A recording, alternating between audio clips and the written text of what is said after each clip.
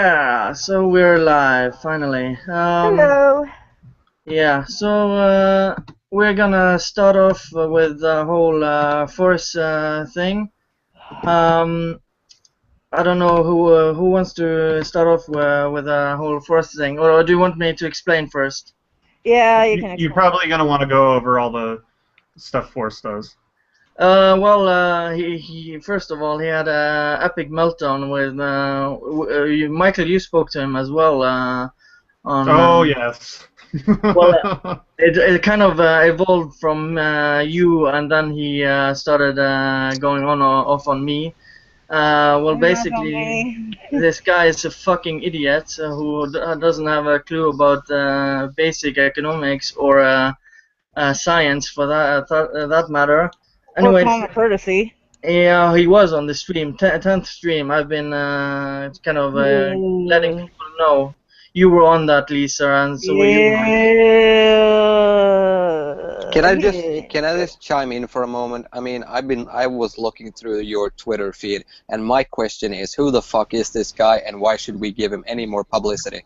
Well, the reason I'm gonna just briefly going to talk about him is because this guy used to run a revenge porn site where he publicly uploaded info on the people he had naked pictures and films of, and he even said when I was talking to him, when someone uploads something, it's consent. So this guy is a grade A douchebag. Well, here, let me just break this down really quickly about kind of the more. I mean, this is an incident it's very kind of like American-based, I guess. So, in the idea of what revenge porn is, it is highly illegal in the United States. Basically, what it is when private photos are sent, a person will either fish the photos from somebody else, or let's say a spiteful lover or something like that will in turn post that on the internet or send it to one of these websites. Obviously, there was no consent actually given. He uses he tried to at least to abuse the idea that the images were given consensually, so it is theirs to upload online. That is not the case. It is never the case, and it's a very douchey sort of thing to do. The other problem is that he was actually caught doing phishing himself of images. So it probably wasn't even related to somebody who was got those photos. He phished them from other people. So as you can see, that's a highly illegal activity. You know, it's kind of the same thing that happened where they had the fappening, right? All the movie starlets had their images. Like, that's basically what he did. But he basically did that to a very large group of women. Another thing that he did where I came involved with is in his insanity, total tinfoil hat. He likes to say that the reason the media basically went after him and the government went after him because it's a huge conspiracy, and he has all these the strong voice to say all these different crazy things, and I mean, it's real insanity. Like, you know, you see those guys who are like ancient aliens, they made everything. Think of that times like a million. Like, he has gone like off the deep end. Like Macintosh, no, he's gone full force. Like, that's like, you know, it's like a whole new level. Yeah, I mean, but looking through his conversation with Andrea Doll, I mean, reading through the Twitter transcripts and all of the stuff that he posted, my impression was that this guy was a lunatic. I mean, he's a crazy person. Absolutely. Why bother arguing with him? He's not going to change his mind. He's too obsessed. Why the problem with that, though, is that he has injected himself into so much of these kind of GamerGate things. He even was trying to take credit as being like the person who should be the de facto leader of GamerGate. Oh yeah, like, he said he was the one who got the lead singer of Disturbed involved in GamerGate. He's a fucking idiot. Like well, no, I don't think he started saying that. He started saying that after we started contacting David Draymond. Like, we did that after. I mean, he had no part in that shit until maybe later he tried to contact him and nobody gave a fuck. But one of the things he's been trying to do is get all the revenge porn people to support GamerGate as like, and then he's trying to say that GamerGate is a free speech movement, and he's trying to get all these fucking other lunatics involved. And so I just sat there and I was like, this is why me and him had a battle. I actually had to block him. He's the first person I've blocked on Twitter. That's got to tell you something. He is literally. I have not blocked anybody else. I don't believe in like blocking, but literally within a span of an hour, he sent me over 200 like texts on Twitter @messages, like, and I sent him 6 messages. Yeah. Going like, what the fuck is your deal? Like, it's so much. He said, I mean, he relates himself to a god. Like, No, he legitimately believes that he is a reincarnation of a god. yeah, and then also he's like, he also is like, my great uncle is Ulysses S. Grant or some fucking shit, and Robert E. Lee. Yeah, sorry, Robert E. Lee. Robert E. Lee. My bad. Yeah, I mean, one of those old dudes who's dead means nothing for him to say anything about. I mean, what else was he doing? I just wanted to say. I mean, I've been involved a little bit in American politics. I mean, he seems to me to be when I first started looking at his Twitter, he seemed to be like a kind of like a typical Tea Party Republican, but then he went all left, and then he went back to the right, and then he became like this anti-government kind of guy, you know, and he reminded me a little bit of a Republican Tea Partier, but then he started to go way left, and I was like, okay, where the hell do you stand on anything? I mean, it was like... But he's fundamentally not left. He's anti, like, just women's rights in general with the whole revenge porn stuff. He thinks revenge porn is free speech. Yeah, I mean, like, he's done all... But anyway, just, like, he's fucking insane. But basically, GamerGate-related stuff, he's been trying to inject himself thoroughly into every single aspect, and that's why he's even a thing. Okay. And he might have connections with Zoë Quinn and stuff. That's I'm gonna let everyone. This is just like the basic shit. I mean, I can link the thing in the chat, and you can just look through what this guy has said because it's so fucking crazy. Anyways, we're gonna start out with that Norwegian guy. What do you want to say about this?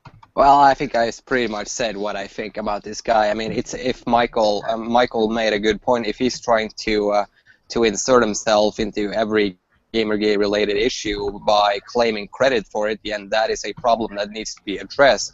But I think we should be careful of giving this guy way too much publication. Remember, these are the kinds of people that GamerGate have been accused of being in cahoots with. So yeah, distancing ourselves from this person is probably the right thing to do, and it's definitely the right thing to do, I should say. And yeah, I mean, let's not talk about him that much. And if he tries to get involved into GamerGate, you know, it's important that everybody who believes in GamerGate and what we are actually trying to accomplish tell this guy off. So that's my opinion. Yeah, well, I'm just trying to inform people. He's erased everything from Twitter, I believe. And yeah. Oh, he has now, huh? I did not know that. Patrick, do you want to say something?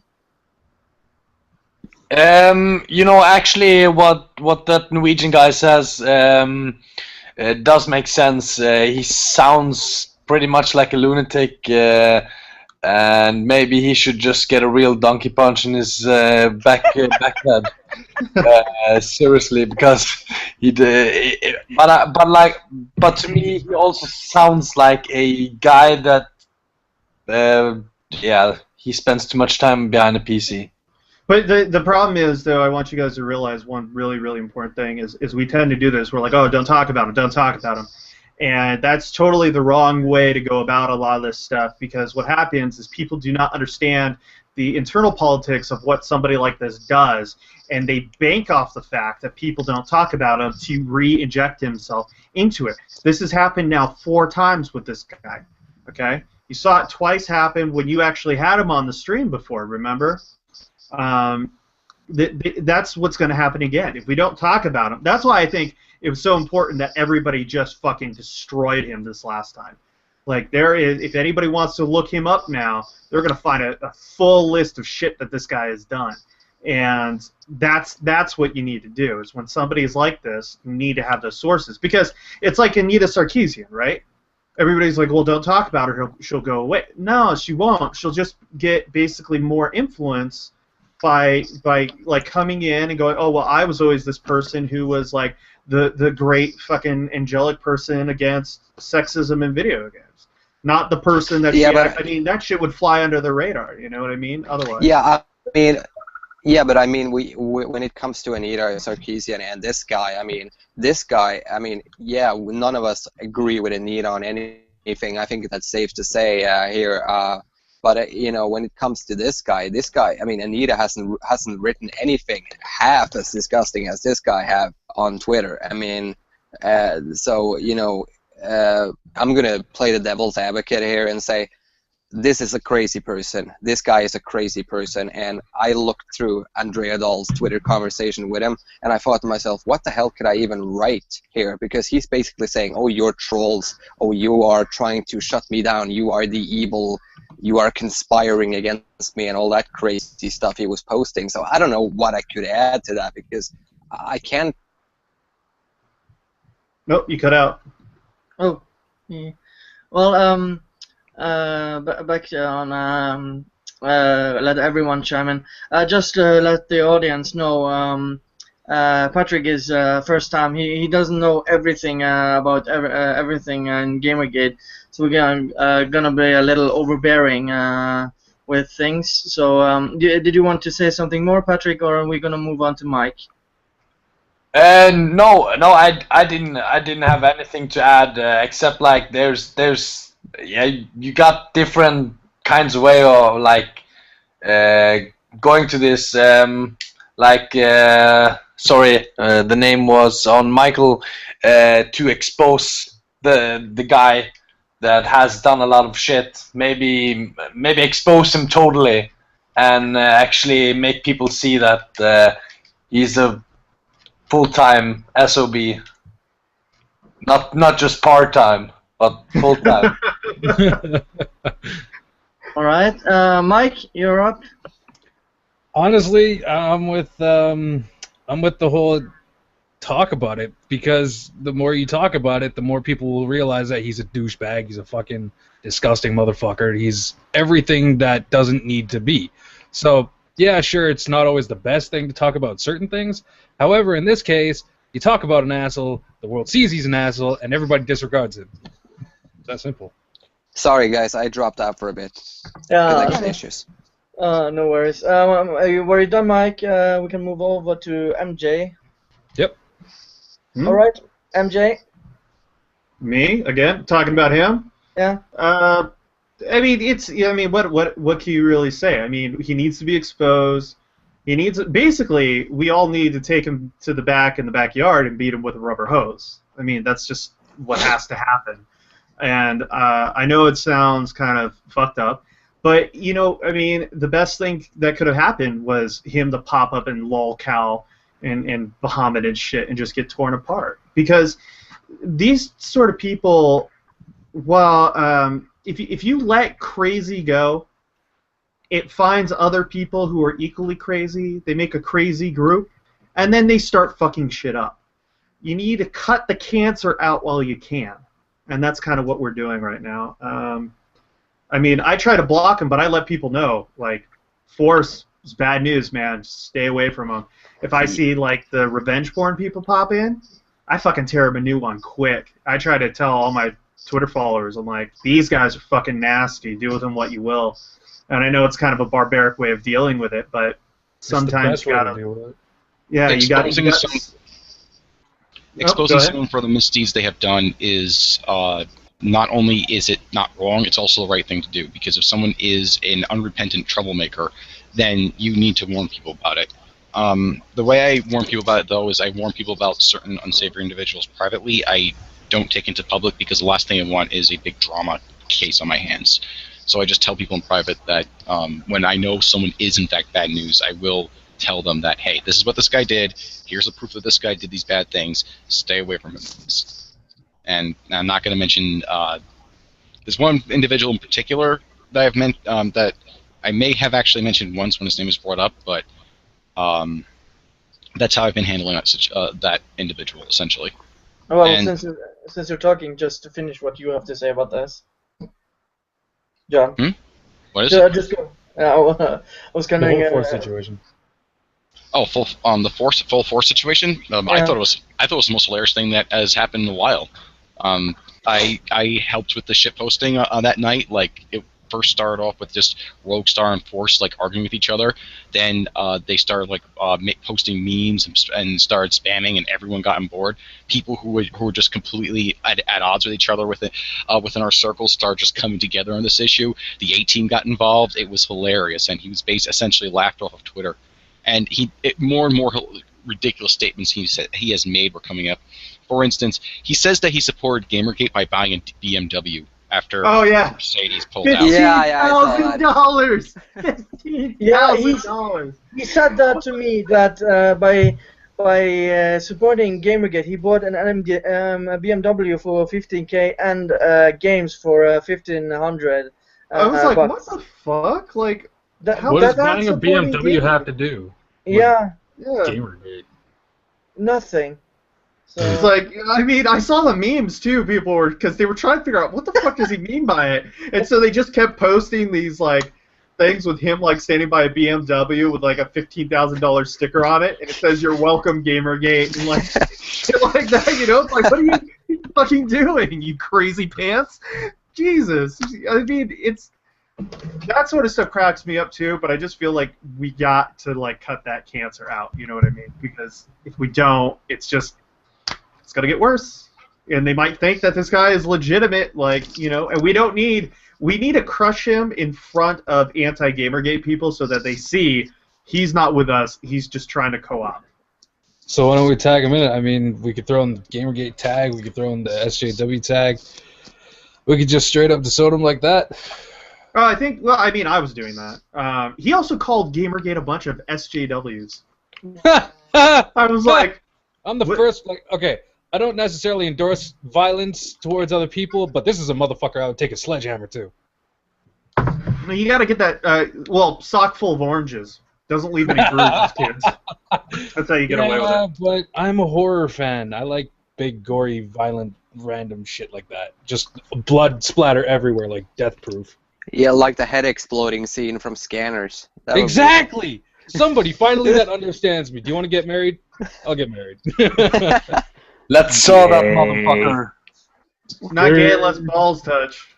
So and if the balls touch, just yell Slayer. Cancels it out. There you go. There you go. Yeah, just on a side note, I actually have some gay friends who say that to me. They're like, "Oh, it wasn't gay last night because balls didn't touch." I was like, "Oh, like I get it, okay, that's enough."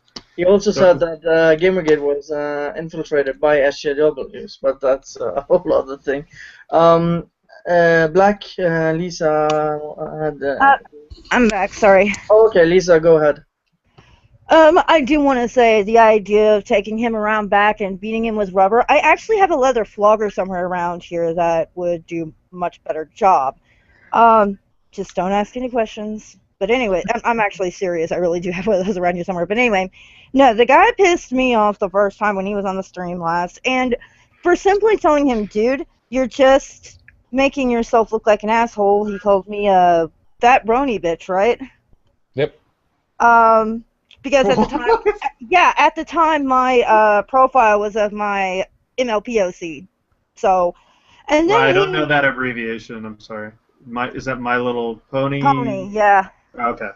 And then a few nights ago, he got to me when he started saying that transgender people didn't exist, and that transgender was the same thing as schizophrenia. I wanted to, I actually punched a hole in my wall because that just irritated me so much, and then just out of nowhere, I started drinking, and then I'm on here, going back and forth with him and watching this whole conversation with these other people going on. And it just became funnier the more he tried to justify himself and tried to say all this crap. Are you sure that wasn't the booze? Just want to put it out there. No, I was having some pretty, I was having a... Because I know that feeling. I definitely know that feeling. Here's the thing. Here's what really started making me laugh. So someone PM'd me, go look at Baphomet. okay, what's going on? Okay, now go look at the cow board. Now go look at the GG board.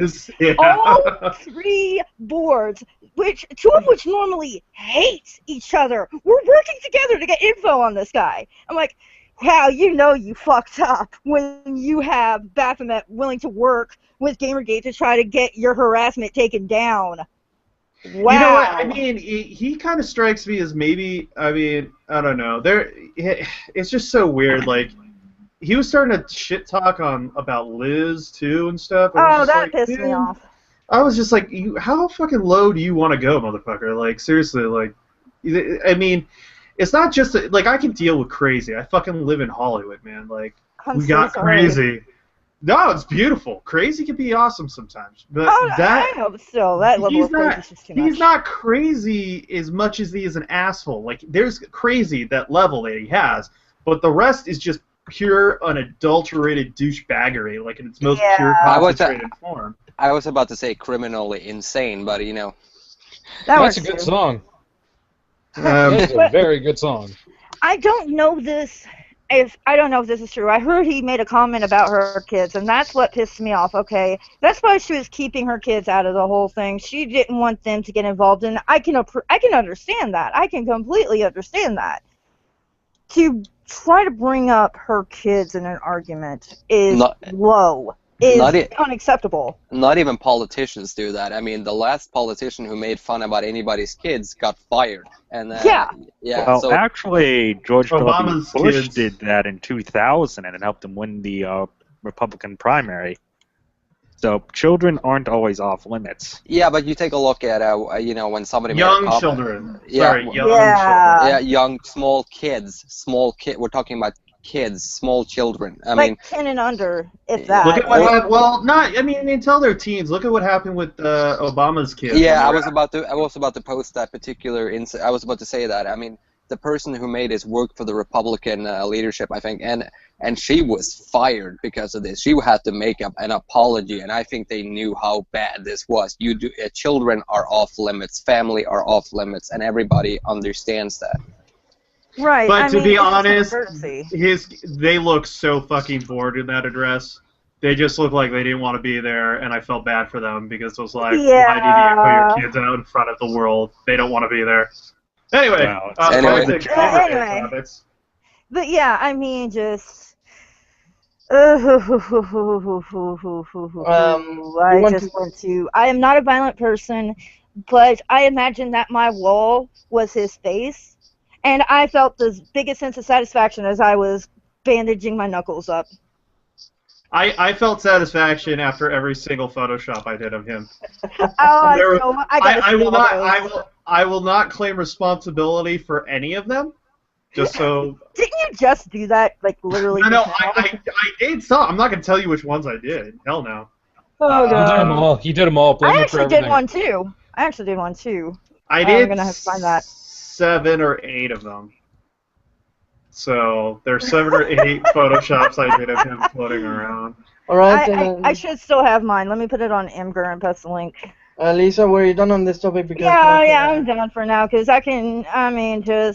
I'm for the idea of continuing to talk about it, if only so that if there are any newbies that are coming in, so they know to avoid him. All right. Black. Well, basically everything's touched upon. I mean, he does need to be his modus operandi needs to be exposed. However, you have to remember, don't go overboard. You know, it's oversaturating what he is, and just him in general would be detrimental to us as much as just outright ignoring him. So just remember, there's only so much you can do. Well, I was going to say, touche on you for getting a little bit of that Latin in there, boy. Nobody understood that. All right, let me try to rephrase that. It's basically, yes, we know he's a troll and an asshole, but just repeating it constantly will not be helpful in the long run, because then more people will be interested in him and then suddenly think that, oh, Dow protests too much, he must be a part of GamerGate. Yep, and there you go, everybody. You just learned something, became a little bit smarter. All right, Ralph, I can chime in. I have to just go for a few. I have to walk the dog. Ralph, just say your piece, and can someone go to the next topic after this? Okay. So, Yeah, I don't really have much to say. I was just dropping in. Wrote a post today about Anthony Birch. Probably gonna write some more stuff here in a minute. I have the site, of course, everyone can check out. So, what are your obviously, you were part of the whole force situation. That's what we've been talking about. Yeah. Why don't you give us a little rundown from your perspective? Basically, I don't go in IRC much anymore because, well, I just don't really like IRC much. And but that one day I was in there, and he just out of nowhere started like saying all kinds of crazy shit to me. I never even heard of this guy, and so I told him to fuck off or whatever. And then he went on. I mean, yeah, I pretty much embarrassed him. But then he went on Twitter and started with his like even crazier conspiracy theories. This is like, I don't know, December maybe sometime. So I don't know. And he started talking crazy. He was gonna sue me. All this stuff. This is before we found out he was a revenge porn master. Yeah. I actually heard about the website because it got national press. That is anybody down or whatever. So I'd heard of it before, but I didn't know it was this fucker behind it. But anyway, so he pretty much, stopped that a little bit after he changed names about 500 times, and then I didn't really fuck with him for a while. And earlier this week, I guess, he started talking crazy again, and that's pretty much where we are.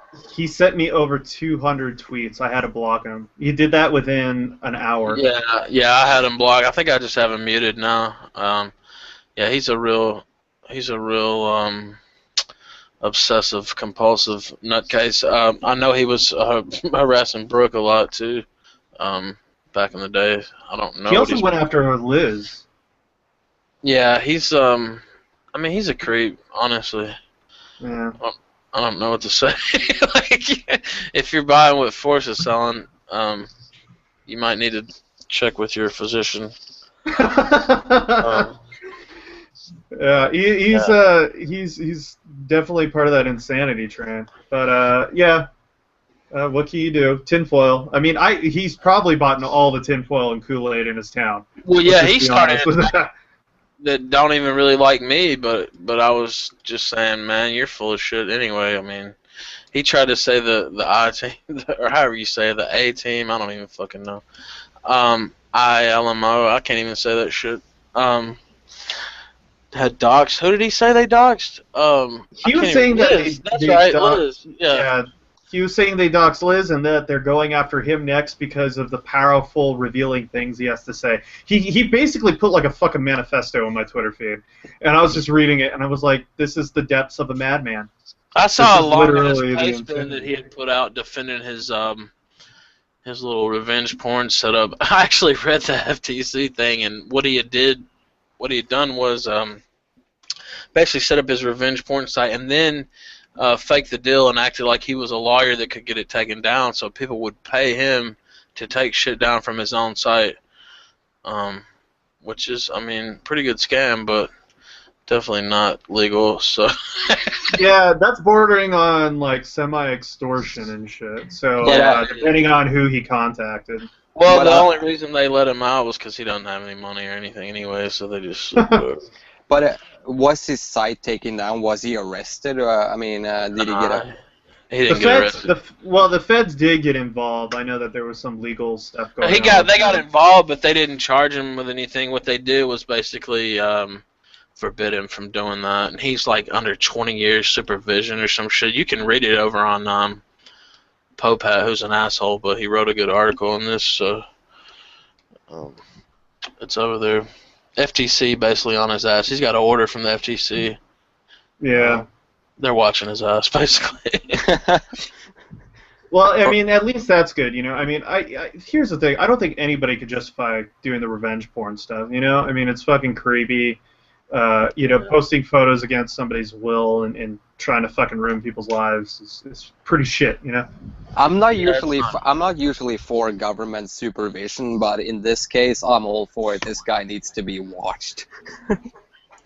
Yeah, this dude is a piece of work. All right, we can continue on next topic, which is Joystiq. They're basically going out of business. You have most insight on this, Michael. Do you want to explain this? I don't. You know what? I mean, just as a professional courtesy, I don't really want to speak about it too much myself. You guys can speculate amongst yourselves, though, if you want to go into that. Yeah, So I mean, does this mean you have information as to why AOL shut a Joystiq, or? Well, I mean, it's. I guess I could speak on it on a business end. It's Joystiq has never been too good with money. And it's an expensive operation for just on a business end, it's an expensive operation to hire staff in the way so a lot of people don't seem to understand that websites for the last, I want to say, 10 years, ad revenue has gone to about 6% of what it used to, right? So think about that. Like, everybody who runs a site, like me and Ralph, right? We both run sites. We're only getting 6% of what we would about 10 years ago. And that's we had that big .com bubble and everything exploded, and it's people jumping into the market, and it's slowly actually coming back up, but it's not coming back high enough to the amount of people doing ad block.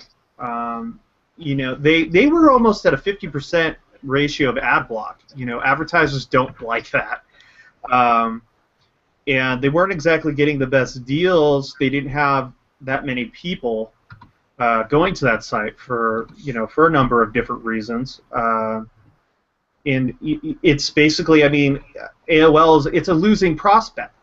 Yeah, I mean, it's no secret that AOL has been struggling financially for a while. That is not a secret. That has been talked about a lot of times.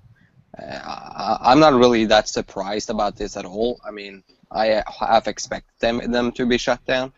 So, on the AOL side, let's look at it this way: when you don't diversify your business model, right, and you don't grow over time, yeah, you turn out like AOL.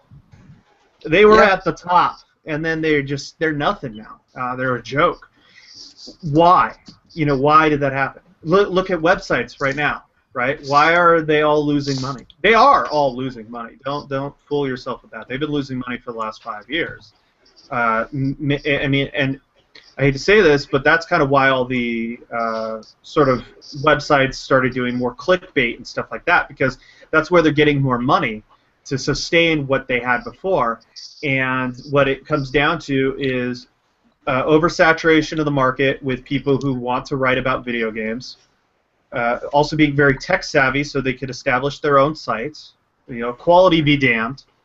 That causes it to be spread out more, with where people are viewing things. Yeah, and it causes collapse. The whole industry is falling in on itself. Yeah, but if you take a look at AOL is not the only body who is guilty of not evolving. I mean, you take a look at the current gaming press, and then you have all the YouTubers that have gained an incredibly popularity online. Like Total Biscuit. I mean, a lot of people, they basically go to him and see what he thinks about a game because they know they will get his honest opinion on it and not some bullshit PR statement. Why do you think IGN has stayed so popular? Right? IGN, they've had a lockdown on video content before YouTube made it easy to do video content. That's some real shit right there. I mean, a lot of people don't give them a lot of credit for it, or their parent company of Fox Entertainment, which a lot of people don't know. But they made that system. And that's why they've done so well. IGN, people don't seem to realize, IGN is fucking huge. They make everybody else look like nothing. Like, if you actually look behind the scenes, like the operations and stuff, and Joystiq was trying to be that with AOL. You know, everybody tries to be that sort of thing, but it can't work. It doesn't work in that sense. Yeah, but take a look at like a site like Game Trailers. I mean, you know, you have sites like Game Trailers, you have sites like GameSpot, and of course IGN. I mean, when I wanted to see video content from a certain game that I was expecting, I always went to Game Trailers for some reason, not IGN. What happened to Game? So. Well, it was just because, well, I mean, YouTube. I mean, YouTube replaced Game Trailers. I mean, YouTube has replaced quite essentially a lot of things. So is Patreon. Here's the thing. People don't seem to understand. Patreon is a great tool for people who actually make content. It allows people who actually do production on stuff to actually get paid sustainable income. Normally, if somebody went out on their own, they wouldn't be able to do that. You know, Jim Sterling's a very good example of it. He saw the way things were going. He didn't like it, even though there's a lot of people in people who are pro GamerGate who really hate him. You know, I've even waned off of him for a couple years now, or for some time now, and but you know, he has a following who really enjoy his work. They are not always the most vocal. Some of them are, some of them aren't. But they are willing to support that work. Yeah, but it's content that they want, and ads don't allow you to do that. Ads fundamentally can't sustain it. Yeah, but you know, when I think of Patreon, I always compare that to Kickstarter because I remember. I think it was 2 years ago when the Kickstarter bubble really. I mean, when Kickstarter started to become this huge thing, everybody was trying to get their game financed. A lot of money was poured in to Kickstarter in different projects, and then the bubble basically burst, and now fewer and fewer people are willing to give that much money to a game. So I think that's going to happen. Well, that's different. They got burned. You got to understand, Patreon's a completely different business model.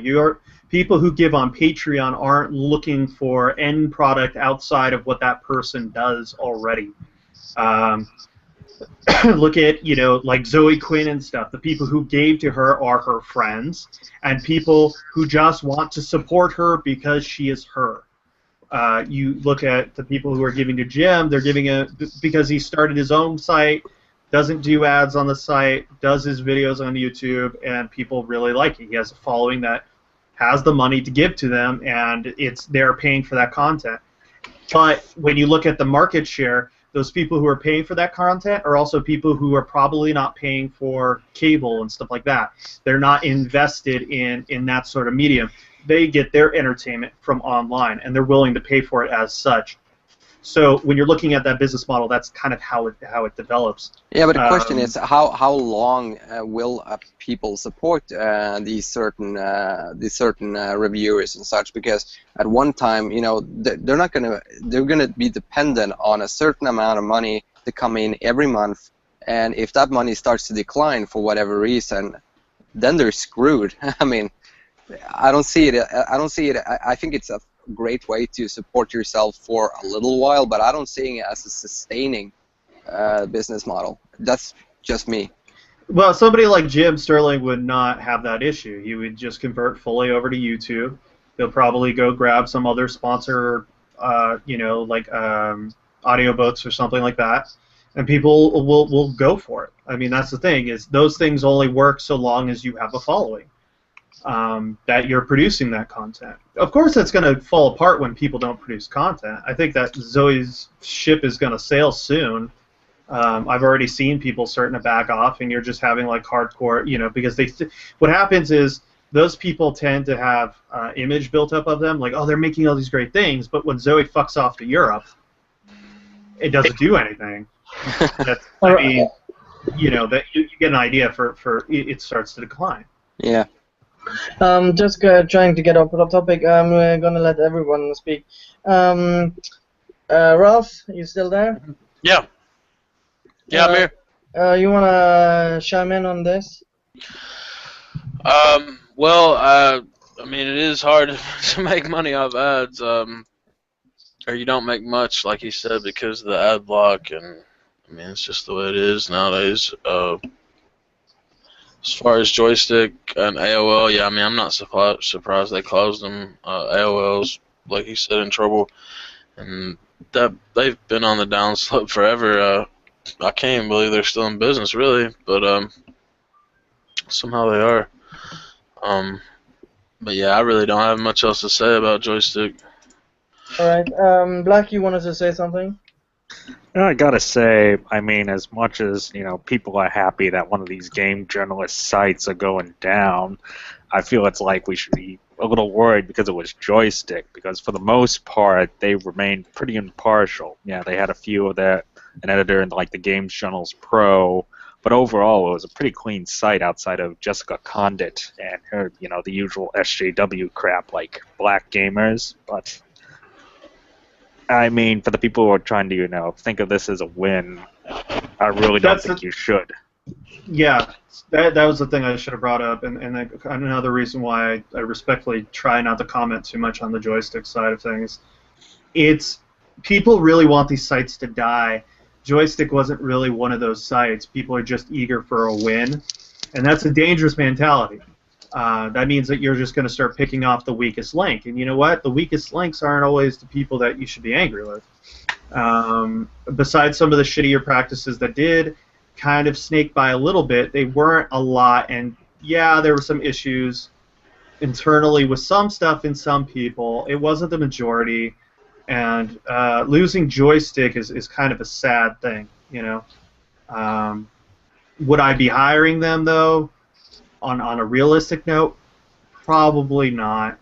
There's a reason why they weren't getting the views. There was also some ideology issues, obviously stated, but that it's not even like Milo said, right? So Milo Yiannopoulos, even who's been working on the side of stuff, he's like, look, it's bad form for other people to, or at least on the journalism side and stuff, to dance on a grave of another site, and I mean, it is, it sucked. Unless that site is Polygon. Here's the thing. Well, Gama Sutra is not even. I don't even consider them one of those. I consider a group of people who are total assholes. But I mean, a legitimate site like Joystiq, that's kind of sad. Yeah.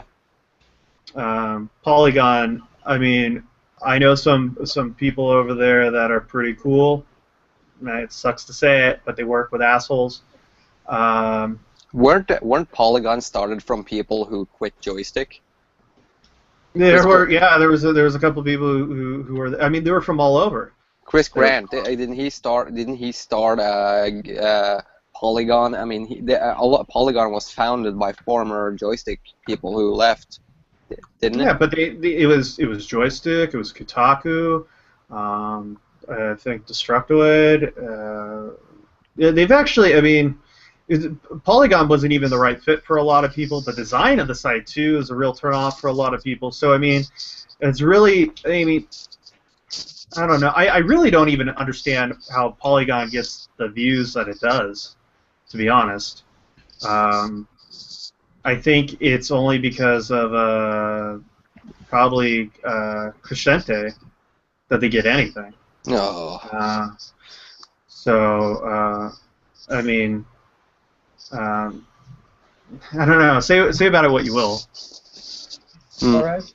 That Norwegian guy, you're next. Oh Christ! No. I think it's sad. I agree with Michael. I think it's sad because Joystiq was a good site, but I'm not really surprised that they're shutting down because of AOL's financial difficulties in the past. They had to do some downsizing, and I'm not gonna celebrate this, or I'm not even happy about this. I mean, if it was Polygon, I would be fucking ecstatic right now, but I'm not. I'm really sad that it's Joystiq because, like Michael pointed out, they've been a pretty neutral side on this. So yeah, that's my opinion. All right, Patrick. Yeah, I just like I wrote in the chat, I just had an input of something earlier, like people using YouTube and stuff like that instead of actually using gaming sites. There's a lot of people that have actually discovered YouTube is not the only way to get a lot of money. Twitch is there's so many Twitchers now making money out out of viewers. They're just playing and making so much money, and they're like building their sites through Twitch. Like, and people have a lot of direct questions, and they maybe think it's taking too much time using a gaming site to get answers for a game or something like that. Twitch has now exploded. I've paid attention to a couple of games now, and it's really sick. People are getting free stuff from donations just by twitching, and then recording on YouTube channel. But I don't know how much this is relevant to the topic compared to a site is like shutting down. But it was it was a small input earlier. I think it was Michael or something who said something about sites having problems getting viewers, except like IGN. All right, Mike, you still there? I'm still here. Yeah, what do you think?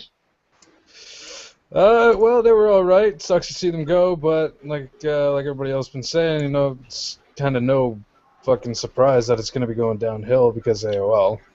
But they do have to cut their losses somewhere, and as Michael said, fucking ad blocks everywhere. So here's their major cut, and Joystiq's got to go. All right, Michael, you kind of chimed in on this. You want to say something more? Just on the sort of Twitch business model and stuff that was brought up, like these are all sort of things that are evolving.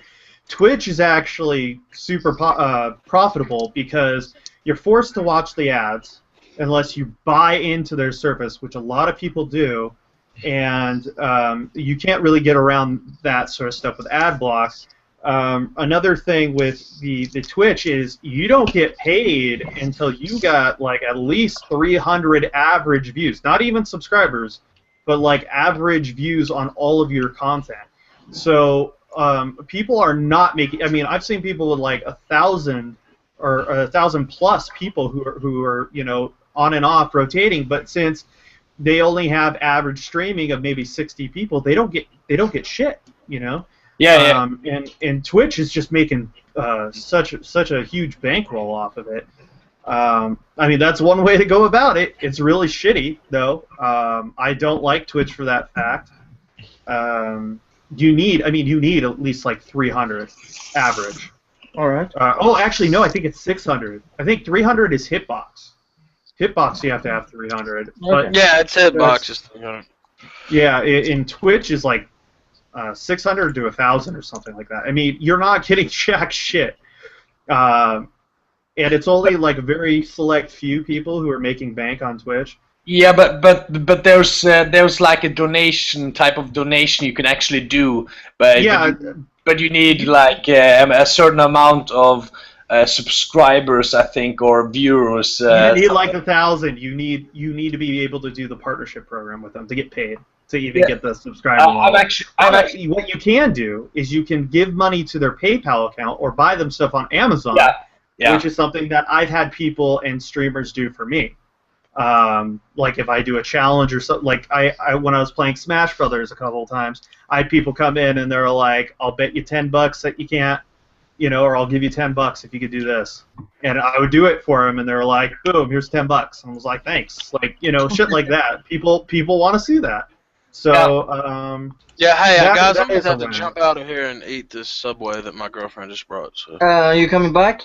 Yeah, how long y'all gonna be streaming? I'll jump back in. For a while, I kind of wanted to ask you about some of the latest stuff you've written, but we can just put that on back burner when you come back. Yeah, that's fine. Alright, yeah, that's cool. I'll jump back in here in a little while. Yeah, okay. See ya. So were you done, Michael? Or I don't know if Lisa wanted to say a lot about this. Or is she still on the phone? She's still muted. Oh man, I was just about to ask John. Oh well, he's probably gonna come back. Anyways, Lisa, are you there? You back yet?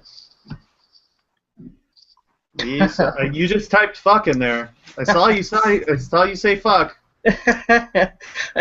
It's probably Ty on the phone. John, You want? Okay, I am so sorry about that. I Oh. called. My boyfriend just called, and he's like, "Hey, I'm gonna be a little late coming home." Okay, cool. And then he started telling me for 15 minutes a conversation he had with an idiot coworker about politics, and I'm just thinking, I don't care.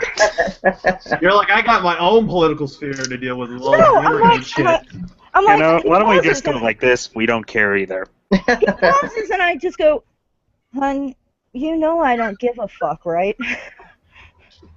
He's like, "Yeah, I know," and then he started talking about it again. I'm like, oh, God. Wah, wah. Well, did you want to chime in on the whole joystick situation? No, I really have nothing to say about it. Okay, John. Yes, I'm here. Which situation? Joystiq? I have no comment on Joystiq, but if we can move on to another topic, there is some news that's you had a topic, but I just want to say something quickly. Okay. Well, I think it's been pretty well covered. I think it's kind of sad because they've been pretty cool in this whole situation, and I've never really seen them do some shady shit, and like ever really. I'm sure there's some things they've done which they've done, but yeah, kind of sad, but c'est la vie. That's life. John, you wanted to discuss the topic? It was recently pointed out by someone in the chat that IGDA in Puerto Rico is evidently closed down its doors, and this is very. Yeah, Really? This is the story. Yep. I have some confirmation of this. Evidently, Robert Rosario is no longer part of the IGDA. He evidently resigned.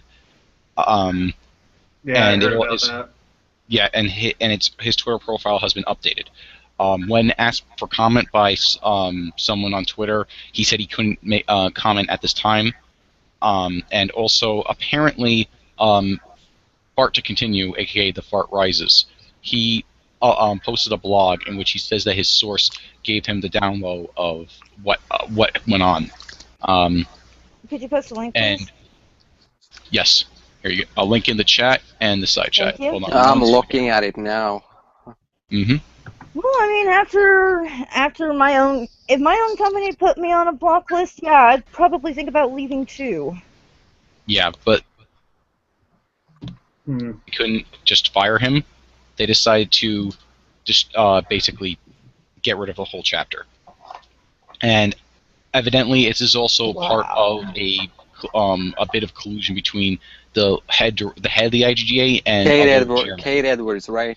Oh Kate Edwards. Oh, yeah. all Fuck the me. stuff Art found. Yeah, all the stuff Art found about her. Holy crap! Yeah, she is. The IGDA has its hands very, very dirty in the games industry. They have been very much trying to take control over it for years. They don't only touch the poop. They roll around in it, and they have no problem with it. What is IGDA stand for anyway? I never worked with it. International Games Developers Association. Huh. I mean, they're not that important. I mean, they're not in any of the AAA sort of stuff that I deal with, so... Well, they work more from the ground. They're more the grassroots ground game. I think we're working grassroots. I mean, AstroTurf. Like, not even that. I mean, yeah. I mean, I wouldn't say that. It's like it would be the SJWs infiltrated the IGDA, so that's why it's all the shit. But it's mainly it helps, like, people who want to get into the game industry and that sort of thing. Here's a hint for anybody who wants. Here's a hint for anybody who wants to get into the game industry. Okay, I'll tell you exactly how to do it right now. So listen closely. Okay, be willing to work for free. Okay, build up a portfolio. Every idea that you have for a design, if you're doing animation, whatever, do it as quickly as possible. Work on it, refine it, and keep refining it in your portfolio. Every time you get an idea, maybe this should look a little bit better. Do that. Try to get some sort of internship or something with a company. They're always looking for people who are willing to work for free. And guess what? They do not mind giving you hey, this guy did this work. You should check it out, especially if you're good at that. Practice makes perfect. Never walk in. This is the fucking hugest thing. Never walk in with a game idea. Ever. Never walk in and say, hey, I have this game idea. You know what? The game industry is filled with people with ideas, and they can't make them all. And a lot of the time, the company won't let them make them. Kind of get stuck with some stuff. So just get used to that. Don't walk in and say, I'm an ideas person. That's exactly what they don't want. They want somebody who's skilled. They want somebody who's willing to work with another person, no matter what their opinion is. Okay?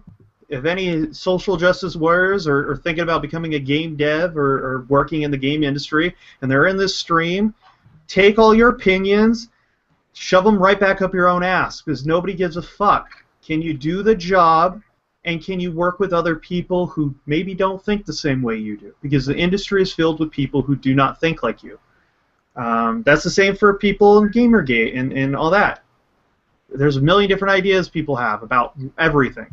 Can I just, you know, the only thing I'd say about that is the SJWs are trying to change that mindset to have the industry bend to their will. So, and they never. And here's the thing: they never will.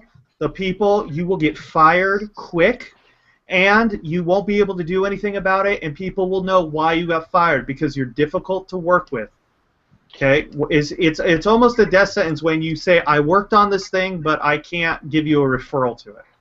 They want to know if you've ever published a game, so that's another thing. If you work for free and you work on a team that actually publishes a game, that's going to look really, really good, and that's how you get in. You don't go in and say, I got ideas for this, this, and this. Nobody cares.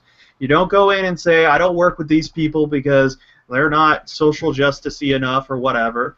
Doesn't matter. You don't talk back about what the game stuff is when you're on the ground floor, because guess what? You don't fucking matter. You need to prove your worth. You don't inherently have worth. You know, and learn. Go watch. I mean, you know what? Even if you're a teacher, you're still a student. You know. I just wanted to get back on topic here a little bit on the IGDA thing. I mentioned in another stream about the IGDA and the Intel deal between Feminist Frequency and Intel, is that there's a person who works for the IGDA. Her name is Robin Haneke. I'm not really sure how to pronounce her name, but anyway, she is apparently associated with Feminist Frequency. So I mean, the collusion aspect is hilarious here. It's so obvious that these people are colluding, and if the whole thing about Puerto Rico IGDA is true, then that is a serious issue. Instead of allowing criticism, they shut down an entire chapter of their organization because their CEO disagreed with them. I'll be honest, I know there's a whole, verify, but with Fart, I mean, he's dug up a lot of info, so I kind of trust his opinion on this, and because of that, I'll believe that it's real until I know otherwise. Listen and believe. Well, yes, I mean, that's the thing. There's the information that Fart usually posts, which I wish he would change his name or use something a little bit more respectful, because that's another problem that we have. But anyway, I mean, this is legitimate info. That's what we do. No. Sometimes if you want to punch somebody in the face, they need to know your name, because it doesn't matter if you just get sideswiped. But you got sideswiped by the fart, dude. Yeah, it doesn't. I mean, people just laugh that up. People don't. Here's the reason why. I mean, this sort of stuff will not ever hit mainstream media because it gets broken by somebody called the fart. I mean, it's a respectability sort of thing. People don't respect. They're not going to inherently respect you. You have to earn their respect. You have to present yourself. So take that with just some advice. Take it as whatever. Mike is quite correct. Regarding the Intel thing, I'm somewhat guilty of picking up Fart's lead on Kim Pallister in Intel and then doing a dig and passing him a lot of the information. I want to get my laziness in gear and do something about it, but I have not done it yet. There is the space there for an operation to write one very well constructed letter with a large number of signatures, and with that letter send it directly to Intel and also send it to news agencies, for example, I mean, Breitbart isn't great, but we could use Breitbart as a starting point. If there is enough information in that well-worded, well-written letter to imply collusion, it would be incredibly difficult for Intel to avoid, at least internally, doing a conflict of interest investigation through their corporate compliance department. Well, I mean, Since on that level, you could go to due the diligence is such a big deal for stock traded companies. Yeah, I mean, you would hit them on the government level. Companies don't do shit internally. They have to be, smacked in the face by the government. That's just how it is. Well, that's it. There needs to be a sufficiently well-constructed case to get sufficient press coverage for people to be aware that there is a problem in Intel. And that's a lot of people, more than just GamerGate or even gaming forums, basically mainstream media questioning it. You know what you do? You do what David Draymond did. You get, considering Intel has a huge amount of their stuff in Israel, right? You target those news agencies and go, this company, basically like, hey, you're doing business with a person who's directly supporting, I mean, come on. At this point, I think we could just say that Macintosh is an anti-Semite. He said some fucking insanely.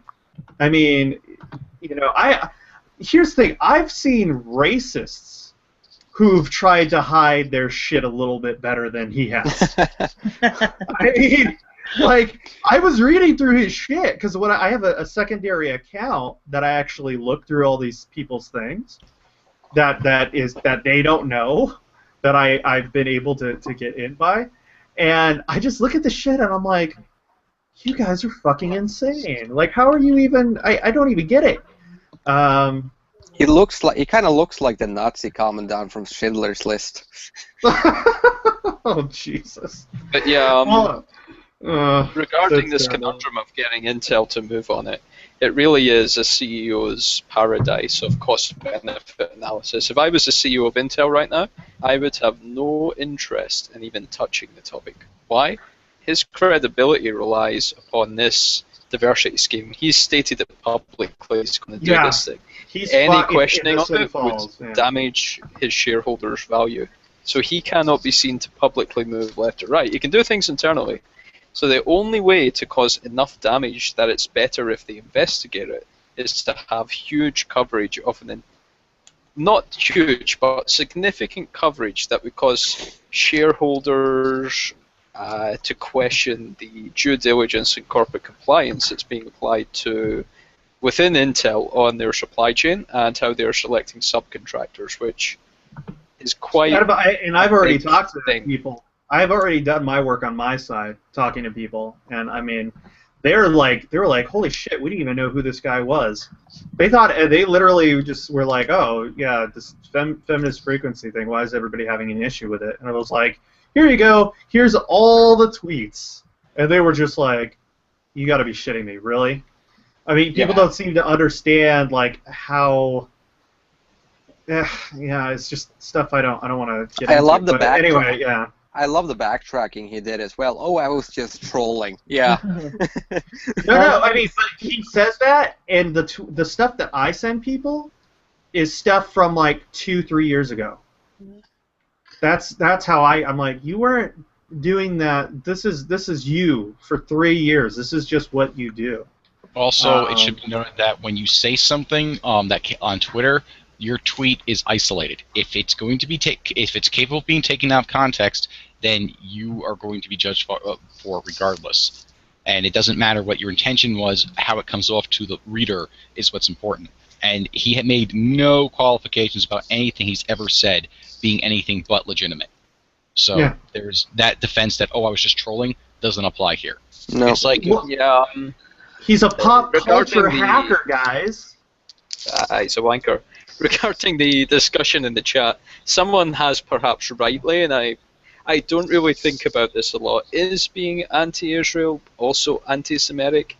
I don't particularly know the answer to that question. It's a difficult question. Certainly enough The problem is Israel is so unique in being essentially one. It is a state for religion. And that was the purpose of it. And you are right to question it, Mofi.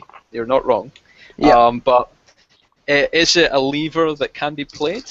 I just wanted to. That can be played. Look I at just- David Sure, Dreaming I just wanted to say something about this because I have friends in Tel Aviv. I have friends from Jerusalem. I'm not Jewish, but they are obviously. But it's like they criticize their government all the time. I mean, there's not a. I mean, it's not like every single citizen in Israel agrees with their government all the time. There are different opinions in that country. Everybody has opinions. I mean, the only people who really do not like the Israeli government is the Orthodox Jews. They don't like the Israeli government, but they're considered by the rest of the Israelis to be kind of strange social. The people who wear, the really ultra-Orthodox, I should say, they really don't like the Israeli government for some reason. I don't know. Well, here, how about this? The fact that he said a bunch of like fucking it was like pro-Hamas shit or whatever, and all that sort of crap. Nah, he can go fuck himself with that. If the Patriot's coming out in me. Fuck that guy for supporting that shit. There's no reason why you should be supporting that shit. Okay. Let's try to get back on the topic. John said. I'm gonna start with that Norwegian guy with the whole IGDA closing down. Yeah, I mean, if this is true and we can get this verified, and I hope we can get it verified, this is serious because they essentially shut down an entire chapter of their organization because the CEO had some questions about it, the block list issue, and yeah, I mean, I don't know what to say about it. I mean, am I surprised? Not really. I mean, like I mentioned before, the whole Robin Honecker thing and working for the IGDA and also had strong ties to feminist frequency. Really, no, it doesn't surprise me, and I am really sad for the people, for the CEO of Puerto Rico's IGDA division because he dared to have an opinion, and now he's being threatened or probably punished for it in a way. Yeah, I just hate the situation, honestly. Patrick? Yeah, just a heads up, he'd be the chairman, not the CEO. Yeah, okay, the chairman, sorry. You know what? The problem with this stuff is like, this happens, and nobody makes an alternative.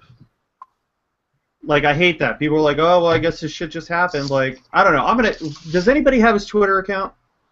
I'll contact him and be like, let's get this, let's make our own, You don't need those people. You can make your own with legitimate people, like, you know what I mean? Can somebody shoot me his Twitter in chat so I can do that real quick? I feel sorry for all the people who worked at the Puerto Rico IGDA as well. I'm sure they were all decent people who really believed in what they're doing, and because of this nonsense, the whole thing basically is shut down. I mean, that is what we think happens. I'm speculating here. There may have been another reason for why they shut down, but yeah. Here you go. I'll give it to you in the chat.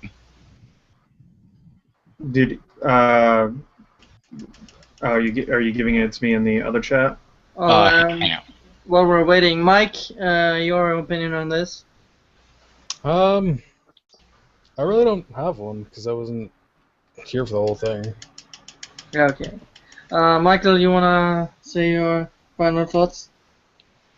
Well, think of it this way. These are perfect opportunities to make and regain control of our medium. These people have experience. We should be reaching out to these individuals and saying, hey, shit's been going sour for a while. Why don't we make something new? And, and that's a very important thing that people don't seem to realize.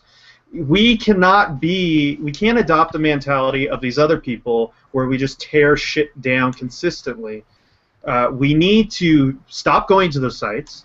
We need to stop going to places like, I saw that there's also now a place called pro gamer power or whatever, but it hasn't been updated, so I don't know the status on it. But you got TechCrafter, you got me, you got Ralph, you got a bunch of people working their ass off. Go to those sites. Stop going to all these other fucking places that you hate. People are not doing that. They're still going. And it sucks because the people, we're all making new stuff. You should go to that instead of reveling in the bullshit. And I get why people do it, but you got to stop doing that for yourself. And you got to, and when you want to address something like the IGDA, you got to go to this guy right now and be like, hey, you're not part of that. Let's do something and make it better. You know, you want to volunteer time, try to figure out ways to do this stuff. That's what we need. Honestly, that is what we need. So that's all I can say. All right, Lisa, you didn't have anything. John, you wanna chime in? Yeah, I will chime in. This is very unfortunate, and it just shows the amount of it shows a level of corruption that I didn't think was apparent in the IGDA. Like, I knew that they had corrupt people and elements in it, but to go as far as to close down an entire chapter in response to some of the statements this guy has made back all the way in November, and at a certain point he decided to just, take a hands-off approach to the whole situation after someone threatened his kids, which was really, really a very terrible thing to do. And I don't know why or how that happened, but essentially someone on Reddit and threatened to take his kid's life, essentially, which is part of the reason why he stopped talking about pretty much all GamerGate discussions. And because he spoke out against the fact that he was put on a blacklist, because he said things that did not toe the party line, and they were in a position where they couldn't get rid of him directly, they just closed down the entire chapter and ruined that whole outreach for their organization for that island. It's just terrible. It's just completely corrupt, unethical, and I don't understand why they do this. This is completely bad PR for them, and it's completely bad business practices, period. And they should be more responsible and should be more focused on their mission statements and goals and everything else. And the fact that this company essentially is playing these power games in politics when they're supposed to be reaching out to when they're supposed to encourage more people to join the games industry is just baffling. I really do not get where the IGDA is coming from with this. The only conclusion I can come up with is it's pure greed, plain and simple. It's not greed, it's power. The dumb person goes for money. Smart person always goes for power. And that's what they're doing. They're going for the power because you can get money later. But having control over other people, that's a really hard thing to buy. And they're just setting up a political situation to do it. Mm-hmm. All right. Anything else, John? No, that's all I have to say right now. Keep in mind this is a developing story. More facts will be coming to light over the next few days and probably weeks. Robert has not made an official statement. Someone did actually reach out to comment, and he responded that he can't comment at this time. So I'm pretty sure we will be hearing from him in the near future, and keep an eye out for it, and we'll see what happens. Yeah. Brian? I agree entirely with John. That's about it. All right, Black. At this point, yeah, I'm kind of even dubious that we're talking about this if all we have is the single source and it can't be verified. I mean, yeah, if they actually did do something like that, it would be pretty damaging, and I guess it would just, it's a political power play. That it's better to nuke the entire chapter than to try to dispose of him personally. But still, you know how we could figure this out? Just call IGDA in Puerto Rico and ask them. Are you guys shutting down? This is true. Let me see if that can be arranged. I think Knight is right that we do not have enough verification of the story. What I can verify, though, is Robert Rosario is no longer a part of the IGDA. So that part is true. The rest is a bit speculative at this time, simply because even though Fart released this information, he's the only one who's vetted it out, so we don't know 100% for certain. Yeah, You but, could- Yeah, because closing down a chapter of the IGDA, you would think they would announce that on their official site. I mean, a lot of people are involved, so Yeah, well, this whole thing from Fart just came out an hour ago, so at this point, yeah, it's best just to take all this with a grain of salt and not treat it as truth. Gotta play it smart. We've fallen into this trap before, where it's like True. news. I think the best course of action is then, therefore, to move on to the next topic. all right. So Lisa is has to go, so she gets to talk about this first. Basically, the ABC piece is now 83rd on BootTube, on the most disliked videos ever on YouTube. Lisa? I think it's risen 3 places to number 80, by the way. I checked this afternoon. Oh boy. I really can't say I'm surprised. I'm amused as hell. I'm not even gonna lie. I find it absolutely hilarious. What did they think was gonna happen? Did they honestly believe that there was only a couple hundred of us and that, you know, there wouldn't be a whole lot of people being upset about that? And then they turn around and then they start deleting comments. They started pulling in Anita Sarkeesian, and that really pissed a lot of people off. It's Streisand effect. Oh yeah, absolutely. I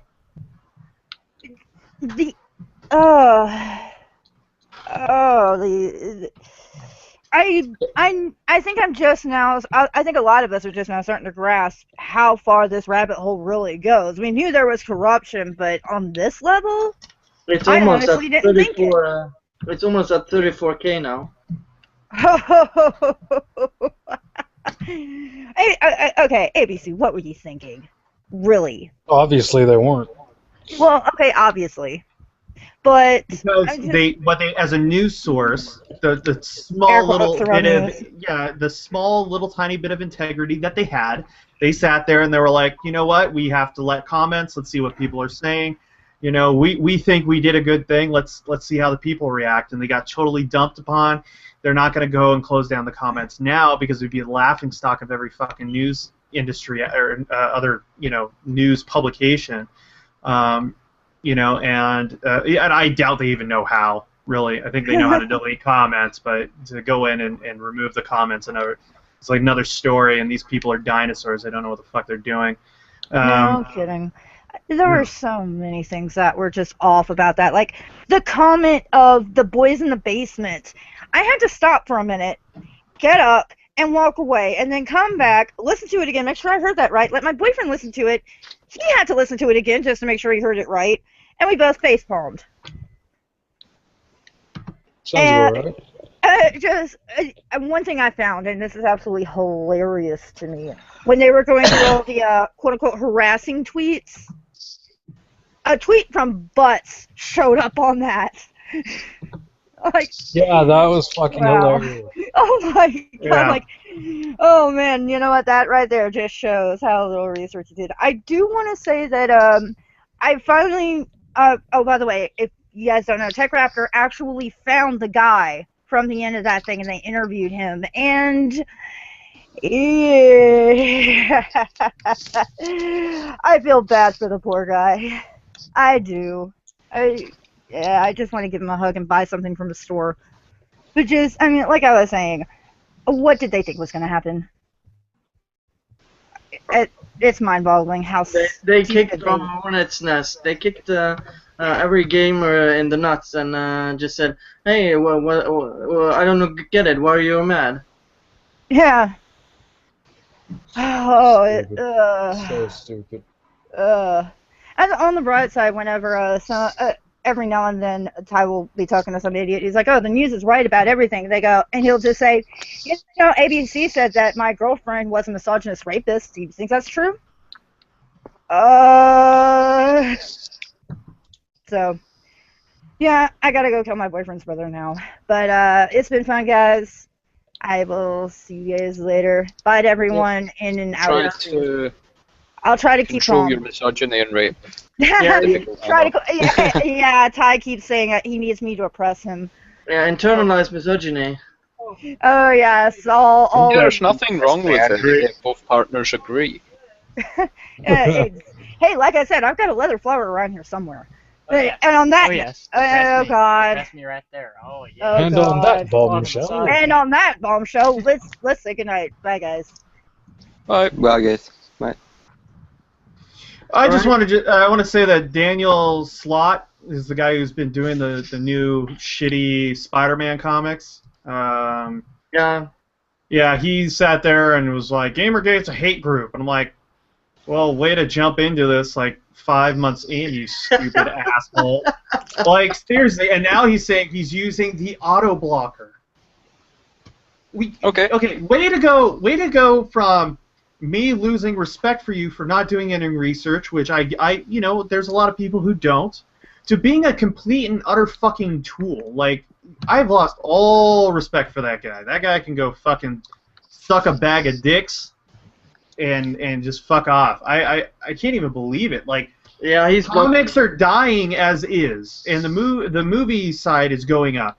You're writing for a franchise that is being killed off by its movies because they won't sell back into Marvel. You're already in a shitty position. Maybe do some research before you get into a political conflict, because guess what? People aren't going to go out of their way to buy a comic because of your stupid political ideas or lack of knowledge, you stupid fucking bitch. Ah. Can Sorry. I just basically just briefly mention when Brianna Wu posted about the female Ghostbusters movie, you know, and all that shit. Oh God! I took a look. I took a look at the Ghostbusters cast. I mean, I was on board with this until I saw McCarthy's name. I was like, no. Why does everybody say that? I literally have had not just you. I've had over 12 people say that to me. Like, they were like, "I'm so pumped," because I was like, "Yeah, I'm really pumped for this," and then they're all like, "Oh well, fuck that one." No. I'm like, really? Come on. I'm not against it because of the female cast. I just think they're bad actors, to be honest. No. I had no problem with the cast, mainly, except for McCarthy. What the fuck does she have to be in this movie? I would rather see Bill Murray in a wheelchair. Oh. That's fucked up. Well, Dan Slott, I just checked and he blocked me. I've never even tweeted that asshole. So yeah, he uses the auto block. I think I just got pulled. I just got pulled off the auto blocker because I threatened to sue her. So I'm gonna do that. Maybe we should put together a mass suing. Oh, a class action lawsuit? Yeah. Well, I was gonna do that because of what is it called? Because my name came up as part of the worst harassers list or some bullshit like that. Yep. I don't know which. I mean, to me it's kind of funny because I've completely unlinked my Twitter and Steam account and Kotaku accounts from everything else. I'm sure people, I mean, it's very easy to trace me into other things, but there's no paper trail, so they can name me whatever the hell they want. But for people who are using Twitter as part of their professional identity, it puts them in a very compromising situation, and it's not acceptable, and it's not the way any other industry would act. And when I go on and I see, and you know, I fully appreciate that people who are GamerGate supporters in the industry can't be seen to take stances when bad things happen to other people. But I kind of, and this is where I'm a bad person, I like punishing people. Perhaps I'm a masochist, or a sadist, aren't a witch. But when I go on there and I see things like joysticks going down, I'm like, yeah! And I know that's not politically correct, but I see it as a little bit of justice. And maybe I'm a bad person for that. Joystiq really didn't do anything wrong, though. Well, the editor-in-chief did. Yeah. Okay, it's guys. Like cancer. I gotta. The good flesh that goes is fine. Sorry. I gotta go, guys. I'm gonna head to Iowa and with Anita Sarkeesian because we're gonna start on her presidential run in 2016. Jesus. But seriously, guys, I gotta go. It's been interesting to talk to you guys tonight. So you guys have a good stream further. I gotta get some sleep. So I'll talk to you guys later. Yeah, see ya. All right, no, Later. worries. Take it easy. Have a good night. Have a good one. All right, I'm waiting for my brother to watch the ABC piece before he comments on this. So, Mike, what do you think of the ABC reaching what was it, Brian? 80 worst dislike. It is now the 80th worst ever Yeah. like to dislike ratio Yeah. in the memory biggest- of YouTube. There's one word to describe them. It's one fucking word, and it's stupid. They're just stupid. All of the PCs which are more unliked are unprofessional, just joke things, you know, whatever. But they are the only, at that kind of ranking, they're the only video which is like a professional piece. And yeah, it's got 1,000 dislikes. 1,000 likes, 30,000 dislikes. Rebecca Black's Friday is much more popular than ABC's GamerGate piece by about 10% to 20%. So It's dumb. huge. ABC is just it. So dumb. So dumb. I don't know if that goes through. Hey, it's a crudely drawn cock. I want one. Did you ever set up that Kickstarter to sell crudely drawn cocks to feminists to battle So- the patriarchy? Basically, what happened is Kickstarter denied me. Ah, I went through the whole process of doing that, and they said, nope, you can't do that because this Kickstarter is not for everybody. And I was like, you fucking have furry porn on here, you assholes. So anyway, But They shot everyone it- loves furry porn. they shot it down, but here's the thing that they can do. I opened it up on my Patreon, so if you want to buy a crudely drawn cock drawing, you can do it there. And I'll sign it and everything. And I linked it into a couple. I almost had a couple feminists do that into the Patreon. I was like, oh, do it. They were like, oh, this seems like a really great idea. And I was just like, yes, please, one of you do it so I can screen cap it. And then for somebody those was who like, are oh, go Yeah. ahead. For those who are unaware, on the what was GamerGate stream 7 or 6, I suggested to Mike around about 2 o'clock in the morning, while I think most of us had too much to drink, that he set up a Kickstarter to draw crudely drawn cocks and sell them to feminists under the guise of battling the patriarchy. And we realised it would take off, a bit like the male tears mug. You know, you Which is also describe known a as woman drinking, you know, and they will pay for it because they don't understand the context. Just because they think it's battling the patriarchy. It's Yep. incredible. And I bet you would have got tens of thousands of dollars for that over time. They would have loved it. Be on Huffington Post. You'd have Jessica Valenti showing her crudely drawn cock. It would have been fantastic. Yeah. Yeah. I mean, that's the thing. Is like I said, hey, if anybody wants one as a joke, I'll still do it for people. And donate. What's it say? Somebody in chat said, so they're making money off of GamerGate. We need to turn it around and start money off of them. Start making it and donate it to charity. We've already donated a fuck ton of money to charity. I know I've already given a bunch to charity as well through. You know, some of the stuff that we've done. And, you know, it's really, I hate to bring up Force again and you know, these type of idiots. But, I mean, him and King of Pole were both like, oh my god, you guys raised so much money and you guys should have been doing, like, XYZ with it, but instead you gave it all away to charity. And it's like, what the fuck is your, who dropped you on your head as a child? What is your fucking major function? Anyway, that's all I wanted to say about that. We do good work for people. I will add a comment to that's that. If you're donating to charity because you want to actually support those charities and make the world a better place as a result, then more power to you. That's very good. But if you're doing it thinking that it will improve your PR, I'm not saying don't do it. I'm just saying that that's not going to help in any way whatsoever. Like, if you want write-offs on your taxes. Well, yeah, it's a community thing, though. It's something that it's not for the outside as much as some people think it is. It's internally. It's a thing like, hey, you know what? Let's pat ourselves on the back. We're doing good work. You know? Yeah.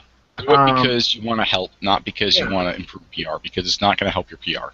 Yeah, our PR is pretty much shot at this point, as much as I hate that fact. But, I mean, our business PR isn't. I mean, I can state that for a fact. Like, we're pretty good on business standing. I mean, they're not dumb people on that side, you know? So they watch us very carefully. But, yeah. Yeah, they know the where only the market person is. who thinks we have no economic clout after donating very casually, around about $300,000 or $400,000 to all these different organizations and causes, I believe is that wanker from Ubisoft. Oh, but he's Ubisoft now have such a director. bad reputation; they're now worse than ISIS, and possibly worse than the EA, which Oh, that makes them worse than us further now. belief. Yeah, they're They're worse than worse both than EA ISIS. and ISIS. Yeah, So so now they're worse than us. Jeez, man, that's some title. But you know, realistically though, it's a creative director. I mean, creative directors don't know shit for shit about business, money, and stuff. That's not what they do. So I mean, just don't it doesn't mean anything. When you see creative director says something about economics, just go right. Economics, right? Right? Oh, you're serious. Let me laugh. It's ridiculous for anybody to think that means anything. The people at Ubisoft who are the business side know, for the most part, know what they're doing. They know that their PC side is shit, and they're not really working on it because they don't know how. So that's just how it is. All right, back to the topic. Patrick, have you seen the video now? Yeah, like I watched it. Yeah. I couldn't take anything seriously, really. And I used more time to actually watch the comments than or read the comments in the movie than actually listening to the bullshit. So there was the top comments were actually giving a lot of good points that the TV channel didn't do good research after it was proved that they really deleted comments. So yeah, I don't have a big input here.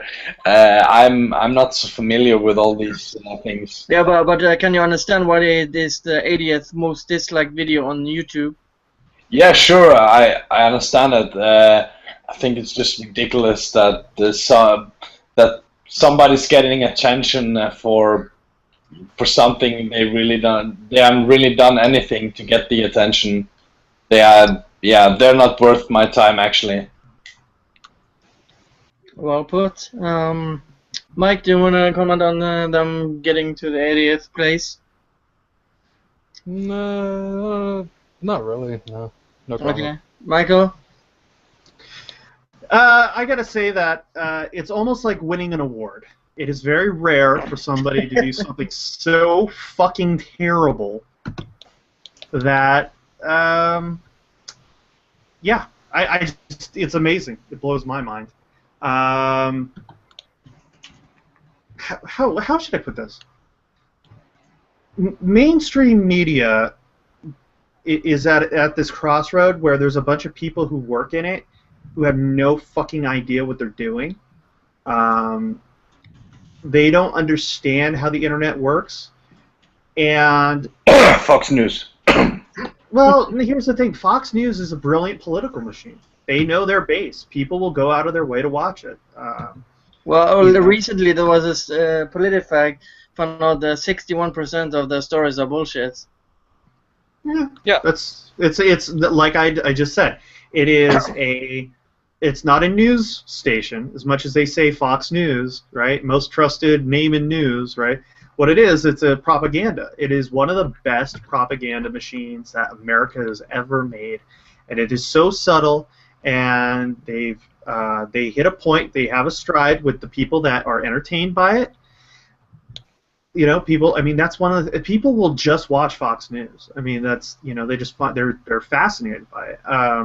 Even once in a while, I'm fascinated by just and I know it's for a different reason, but it's just fascinating to see the way people act, think, what they, you know, do, and those sort of things. And that's what's going on here. We have another representation of, and there's no middle ground, right? You're either one side or another when it comes to political views in media. There's like no true neutral, and that sucks. But it's just how the system works, and I think it's a product of the two-party system that we have in the United States. So you will get these sort of things coming out of NBC, you know, NBC, ABC, Fox, WB, you know, these companies that have, you know, major holds on news and stuff. Sometimes, and CNN is terrible too for a bunch of different reasons, but it would be interesting to see their take on the GamerGate situation, because that's something that they've called out in the past, but the kind of sort of collusion journalism and stuff like that. But they're also a company that doesn't know what the fuck they're doing, and they try to adopt. I don't know if you guys noticed any of this stuff, but they try to adopt like hologram technology and green screen technology. They have some fucking insane tech, and they just have no idea how to use it. And they have a hologram system at CNN. Okay, a fucking like, you know, Tupac. Like Tupac recently was in concert. They had that system for one pundit, and that was it. They had and here's a hologram of a pundit just so that we could show this. That's what we're dealing with when you're talking about these sort of mainstream media, and that's why they won't get GamerGate. They won't get any technology scandal. They don't get why, you know, like Facebook didn't do as well as it was supposed to be when it went public. You know, that's just kind of the sort of, you have to wait until these people either leave the industry or die. That's the only way it's going to change, and it's going to take like 100 years, because that secession road is like, guys, 90, 80, 70, 60. I mean, it's pretty tightly packed in there. There's always somebody who's ready to jump when somebody else is gone. So it's just going to take time. Regarding this ABC piece, I think it's a fantastic example of how our opponents are our best friends at this point in time. It doesn't matter what they do, they make us look really good, because they are so abhorrent and stupid that anyone who's looking on goes, wow, look at these clowns. Why are they telling me something and I don't believe anything they say? And it's the same with, you know, Gazzy or whoever. Publish articles on BuzzFeed, get them pulled down because they'll spam report it. That was the great trick Lizzie pulled. It forced 3 or 4 of the Game Journalist Pro people to get involved, because once our opponents pulled it down, we could Streisand it so much that you had Brad Wardle, David Draymond, etc., talking about it in public, and that's what they fear the most. GamerGate are now our weapon, and whenever Anira does something as ridiculous as to get an ABC nightlife piece going, she becomes our weapon too, and that's half the hilarity of the thing. When 30,000 people look at that and click, what the hell is this shit? We don't believe you. We have been very successful. I mean, and here's the thing, people aren't stupid. And people, for the most part, aren't crazy social justice warriors. And once this stuff hits mainstream and people see it, they go, whoa, what the fuck is this? You know what I mean? Like, people are coming to that realization. They're like, this isn't right. There's something really off about this. And it's insane, man. Like, I mean, I know so many people who have actually, they were like, oh, they're like, Mike, you've been dealing a lot with that GamerGate thing, and why is this thing even still going on? And I'm like, oh, shit, here we go. And they're like, it seems pretty clear that these people are insane. I've even stopped watching news stations that this shit's been popping up on. I'm like, oh, that's not what I expected. You know, it's a breath of fresh air, but it's, you know, I'm seeing more and more of that. And I've had people who are legitimately never really thought about games as anything but toys going, wow, this is some. They look at it and they go, well, games are a lot bigger than I thought, and 2, wow, there's a lot of corruption because maybe I wasn't paying attention. Yeah, and that's what you're going to start to see is people going, wow, this shit is pretty corrupt because I wasn't paying attention. Now it's so in our face. It's like, whoa, maybe we should start managing this industry a little bit better. we've actually performed a bit of a magic trick as GamerGate, and I don't think our opponents realise what we've done. And I don't think most of the people here realise what we've done either. I was analysing it today. We've almost set up a LOLs factory. And what happens is, someone suggests something outrageous on 8chan. For example, I read the suggestion that there should be an arbitration gate article in Wikipedia referencing The Guardian. And within an hour, it had marvellously appeared on Wikipedia. And that caused all this additional GamerGate discussion, which then went to Twitter, which everyone's laughing about it, and that created about 2 days of activity just talking about arbitration gate from various people. And we do that with all these things, which keeps GamerGate very much alive and generating issues that people have to discuss. And it's because it's become so much fun. You look at most hashtags like, whatever, it's Ferguson. There's all this outrage from these social justice people, but they can't sustain it because they're so fucking boring. We've become very entertaining comedians to a lot of people who are watching on. Only yesterday I was sitting and William Usher published his blog on the GamerGate controversy Wikipedia thing. And I had 3 people, one of them including my brother and his wife, coming up to me and saying, I know you've been involved in GamerGate. What the fuck is this shit? And it gave me a chance to explain it. So all of this really does change hearts and minds, because they might be looking at it, the GamerGate wiki, and going, and that is the #1 thing. You type in GamerGate, you get Wikipedia, just like most topics. They look at it and go, oh, this is a big hoo-ha, and this is terrible. Then it goes into The Guardian. The Guardian say how terrible Wikipedia is because it's fixing problems in the GamerGate case. People look into it because they don't trust The Guardian, and they go, wow, there's lots of problems with the GamerGate article. That means GamerGate is pretty good, and they've been set up. That was the message I was getting. And then we all know it. The Wikipedia people know it. Massim was saying it in the recent top comments. He's quite aware that it's been rigged. And yeah, the press won't publish things from one direction because they want to.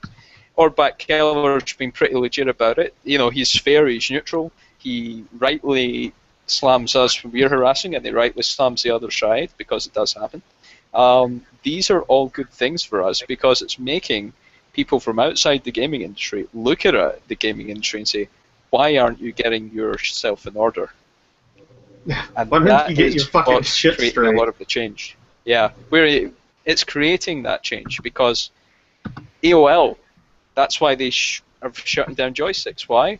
Because we created enough hoo-ha that advertisers said, if we want to be in your site after gamers are dead and people protesting about it, we want a reduced rate. And AOL wanted to shut down joysticks for a long time, I'm told. But it was kind of a little bit profitable. It wasn't GamerGate. It wasn't GamerGate at all. Yeah, don't make up stuff, man. That's not, and they weren't really part too much of the whole stuff. I mean, with that thing that went down, that was, I mean, I gotta at least defend some of those people. I mean, I know why that's actually happening, and it's not even close. And they weren't even the truth. Yeah, they weren't even targets. It's not even a win. It's just sad because it's just I mean, it's just not diversifying the business model and crashing. Yeah, the editor-in-chief had some issues, but I mean, nowhere compared to the level of bullshit. Like, people are focusing in on it, claiming a victory. It makes us all look like shit. I wouldn't be saying this if it was like Polygon or something like that, and I wouldn't be shitting on Polygon at the same time if they went closed door, because what I want to see is reform.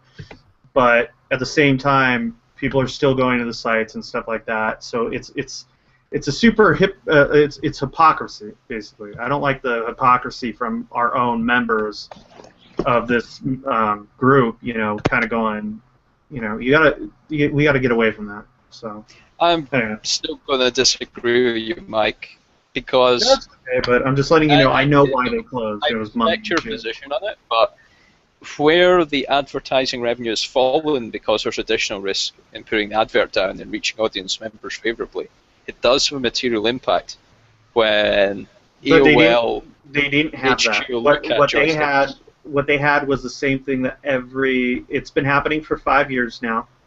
Yep. We have severely, and it's not because of them, it's all websites. There's been a severe decrease in the amount of money. Actually, 2 years ago, it was really big. Google actually runs a lot of these sort of ad companies, and they consumed a lot of ad companies. And it's, they're so widespread, and the competition is so hard, they basically force us, as website creators, to take shit for money. Like, we get jack shit for money. We get 6% of what it was 10 years ago. And basically forced all these other people out of business. I'm trying to convert away from them because I actually am now starting to make more money with another ad company that actually buy ads by the day. That kills a lot of the Google stuff. I only keep Google around as a tracker for other advertising people to look at.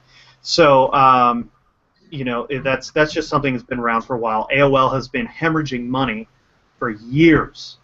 AOL's a mess.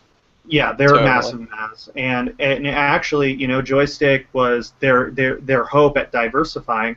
They just didn't have the resources or people behind it to really do it. They didn't have. The thing is, all these websites tend to hire friends or people who are like recommended or whatever, and that's not necessarily the best thing to do because those people ultimately are not interesting, or they have viewpoints that conflict with other people, with gamers' points.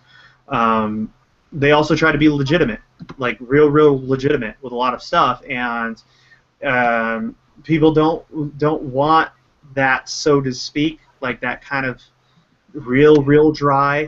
They want a mix of give me what they're saying. Also, we like to look at opinions and other interesting things. Like I try to do that dichotomy with our site with Shift2Block20.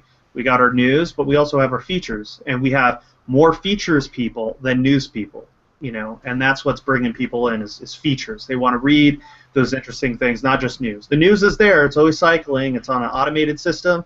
You get direct press releases. People like that, and they have the features. AOL try to do it in a sort of newspaper style, which is a lot of it doesn't speak to gamers or people who are online. They want they want some flavor, they want something interesting, and that's ultimately one of the other issues that they had with actually retaining. It comes down to audience retention, and it's been really low for a long time. So, and ad block for them was really bad, specifically because they were catering to very tech savvy individuals, and tech savvy individuals tend to use ad block. The reason why places like Kotaku make so much money is because the idiot stuff that they do is usually aimed at people who are not tech savvy enough to use ad blockers or don't trust ad blockers. Does that make sense? Like demographically speaking, you could actually track this on their stats and stuff. So. Right, let's try to get back to the topic. Michael, and then John. What do you think about the ABC getting on the 80th worst video? Well, I think it really has to speak toward just how shitty the piece was. I mean, it was a perfect storm of bad reporting. Like, they used a clip from a girl who's now working for Shift2Block20, if people don't know. Stephanie Green is now working as to give some of her opinion stuff. She'll pop on the podcast too every once in a while, and she just did. She's a gamer who doesn't really deal with politics. She's just learning, and it's fucking. I've never really experienced that, and seeing the questions that she has, like why is this a big deal? and it'll be like, it's because of this, and it's like, oh, why? And it's like, that's a good question. You know, so she's working for a site that's now ostensibly pro GamerGate, and she's neutral, but I mean the majority of us are pro GamerGate. And she was on the ABC hit piece. I mean, like, as an example of like quote unquote GamerGate harassment or gamer harassment, like, you know, it's so bad. It's so lazy, and it feels like Anita wrote it. Like, it just feels like Anita was like, here's what you should do. This is how you should set it up. Oh, I saw this clip. Use this. Like, that's what it kind of feels like, you know? Very obscure video person. I mean, she's got a Twitch following, but her YouTube following is nothing, you know? And I, you know, all due respect, I mean, it's not really there. It's just, and then also the fact when they actually questioned Anita, she was so flustered, like, I can't believe you asked me this. The you know, what do you say about your opposition, saying that it's not about these things? And she said something like, oh, that's cute, or something like that. Like, the look on her face was beautiful, because it was just like, that's what she looks like when she's flustered. She was like, I was like, yeah, you have no idea what you're gonna fucking say right here. So that's all I gotta say about that. All right, John, you're next. If you're there. Or not. I'm here. Oh, okay. No, I'm good. As far as I'm concerned, I pretty much said on previous streams all I really have to say about Anita's Nightline piece. It doesn't surprise me that this video got hit so heavily downvoted, because anyone can see what a slant it was taking and how essentially it was an attack on gamers, essentially. And it was pretty much called out in the court of public opinion as being bullshit. And that's why it has so many dislikes, and I think it was a complete disservice that they decided to police and censor comments. I mean, I do believe, to their credit, they did eventually give up, but that's like kind of like whatever at that point. Yeah. Also, good news, TB's comment is back. What? Total Biscuit's comment on the video is back. Oh, they brought it back, huh? He has 5,000 likes, more than a fucking video. 5 times to be exact. What the funny thing is, though, it's they fucking block somebody who okay, if I was ever gonna remove a comment, if I was gonna be a total PR asshole and I was gonna start doing that, I would at least check and hover over and see how many. Okay, I'll give you an example. If everybody goes to the chat right now, I'll type something, right? I'll say, hello, Dick Bags. All right, so there we go. I put hello, Dick Bags. If you actually hover over the person's name, you'll see how many subscribers they have on and like how many people are in the circles and shit like that. Yeah. Like, it's real easy to know, like, what's up, you know? And the fact that they didn't do that simple fact and go, oh, holy shit, this guy's got fucking millions of people following him, what the fuck are we doing? Like, people know when your comment is taken down. Like, it's fucking ridiculous. Yeah. And the fact that they didn't do that simple task of just hovering over the name, like, that shows that they don't have fucking any clue about how this system works, and B, they just are so stupid that if they did see it, that I can't even fathom in my head doing that, going, oh, this is a person who has way more followers than my channel, I'm going to block their comments. Sure, that's a great idea. I think also there is a thing about how YouTube is working here, though. One of the things Twitter does is it earmarks accounts as known. You know, they get the special blue tweet symbol. Verified accounts, so people can't use the automated systems to dick with those accounts. And I feel initially a lot of the activity was caused by our friends in our opposition, basically Streisanding the message by trying to remove every comment they could, which is clearly what happened. and they went wild on reporting the comments. Then some idiot in ABC goes, yeah, I'll just leave these in the queue, rather than bringing them back. Whereas you would assume an account like Toro Biscuits with 2 million followers should be pretty difficult to remove one of his replies to anything without ABC saying, absolutely remove that. I think that YouTube should have, for anybody who has an account in that standing with like 1 million some odd followers, you should be able to block their fucking comments. I think they've earned their fucking place on YouTube. Well, you should be allowed to block them, but it must be done by the channel owner. It should never be possible via the automated reporting function. And even when all the reports are out there, it should require the channel owner to say, yeah, I don't want people to see this. Yeah, I don't even. It just seems irrational to me. I think that's you could. Kick in the dick. That's a dumb move. I think it would be better for people on their own PR standpoint to not be able to do that, because I mean, there's difference between shit posting and fucking legit accounts, and people don't get a fucking 1 million subscribers by not being a legit account. I mean, it's just I don't know what the fuck they were thinking. Exactly. So now the accusation could be made by ABC if they were harassing. Well, it was just spam reported, even if they chose to remove it. And that, to me, is not appropriate for YouTube to allow that to occur. It's anyway, that's all I was thinking. What it is. It is purely unprofessional.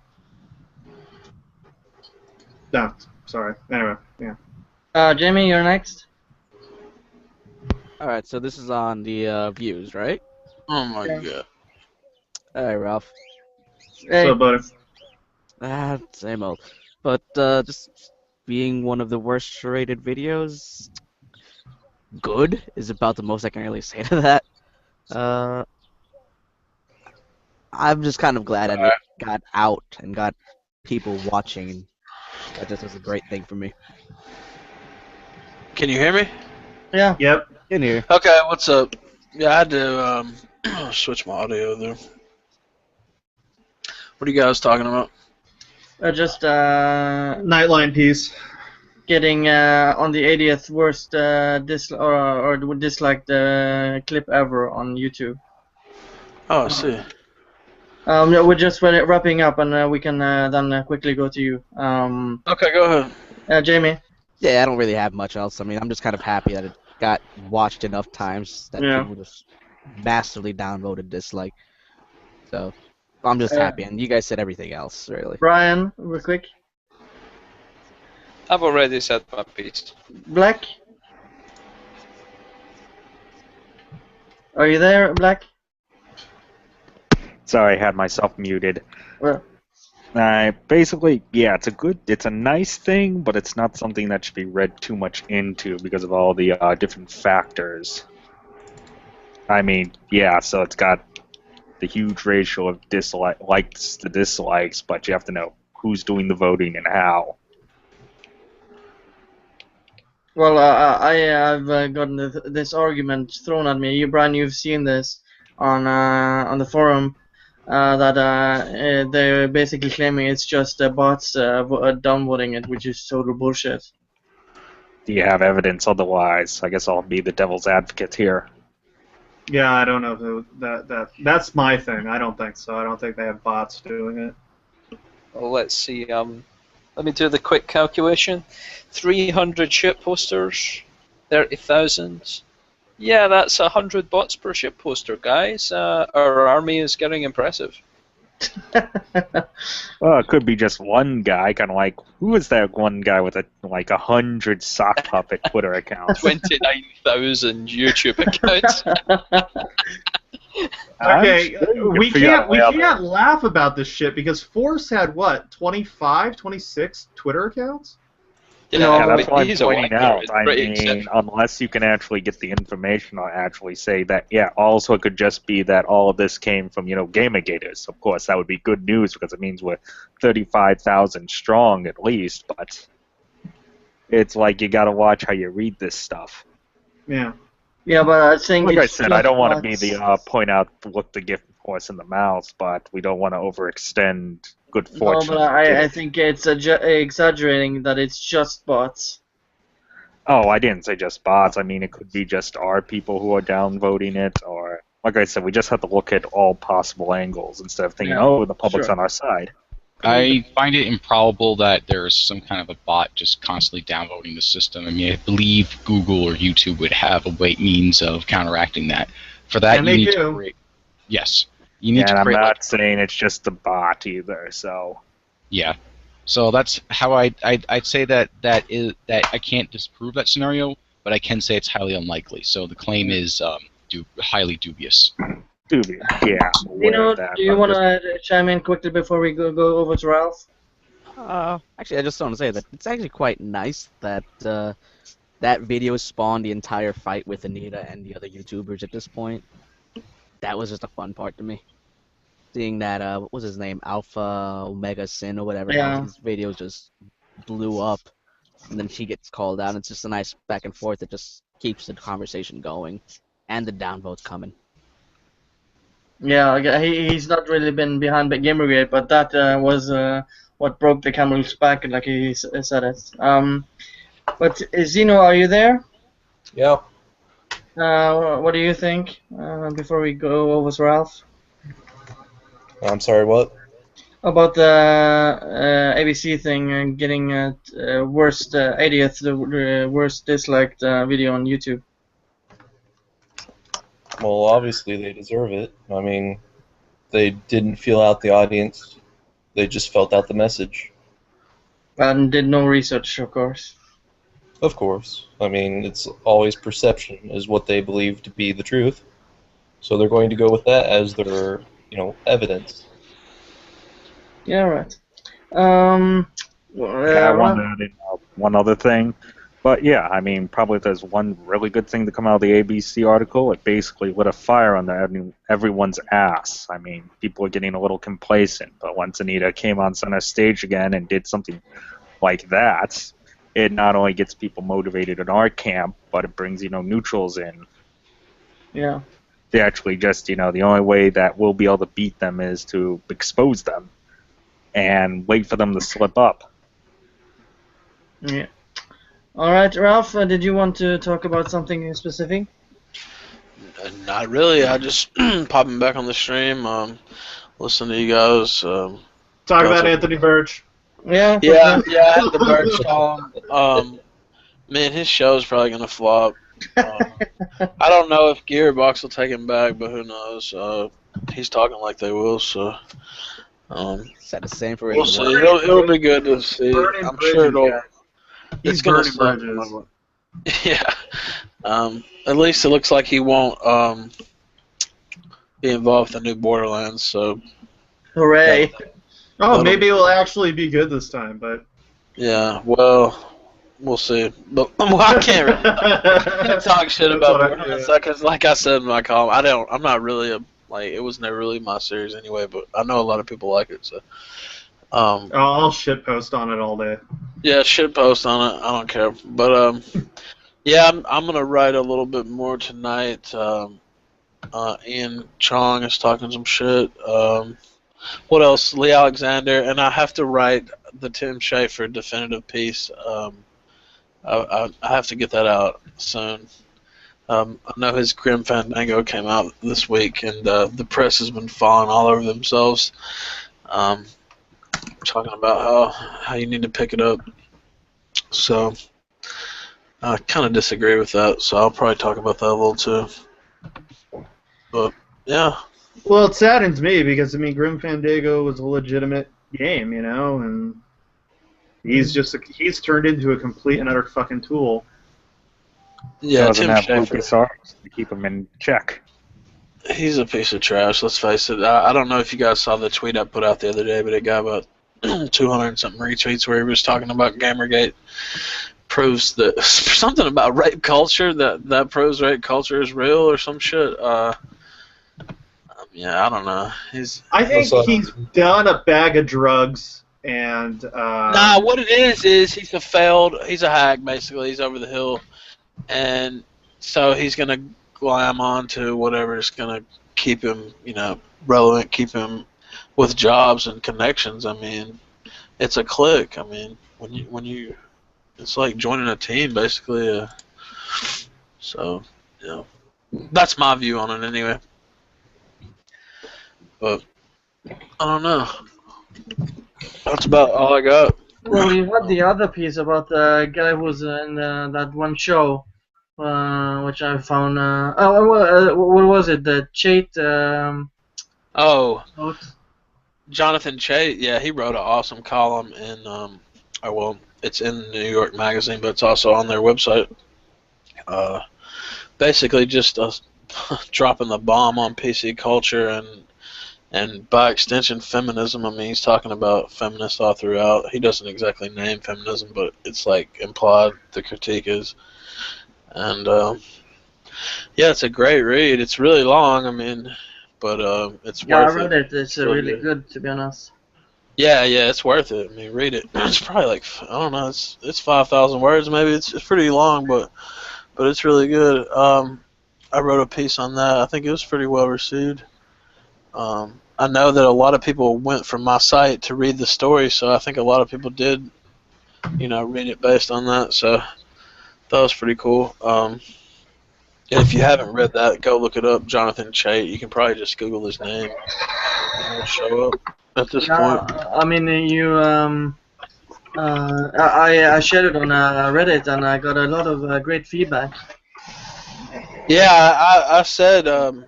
I thought even Reddit would like that. Some of the people on there don't like me very much, but that story, I mean, I tried not to like go, just tell everybody to read it. Basically, is what my article was, because it was one of the best articles I've seen on all this probably ever. So it explained my thought process a lot too. So yeah, it's really good. If you haven't read it, go read it.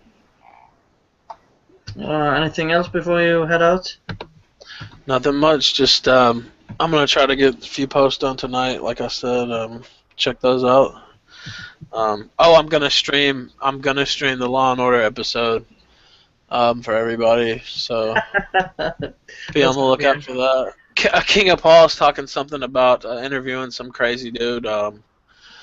This threatening Anita. I think he got quoted, and I think he was one of the tweets in the Gawker story, but I haven't verified that yet. I'm gonna have to look that up.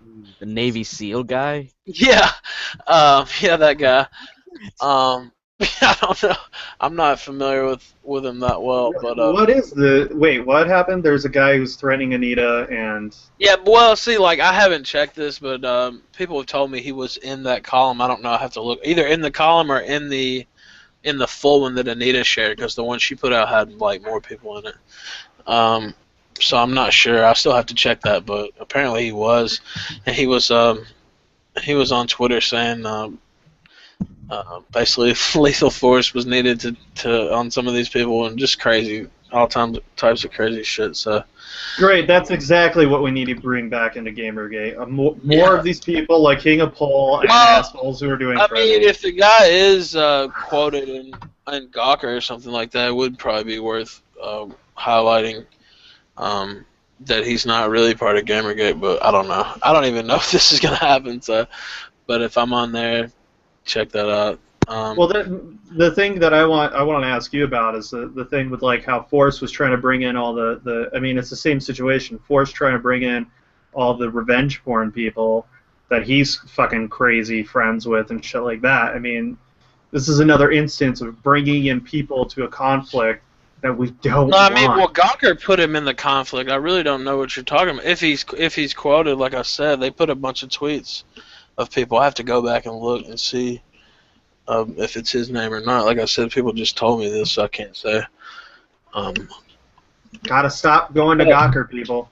But if he's in the Gawker piece, well, I'm not one of these people that says don't holler. I mean, I'm not one that always, I call I know. I'm just saying, like everybody else. I know that you guys you want to see the latest shit posting that they're doing. Stop, because you're just giving them money. But yeah, but see, like, look, Gawker put out a thing about, you know, the type of whatever harassment Anita supposedly faced, and they quoted a bunch of tweets. I did a story on it. Sam Biddle was the one that wrote it, and but Anita put out, like, it was just a sampling from what Anita put out, so there's a longer one.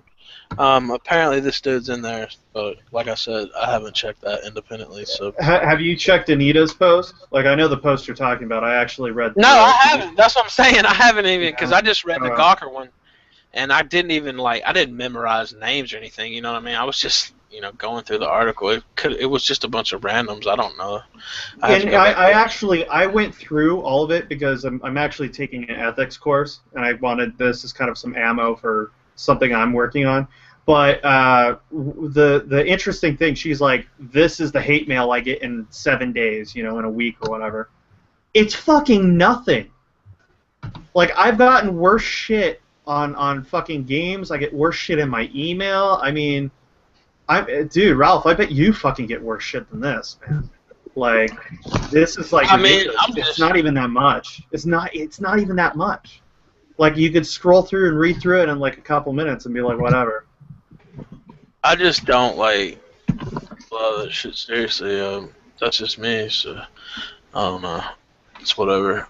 But no, I didn't actually go through the whole Anita one. I just looked through the Gawker one. Like I said, You're gonna have a laugh. Once you do, you're gonna have a laugh. It's like nothing. You're gonna laugh when you see the guy's page.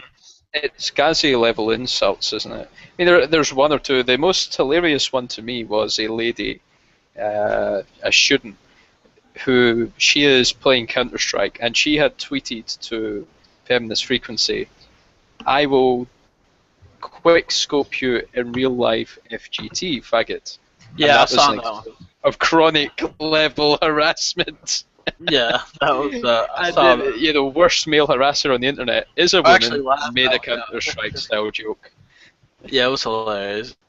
That one was funny because it was. There were some nasty ones, and then like in the middle of them was that tweet. And I fucking laughed my ass off. I know exactly what you're talking about. But yeah, and a few of them were GamerGate level, you're a Google Gabbler level of juvenile insult that doesn't make anyone feel But upset. most of them though are like people mocking her. Like, they do this shit to mock her. They're not threatening her.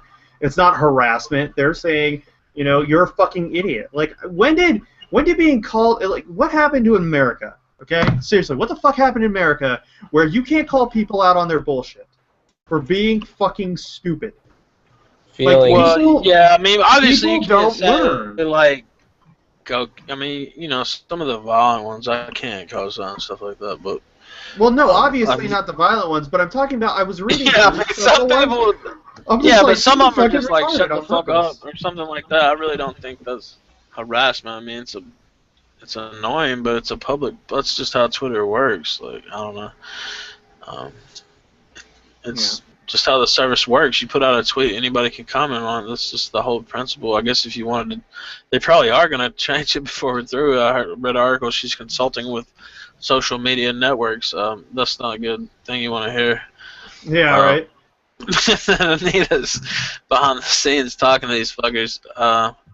The two things you don't want to hear is Anita's working with social media engineers, and then the other one is Tumblr help support page. Like, those are the two fucking things that are just like, that ruined my year when I heard that. The fucking crash overdrive. Oh, we have a Tumblr help support page. Okay, great. That's going to help a lot of people. But yeah, this stuff is pretty much ridiculous. You'll see.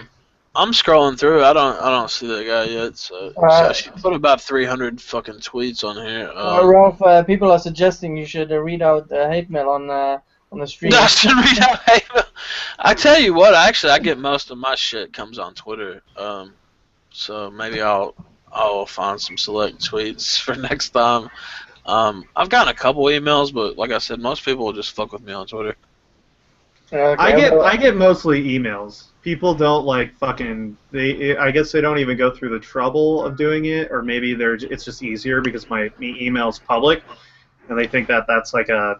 I know some people that's gotten some emails, and some Ask FM. I've gotten some shit on Ask FM too, but It Yeah, doesn't. you should do a stream just reading out stupid shit. I don't want to. I'm not sure I want to go Anita tier, but maybe I will. I'm looking you don't these want to tweets go. and- You don't want to go pro level, Ralph. You don't want to go Yeah, pro. I'm not sure about that. Just I'm go. not sure. Now you can donate to my Patreon. I'm impressed. Yeah, I don't know. I don't see that fucker on this list, so maybe I'll have to go back through. I don't even know what he did exactly, but he was talking crazy on Twitter. But if he's not in the post, then I don't know. That is kind of weak, but I'll go back through.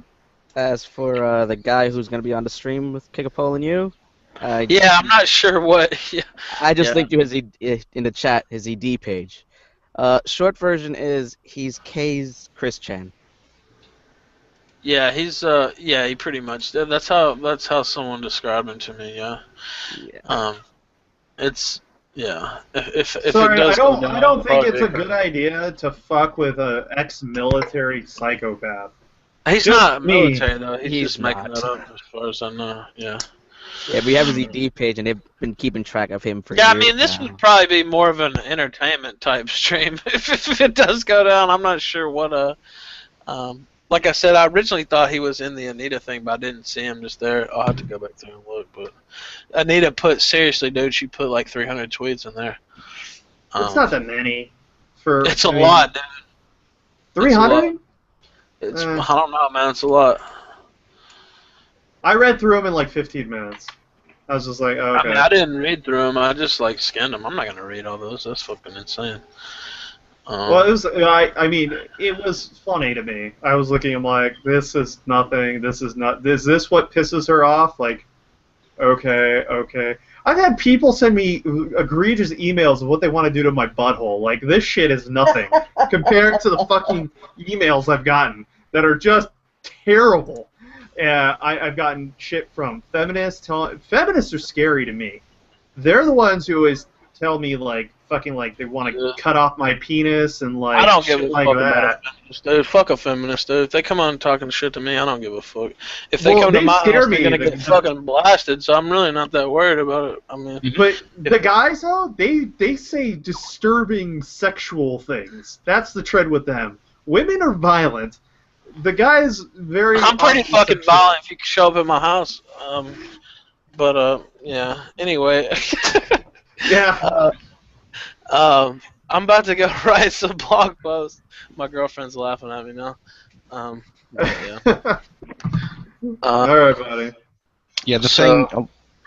Yeah, go The ahead. thing nowadays is that people are misapplying the word harassment, making a buzzword instead of actually referring to the actual crime of harassment, which is when you make repeated unwanted advances towards somebody, like an advance is being like, you get in their face, you say berating things to them, you're basically bullying.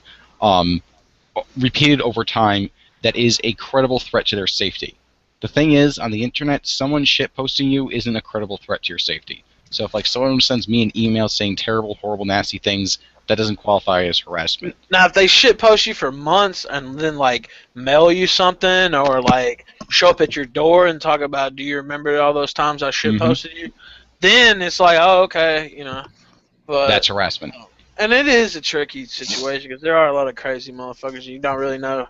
I mean, sometimes some people are crazy, and then other times people are just having fun on the internet. But I'd say 99%. And the police know. I mean, they're pretty good about what to take seriously. I mean, you're not gonna get everything. They still fail, of course, but Ralph, I want to ask you about. Okay, so Force ended up. Okay, so Force is supposed to be a vegan, right? dude, He's supposed to be a vegetarian, and he got Yeah. sent a bunch of meat lovers pizzas. Is that harassment? Nah, I don't think that's harassment. No, it's not. Well, all you Not gotta even do is trying pick to make off the all the case meat that it in was his theft. It's Yeah, I not. don't know. I don't think they did it. I think somebody like legitimately bought the pizzas and just was sending him meat pizzas because he's a vegan.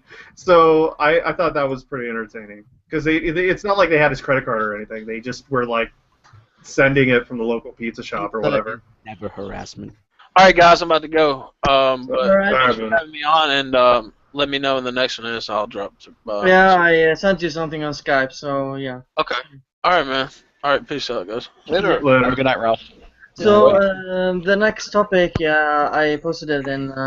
It's kind of an old article, but it's kind of related how the journalists are handling GG, because Patricia Hernandez, who we know hasn't disclosed shit and pretty much has done some corrupt shit, she went to let me just check which convention it was. Are you talking about MagFest? The No, costume thing, the Vivian? that's RTX convention, and basically she claimed, because she saw one guy handling out some stickers or a fandom advisory fake geek girl, and that's supposed to be harassment or misogyny. Wait, what was the stickers about? You can click the link. It's basically fandom advisory fake geek girl. It's basically a sticker or just a small flyer, and they were giving this out to apparently, because she has no facts, because she saw one guy having this or something, and this is just basically relating to GG, because they have no fucking proof when they claim stuff, and yeah, you can click on the article because it's just baffling. Did anyone just have Antrell go Colonel on us? Just think that buzz? Was that just me? Just you. Okay. So. Well, she was basically calling it sexist, and yeah, not including women, which we can just look at the ABC piece. I didn't want it to be a big topic, but I just found it curious because it was on Reddit, and again, someone claiming something without having any proof. So I don't know if that's a pretty shitty looking sticker. Yeah. I'm just saying, you know. I've decided at this point that Kotaku reporters can be offended by anything. They can be offended by the oxygen content in the air dropping by 0.1%. They can be offended by themselves failing to replace their own toilet roll and call it harassment. I no longer consider any Kotaku reporter or employee to in any way be respectable or viewable. They're just shitheads. And I don't care what they write anymore. They're just morons. The quicker they die, the better. Yeah. But the thing is it's just fucking Hernandez doing what she does. Like, seriously, one of the worst writers on the fucking internet, and people just pay attention to her because she posts this clickbaity bullshit. Right, I mean, Sierra wanted to chime in. Well, I don't think those stickers are sexist. I mean, obviously they're a joke, but I think what's even funnier is the fact that they are so freaking relevant, because most of the women who are fighting against GamerGate and everybody in GamerGate are fake geek girls. Like they claim to be gamers, but they're just a bunch of morons who are complaining about boobs. What? Who are you to decide what's a real geek and what's a fake geek? True. But when you, But okay, but anyway, these people are just assholes who are co-opting. That's what it. Yeah. You know, fandom advisory. This is a person who's co-opting your event for their own interests. Like, it's not an old tactic. Guys do it too. I'm confused. You know? Since when? I mean, this is the thing. I know our opponents love to co-opt, and they're incredibly cross that we keep co-opting all of their shitty tags, which I find hilarious. Particularly when they alternate post loads, which I don't do myself, but I find a matter of some amusement. But if you have something like this, you know, they're going to some event where there is a large number of people potentially who could be interested in your event, and you pass out these stickers, and you might be quite serious about it. Why on earth would an event organizer ever go, you know what, you can't hand out those stickers because we are concerned about opting our event? That seems nonsense, because if you bring value to the event, maybe they might ask to be pre-authorized because they're worried about their image. If you bring value to the event by allowing other people to find stuff they'll be interested in, wouldn't those people then want to come back to your event next time? Just a question. Here's a problem with this shit like this. People pass out shit all the time at conventions. There's way too much of it. I mean, it's a Rooster Teeth. I mean, fucking Rooster Teeth, really? You're offended by that goddamn sticker and you're at a goddamn Rooster Teeth convention? Are you fucking shitting me? Are you that goddamn stupid? I mean, these people go to these conventions not even knowing where these things... It's like, you know, people going to the Penny Arcade Expo and then being pissed off at Dick Wolf. I mean, that's what these guys do. You know, they have satirical kind of shit that they do. And, you know, I mean, if you're going to be hurt by it, fuck off. Literally, I don't want you anywhere near me or anything that I like because you are poison. Fuck off. You are worth isn't this where nothing. we can justifiably blame Penny Arcade for two things? We can blame them in one for hiring Ben Kuchera, who's an idiot, and passing him on to Polygon. But two, we can also blame them for generating a culture and showing that it is possible for these websites to generate outrage about another website and elicit change. And the correct answer for Penny Arcade in the Dickhole episode was say, fuck off. And that would have solved the whole problem for everyone else. Instead, now everyone else has to go fuck off. I mean, yeah. And as I've said before, Ryan Crescente is probably the only reason why people go to Polygon. But anyway, yeah, hold on, I'm looking through this. Well, it's just a stupid piece. I'm looking at the first one. I mean, all I see, unless, you know, there's something on one of the other pages, which I'm not going to click because it's not archived. It says someone just took the stickers and then started slapping them on the asses of women, which, you know, that would be an issue. That's illegal. Yes, that is an issue. But so if this was a thing that happened, the guy would be caught. I'm looking through images of the convention. There's security. People would have noticed. Yeah, and she's claiming that a lot of people were doing it, and she's no fucking proof. A lot of people. It's basically she might have made something up.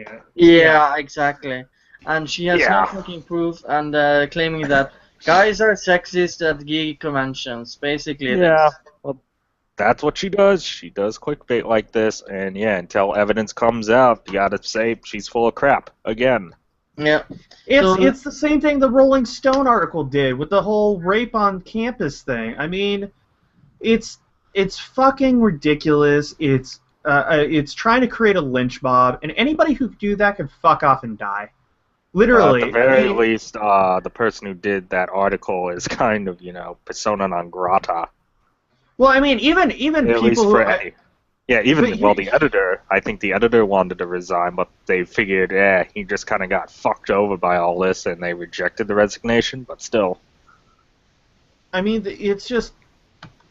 I don't know. It's like, I look at this sort of stuff, and I just go, how the fuck can you be so stupid and manipulative and not see the harm you're doing? I mean, it's ridiculous. And you think about, I mean, it's even, I mean, if it's bad enough to be listed in Dante's Inferno, right, as being on the lower levels of hell, why the fuck would you think it's okay to do that now? There's a reason, even though it's satirical sort of thing that Dante's Inferno was, it has very good points about twisting words and creating havoc on people's lives by lying and using your position of power to do shit like that. It's demeaning to the readers.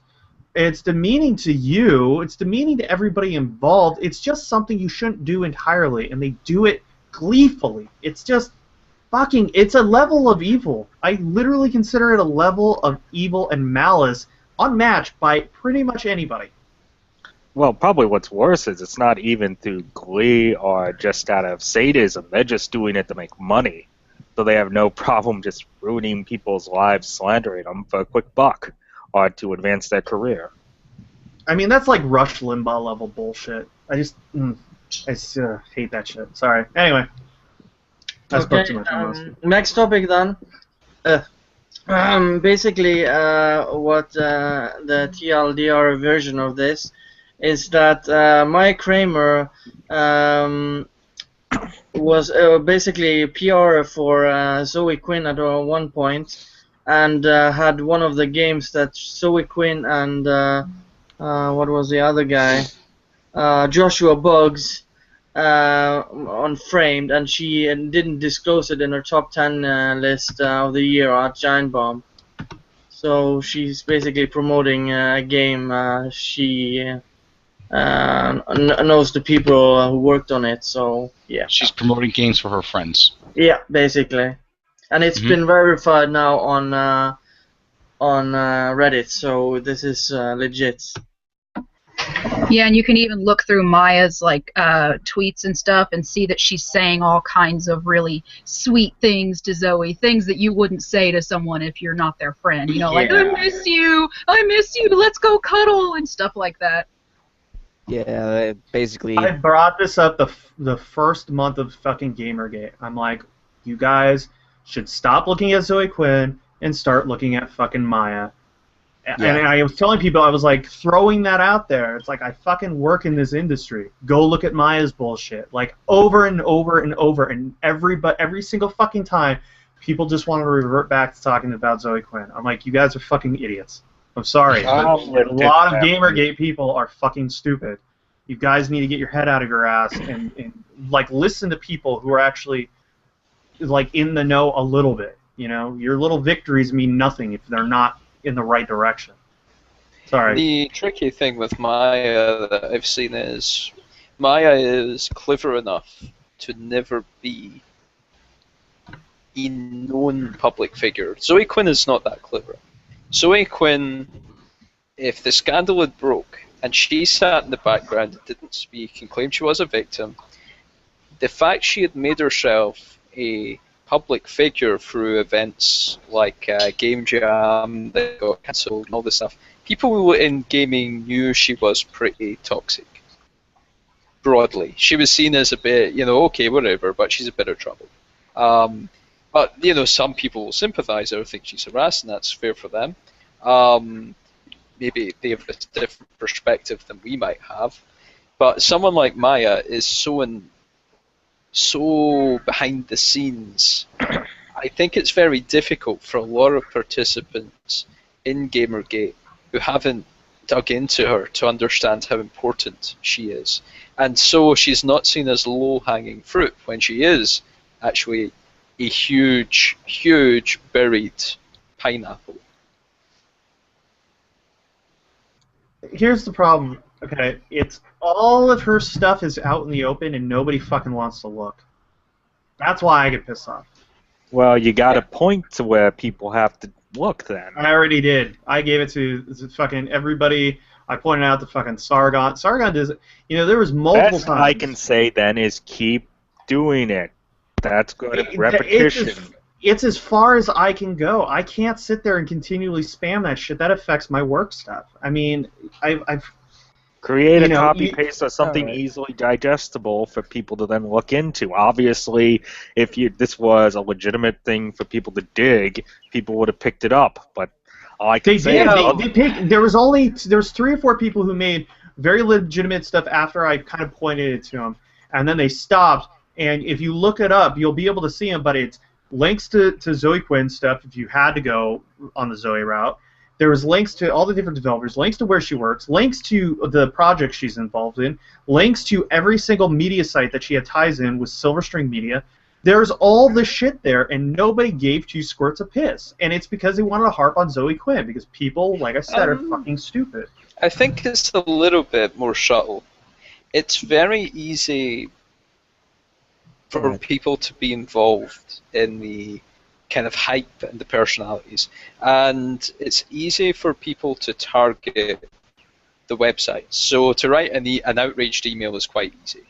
No offense. I know some people might find it more challenging. I personally only tend to write very lengthy and well-constructed emails, so maybe 10 paragraphs in length. So I might only write one every 1 or 2 days. Some people spit them out like a machine gun, the ones I've seen, which is fine. Each to their own ability is what they can contribute. In the case of Maya, people dug in, but they found it very difficult to work a way to pull her out from the roots. And I can sympathize. I really struggle to see how we can in any way untangle the web of Maya, because there's just so much shit. It's like the Intel shit. Fart originally had the Intel lead. He dropped it in one tweet. Kim Pallister, he said. But it was so difficult to pull out all the connections. What is Maya? For 1 or 2 days to actually construct the full story. But what is Maya? She's a PR person. Absolutely. So she PR publishes media. Yeah. And you bet she has ties to everything. What? How do you? Here's a way of looking at it. A PR person who is more scandalous than the stuff that they're supposed to be controlling is undesirable in the industry.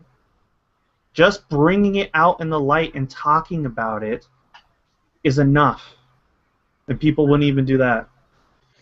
It's upset. I mean, that's one of the things that upsets me. You know, it's just like, it's so simple. It doesn't have it. You guys are overthinking it. These aren't the media people. She's in a different sector. That's very easy to go, hey, this person has done a lot of this shit, and if you attach her to your company, nobody's gonna take your PR seriously, because guess what? She's the fucking story. Like, oh shit, Maya's working over here. That's what happens. You know, PR needs to be able to speak without being known, and she is fucking known. Subjects become about her. Like, that's how you do it, and it's simple. That's how. I mean, you guys got to think of like the business world. You got to get out of this kiddie sand and go start building a building, because the shit it's super. You know, you got to think of people in legitimate job spheres. You got to think of how they interact with people, what they're interacting with in particular, like PR, and then you go after it accordingly. Yes, you're doing interaction, you're cutting off funding and stuff like that for people who are in media, but that tactic only goes so far. You got to look at it that's also another reason why I was telling people the Intel thing. It's not going to work that way. You can't keep doing those same sort of tactics. You have to go to people that are doing business, legitimate big end work, not stuff like, you know, news media and shit like that, because that doesn't fucking matter.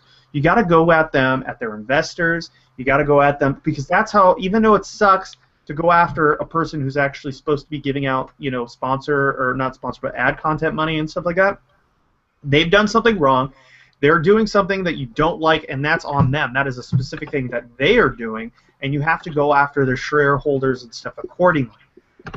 All right. You gotta take it up a level and think of it in the, you know, the adult realm, because the stuff that's going on with the stuff is just, it's so juvenile most of the time, and it's just not going to work, and it's a waste of everybody's time if you're not going in there and going in on the A game and sitting there going like, how am I going to really do this, and organizing things in a way that reflects that. It reflects that you are a savvy consumer, that you're a savvy person in the business field, that your ideas matter, because they want clients who A, like their product, and B, are savvy on the product, because it makes them look good.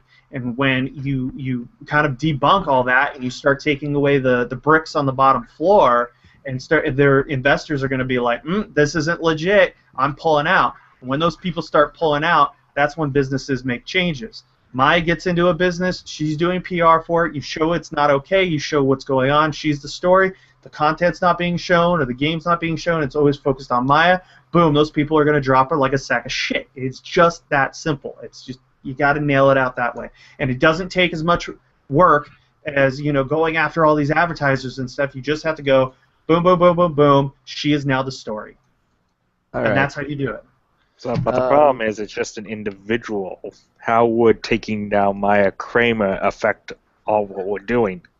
Because if you take out Maya Kramer's stance with that, you just took it's like cutting the head off Not of a just snake. Maya, basically. Like Maya It's not. represents Yeah, something else. Maya is like the Silver roots String on Media's PR, and the thing is, like, we've looked into Silver String way back when realistically they were able to ignore us, and then we just kind of skipped on and going forward from Silver String into Digra or Digra, whatever you want to pronounce it as, and we like as far as Silver String went, like we saw like the Anita tie-in, we saw Maya, we saw Zoe, and like people were trying to piece together this puzzle, but then all of a sudden it got kind of tinfoily, so everyone just kind of bailed.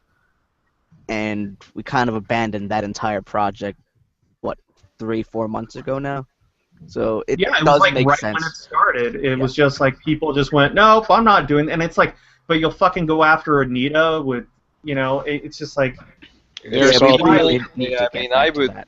still people looking into Silver String connections. There's still people looking into Digra stuff. There's still people looking into things like UBM. There's still digging operations being done. To get to those digging operations, go to the IRC. Go to Burgers and Fries. Go to GamerGate. Those are both hashtagged. That's where they talk about digging operations, and that's where research gets done. There's a link on GamerGate.me on how to easily use IRC, and you can go there and you can ask what's up, and you can see how you can help with digging operation. And digging is very, very important right now because there's not enough manpower to go around for all the digging endeavors. So I'll drop a link in the side chat and the main chat as well. Sure. I mean, I tell you what, Michael, I will commit to give a few hours tomorrow and Sunday to looking into Maya. I mean, you know what it is? Just take. You don't even have to do much. You just got to find those original images and stuff that people already did, and just share them around. As more people share that shit around, you start making the ground real shaky. You have the link, so you can just give it to us, and then it can be disseminated that way instead of doing. I don't save any of that shit. You gotta find it basically. Yeah, I guess the GamerGate site has a lot of the original stuff anyway. That's the thing. I'm working on the site stuff, and I'm trying to do new media, and I'm giving you guys the information just from my standpoint, and knowing what's going on behind the scenes and shit like that. And I would still like to know how Maya Kramer is a head to be cut off that would kill the beasts. I mean, you still haven't really. What I've heard. Let me put it this way: you wouldn't even be talking about Zoë Quinn if it wasn't for Maya. I mean, all the shit that you guys talk about is directly connected. It's that. I mean, it's that.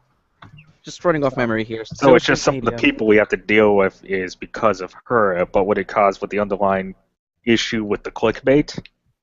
All that stuff. It is the click itself. It is the it is the thing.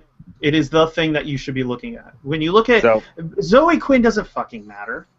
I'm not talking about Zoë Quinn. No, I mean, but like look at general.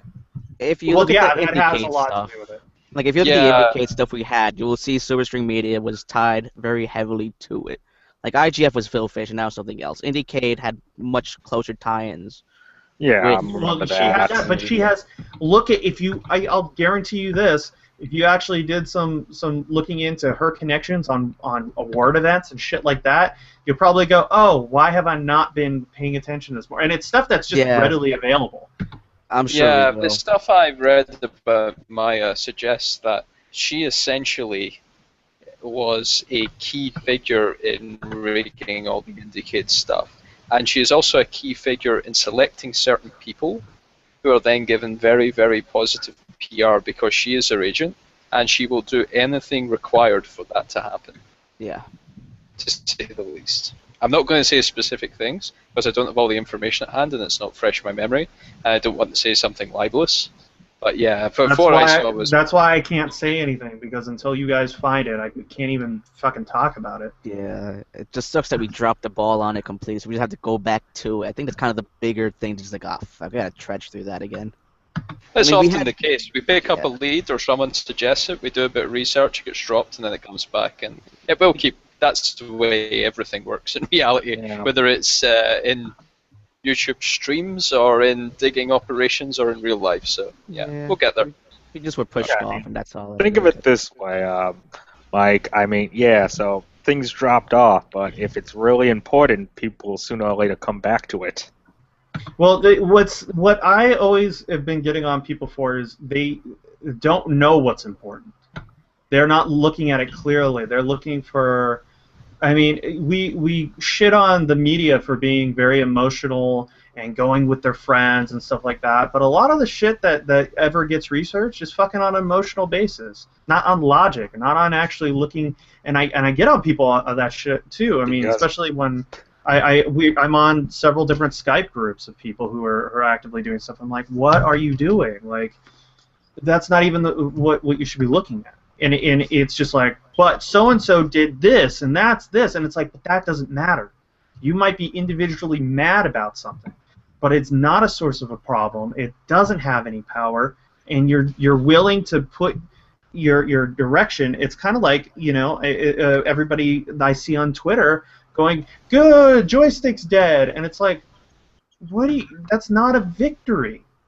That is the farthest from a victory. It's really... it's not even a win just because Joystiq is going to divide itself, split off, and part of it's going to Engadget, which is basically what Polygon was at The Verge initially. So it's like all you did was kind of lose Joystiq as a whole.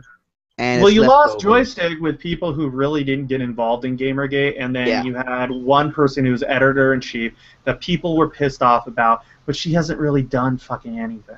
Right. Like, it's not even really anything to even look at. And it's like, all right, well, you know, I mean, that's the thing is, I've been doing this for so many months, and it's exasperating because I deal with multiple different sides on trying to actually get people to look at stuff. And I understand where people come from, where they get emotional and they get pissed off, and it's just like you spend so much energy just trying to corral people in the right direction, while I'm trying to fucking maintain my jobs and stuff like that and not go too fucking overboard.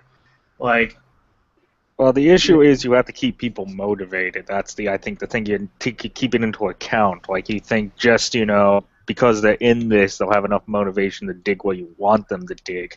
There has to be a motivation to get them to want to, and emotional outrage is usually what's going to be one of the triggers to get people to actually do stuff. Well, I understand, you know, you can lead a camel to water, but you can't force it to drink. I mean, I get that, but... Or horse, camel. But, you know, horse, camel. Semantics.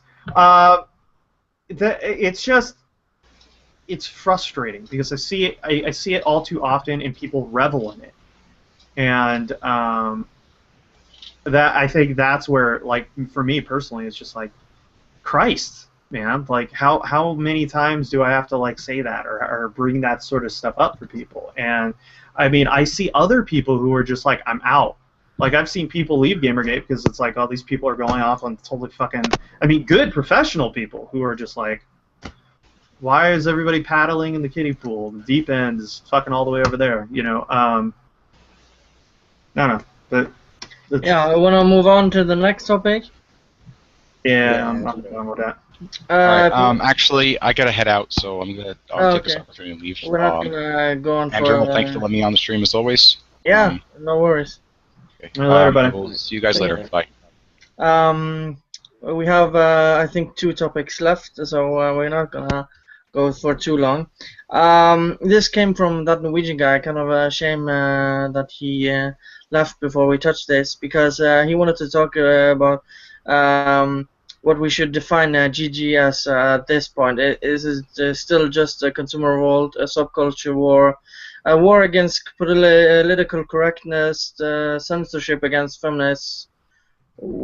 Should we just not just say it's a consumer revolt anymore? Sarah, you wanna start? Sure.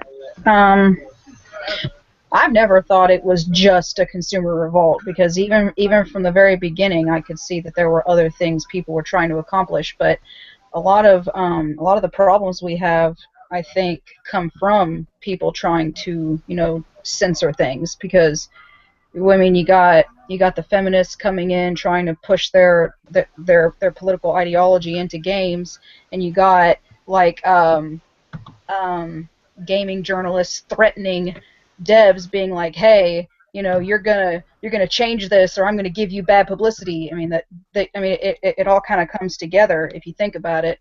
So I don't know that we can just say GamerGate is one thing, because I don't think it ever has been. But that's just my opinion, of course.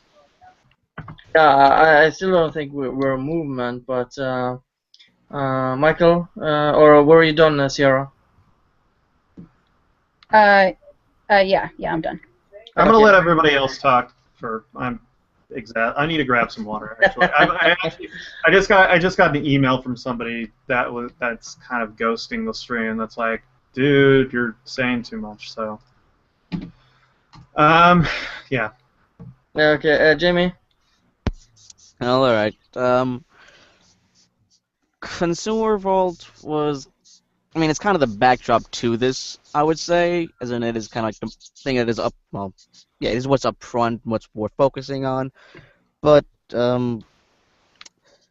I think as a result of it just lasting so long, like all the other kind of like pieces of the subcultures kind of brought themselves up and out, and went, you know, we actually really do need to do something about this. It's kind of getting on everyone's nerves once, you know, each little subgroup figured out, I hate those people too, and it's grown steadily to its own kind of, I wouldn't say a war yet, but it is definitely to a point where it's a confrontation, at least. All right. Brian? Yeah, it's not a movement because it's not coordinated. Yeah, I didn't say it was. Well, you know, I'm just answering all the queries. I'm not saying you did. Is it a war? Sometimes it breaks out into a limited war. It reminds me of when I was reading the article by S, which everyone I think read, on Digital Confederacy. I think that was the place.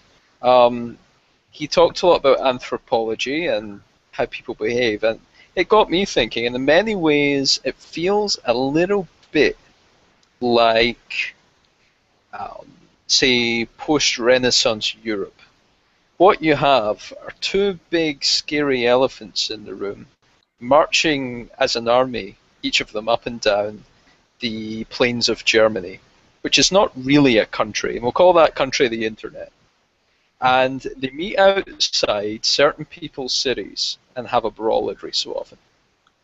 And that is very much how GamerGate and its opponents interact. There are certain places which are constant battlefields. Certain places flare up and flare down. It's a limited war because it's not a total war. People are moving outside beyond the realms of acceptable social conduct and acceptable use of the internet, as is commonly perceived, because they think it's justified and the other side does the same, and that is very much the way a limited war works. But there is still certain codes of conduct, therefore it is not a case of salt every field, you know, nuke every person, which would be a total war. So to me it has become a limited war between anti-authoritarians and authoritarians on the left. It does not appear to particularly involve the authoritarians on the right. You know, so it is a kind of limited political war of sort. It's not a movement because it's too uncoordinated. No one can steer GamerGate, they never could, and that is still the case. I think the opposition are a movement, and they will hate me saying that. The reason I say they are a movement is because they are coordinated. However, since SJW Illuminati vanished off Twitter, they have become incredibly much less coordinated. I think there was a breakdown between the various key proponents on the GamerGatsy side a few months back, and since then they've been much less willing to engage us. They've lost a lot of their bottle, and we have been able to manage them much more tightly. without much effort. We no longer have the mass suspension of accounts that were happening. We no longer have the continuous in and out of the block box annoying people, apart from 2 or 3 key members like a Man in Black or Sarah Butts. And even Sarah Butts has been so thoroughly rebuked, she rarely engages, which is preferable to everyone in GamerGate, and is probably better for her social standing in the future. I think she realized she went too far. The last question, is it a war against censorship? I don't know. I think it's more complicated. We see it as a war against censorship and a war to get ourselves heard. Our opponents see it as people who they never had to deal with suddenly being in their, as it were, safe space. Most of the people who are twittering or using Kotaku in action are not doing anything wrong when using Twitter, but we have intentionally placed ourselves there as agitators, and we're quite happy to do so. We rarely engage with anyone who doesn't engage with us, but we will tweet out GamerGate, or we'll tweet to major news sites, which is perfectly viable. Most people will do that on Twitter. But particularly gaming journalists, particularly people like, as Mike says, Maya, will find that incredibly offensive because that's their game and we've usurped them. We are much more visible on Twitter than any of them are. We can tweet 1,000 times faster and we have 100 times a louder voice. So it's all these things, but I definitely disagree with the idea that we are a movement. I would say we are a consumer revolt. I would say we became a bit of a subculture. And I would say there is a degree of unlimited war occurring. An internet war, not a real war. Yeah, okay. Yeah, that sounds like a fair assessment. Are you done, or would you like to say more? Brian? That was me. Okay. Brian intended. Black? If you're there. Yep, I'm here. One sec. You still there? But yeah. The only thing I could really say in regards to all this is, no, it's not really a movement. I mean, it's like anything, it's just more of a confederacy of ideas. That's all I could really. Yeah. I think that's a fair assessment. I don't know if Michael's back. Well, anyways, I'm gonna chime in. The last 2 topics, I think, describes it very well. Because, I mean, just look at a so-called journalist trying to claim shit. She has nothing to back it up with, or just the Maya Kramer stuff where basically advertising for stuff. I mean, we're fighting for something people love and have been bullied by the whole fucking lies, and people have had enough. And personally, I would say it's at least a subculture. I don't know if it's a subculture war. It's a mix of a consumer revolt and a subculture. We are fighting against political correctness and censorship to a certain extent, at least.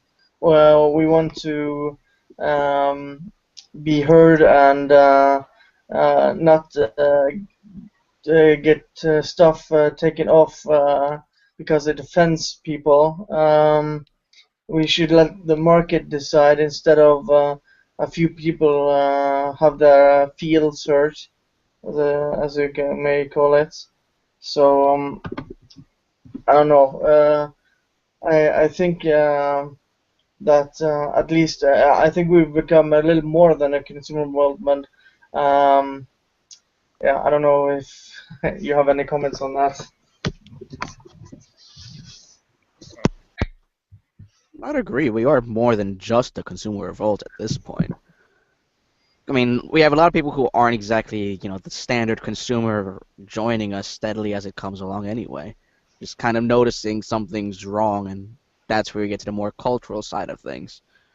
And you can see it is kind of growing sentiment just outside of GamerGate, with Bill Maher probably more than anyone else at this point. It's just kind of steadily going, we noticed there's a bit of a problem with certain progressive views, and I mean, that part is something that has been a bit of us right now, yeah. But yeah, because I mean, it's been a consumer revolt now, but I think it's gone on for so long that it's been become a subculture. But if I wouldn't call it a war, because I would say like Brian, it's a limited kind of war, because things pop up and there are so many things happening that we can't really say it's a subculture. We try to be somewhat respectful, with a couple exceptions. Yeah, I would say that as well. Unless Michael's coming back, we're gonna move on to next. I don't know if he's here. No? Yes. Anyways, he can come back and. I'm next eating. Oh, okay. I don't know. I just got back, so I don't know what's going on. But just if you wanted to chime in on what we should define GamerGate as, is it more than just a consumer revolt? Well, GamerGate has always been more than a consumer revolt, because there's a lot of facets of a consumer revolt involving, like, I brought this up with people before, right? The idea, I compare GamerGate to the pink slime epidemic. Yeah, I know you just said it before. The idea, for any of the people new to listening to this kind of idea, is that it's a group of people who finally figured out, oh, hey, that our food is got some unsavory stuff being done to it, which is kind of funny. They're trying to say that the pink slime that we have now versus the pink slime we used to have is very different, but they're trying to say that the stuff that they actually have now that's regulated and it's very much watched is different than what they were doing, which was really gross, shit ton of chemicals, and they were giving it to our kids. At least in the United States, they were giving it to the kids in elementary school.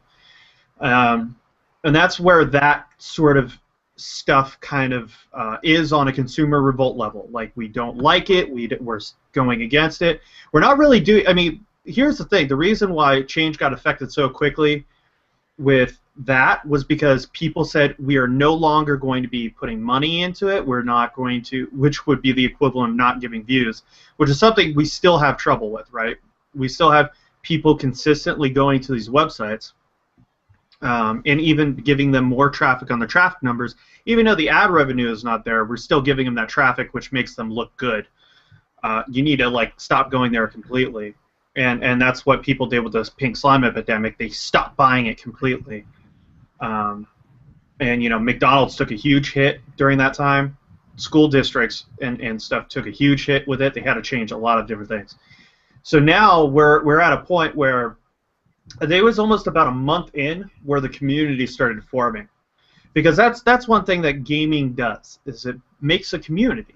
Games are not always solo. Majority of the time, there's an aspect of talking about it with other people or engaging in other people, and that's how everybody works. You got to think that this was actually a very community-driven thing to begin with. This is something near and dear, but also a community. It's not just a product doing something bad. It's a whole group of communities shitting on their people, and people trying to find new communities to kind of to get away from the sort of crusade that was whatever these people were doing. So I think within the first month, it was already sort of a community outreach, in essence, for people who felt burned and didn't, knew something was wrong for a long time, but never could really do anything about it. And they finally, that's how, I mean, it just got more and more people, gets more and more people every day, because, people are starting to realize, my thoughts on these things aren't the only, I'm not weird, or I'm not what these people are saying that I am. This is what the majority of the people are speaking out against, and I want to be with those groups of people. So it's become a community. It's been really great for charity work.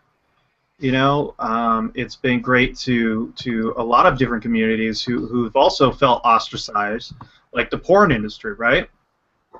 So there's just it's a great many things. Just a consumer revolt would probably do a disservice at this point. But it's a community of friends. It's a group who wants to do charitable work. It's a group of people who are fighting for what they believe in. And it's a group of people who want to see new things that they've never seen before that the industry is not allowing them to see because of the consistent breakdown. And that's what really stifles diversity in gaming, is these people having control over it. And yeah, I think eventually we'll get there, you know, but it's going to take some time, and it just is going to take a you know, we're going to have to keep at it. It has to stay relevant. That's the big thing. It has to stay relevant. So yeah, all right, I'm going back to eating. Yeah, so we're gonna move on to the next topic. I don't know if you saw this, but Extra Credit tried to basically shit on the gamer identity again after we've seen the Gamers Are Dead articles. Extra Credit are basically doing the same. And after they did, I saw the video, and it's just horrible. Total Biscuit came out and he wrote a tweet longer, and now Extra Credit is going after him. The funny thing is, though, that Brian, I think, gave me this, is that Extra Credit is losing subscribers while Total Biscuit is rising in subscribers. So they're on the wrong side of history. They're fucking up. I don't know. Well, it's just a classic one, you know. Extra Credits. I don't understand why people were subscribed to Extra Credits anyway. I wasn't. He doesn't seem to have anything to do with games. Just talking about them like a science project from the outside. I was never subscribed. I didn't know he existed before GamerGate, to be fairly brutal. He's obviously a phenomenon of our opponents, and people had kickstarted him for more than $100,000 several years back. One of those was to be an advocate for stopping the censorship of games and all this stuff, you know, that thing, and revealing corruption. Oh look, who did a better job than that? The gamers, because he didn't fucking deliver despite being funded. Now, going after Toro Biscuit... He funded his own game. Yeah, he funded his own game. That's what he did. So he actually made a game finally? I think he fell through with the project. I believe the project fell through and he took the money or something. Another non-delivery guy. He still hasn't paid a game. Alright. And yeah, the last few days he went after Toro Biscuit. He made a bunch of accusations. He slammed GamerGate at MagFest in a small conversation that someone recorded and released. Like, oh, GamerGate, you know, and then he goes after Toro Biscuit. And people start tweeting to GamerGate people, well, why aren't you going after Toro Biscuit for this? And then GamerGate people start linking him, saying, well, here's why. Toro Biscuit's talked about it before and nothing happened. They go, yeah, GamerGate's right. And then they all start unsubscribing from Extra Credits. Toro Biscuit tweet longers back and slams him. And then he makes another bundle of foolish tweets, this time using the Extra Credits Twitter account. And Total Biscuit had said, I'm off for chemotherapy, I'll be back in 2 days. And Toro Biscuit must have came back to watch, saw it, and wrote another tweet longer and absolutely massacred him. It was incredible. But the fun thing was, Extra Credits is quite a large channel. You know, it's like, what, 200,000 subscribers or more? And Toro Biscuit is 2 million. Now, you would assume Toro Biscuit has significant market penetration. It's difficult for such a large channel to continue to grow. You would assume that Extra Credit should be able to grow quite quickly. When you look at the growth rates of their channels, Toro Biscuit was growing more than twice as fast as Extra Credits. Extra Credits went negative yesterday and started on net losing subscribers every day. Which is an incredibly hard thing to do, by the way. Yeah, I just want to bring that up. When if you actually look at the sides behind YouTube, there's a certain point. I think it's at 100,000 or something. You're so ingrained in the system that you will have a consistent fluctuation of about 1,000 or so subscribers, or at least you're supposed to. It's probably gone down over time, but during more like peaky sort of YouTube times, it was 1,000 growth, just overall, and it peters off at around 200 usually for most channels. There's like a peter point, unless you're like somebody big, like Total Biscuit. He's really out there. But to have a loss, I saw they were at a 500 a week loss or something like that. That's pretty spectacular. That's a fucking feat. That is people going out of their way to unsubscribe to that channel. Well, you gotta remember, people like extra credits only really pander to an extremely niche part of the gamer demographic, which is basically those people trying to push that gamers are art. I mean, there are some, even when they were part of the Escapists, it was so easy to pick apart their arguments and whatnot. Or it's like just how they do things and explain things and talk down to you and sound like the fourth member of Alvin and the Chipmunks who was kicked out for heroin abuse. Jesus Christ, that voice. It's like... I'm laughing. I just have my mic muted. But, yeah, I mean, it's like... I don't really think they were that... I mean, it's like they had that group with the whole, games are art and then a shitload of pretentiousness. That's basically what extra credits is, to a T.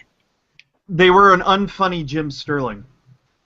And that's if you like Jim's particular type of humor. Not even that. I mean, the problem is they want to remain calm and polite, and it prevented them from, actually standing up to the serious problems in gaming, which, like a big example is how they tiptoed around the whole Mass Effect 3 Day 1 DLC.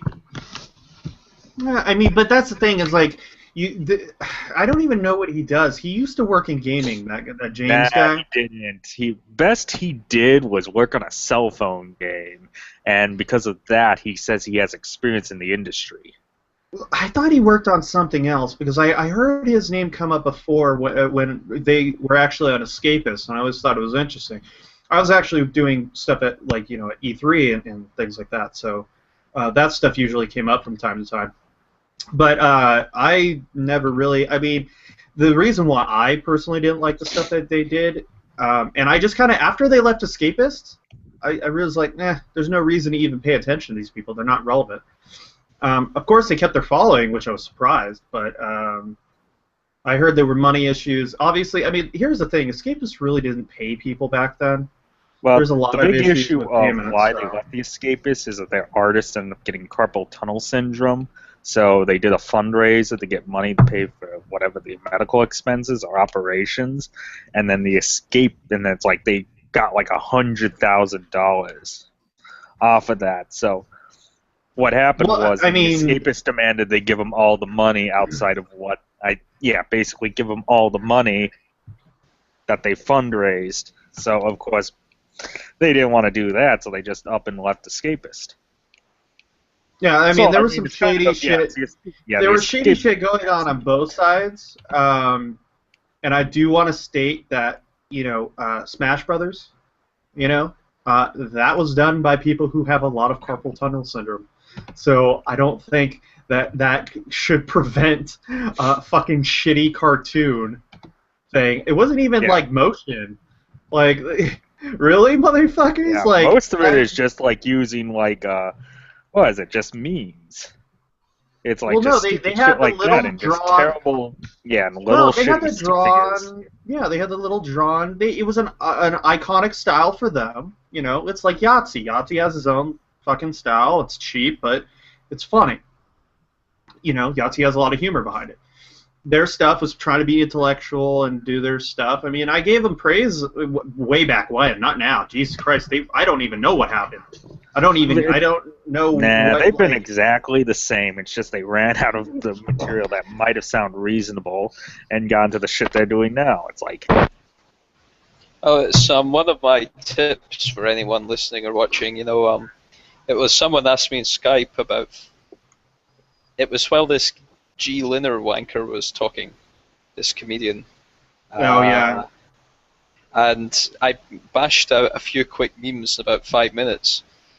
And they go, "Wow, you're fast." I said, "You want to know the secret? I'm lazy as fuck.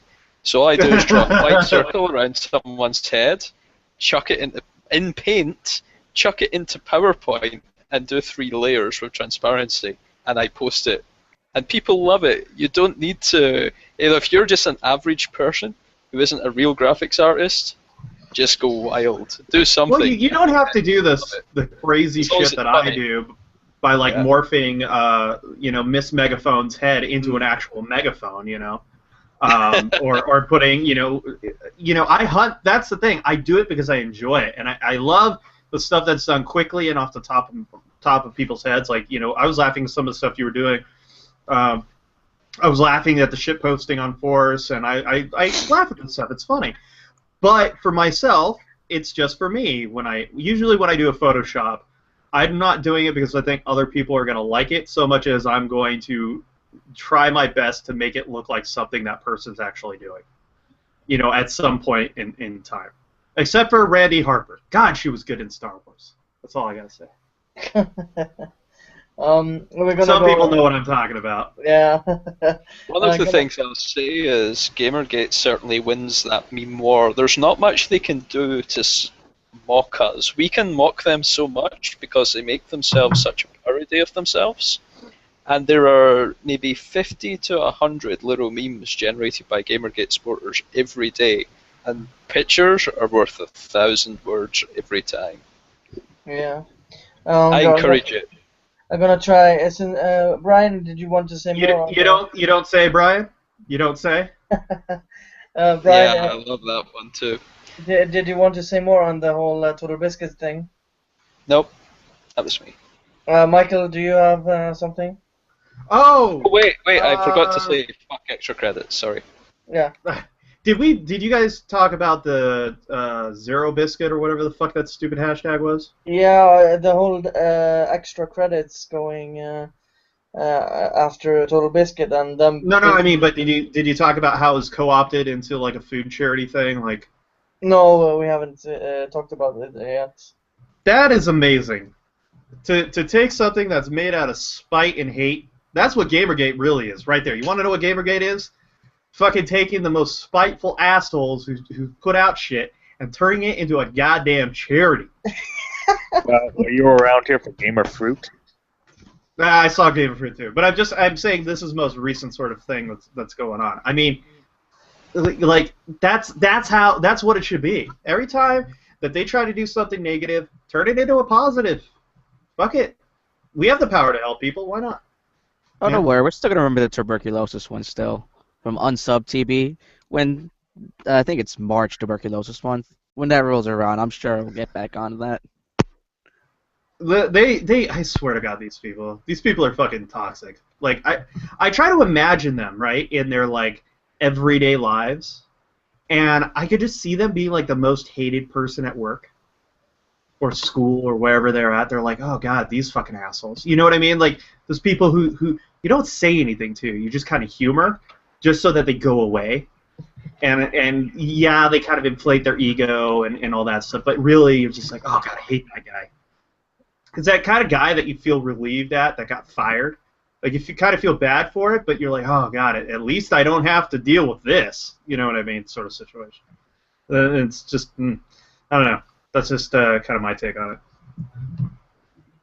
it. Jamie, did you want to chime in? On Total Biscuit stuff, not really. I mean, I don't know what the status is of his lion. It's about the only thing left. Like there was a small little drive to get him a lion with a monocle and a hat. I just don't know if it's still around or if it was taken down. To get him a lion? Wait, what? A plushie with a lion. Yeah, It it was a was plushie. yesterday. Yesterday it was up. I retweeted it. Wanted $350 trying to give Total Biscuit something cool. Yeah. Because at one point they were just talking about sea lions and just kind of transform into lions. Total Biscuit, and people went, "That's a great idea. We'll send them lions." Okay. God damn it, people.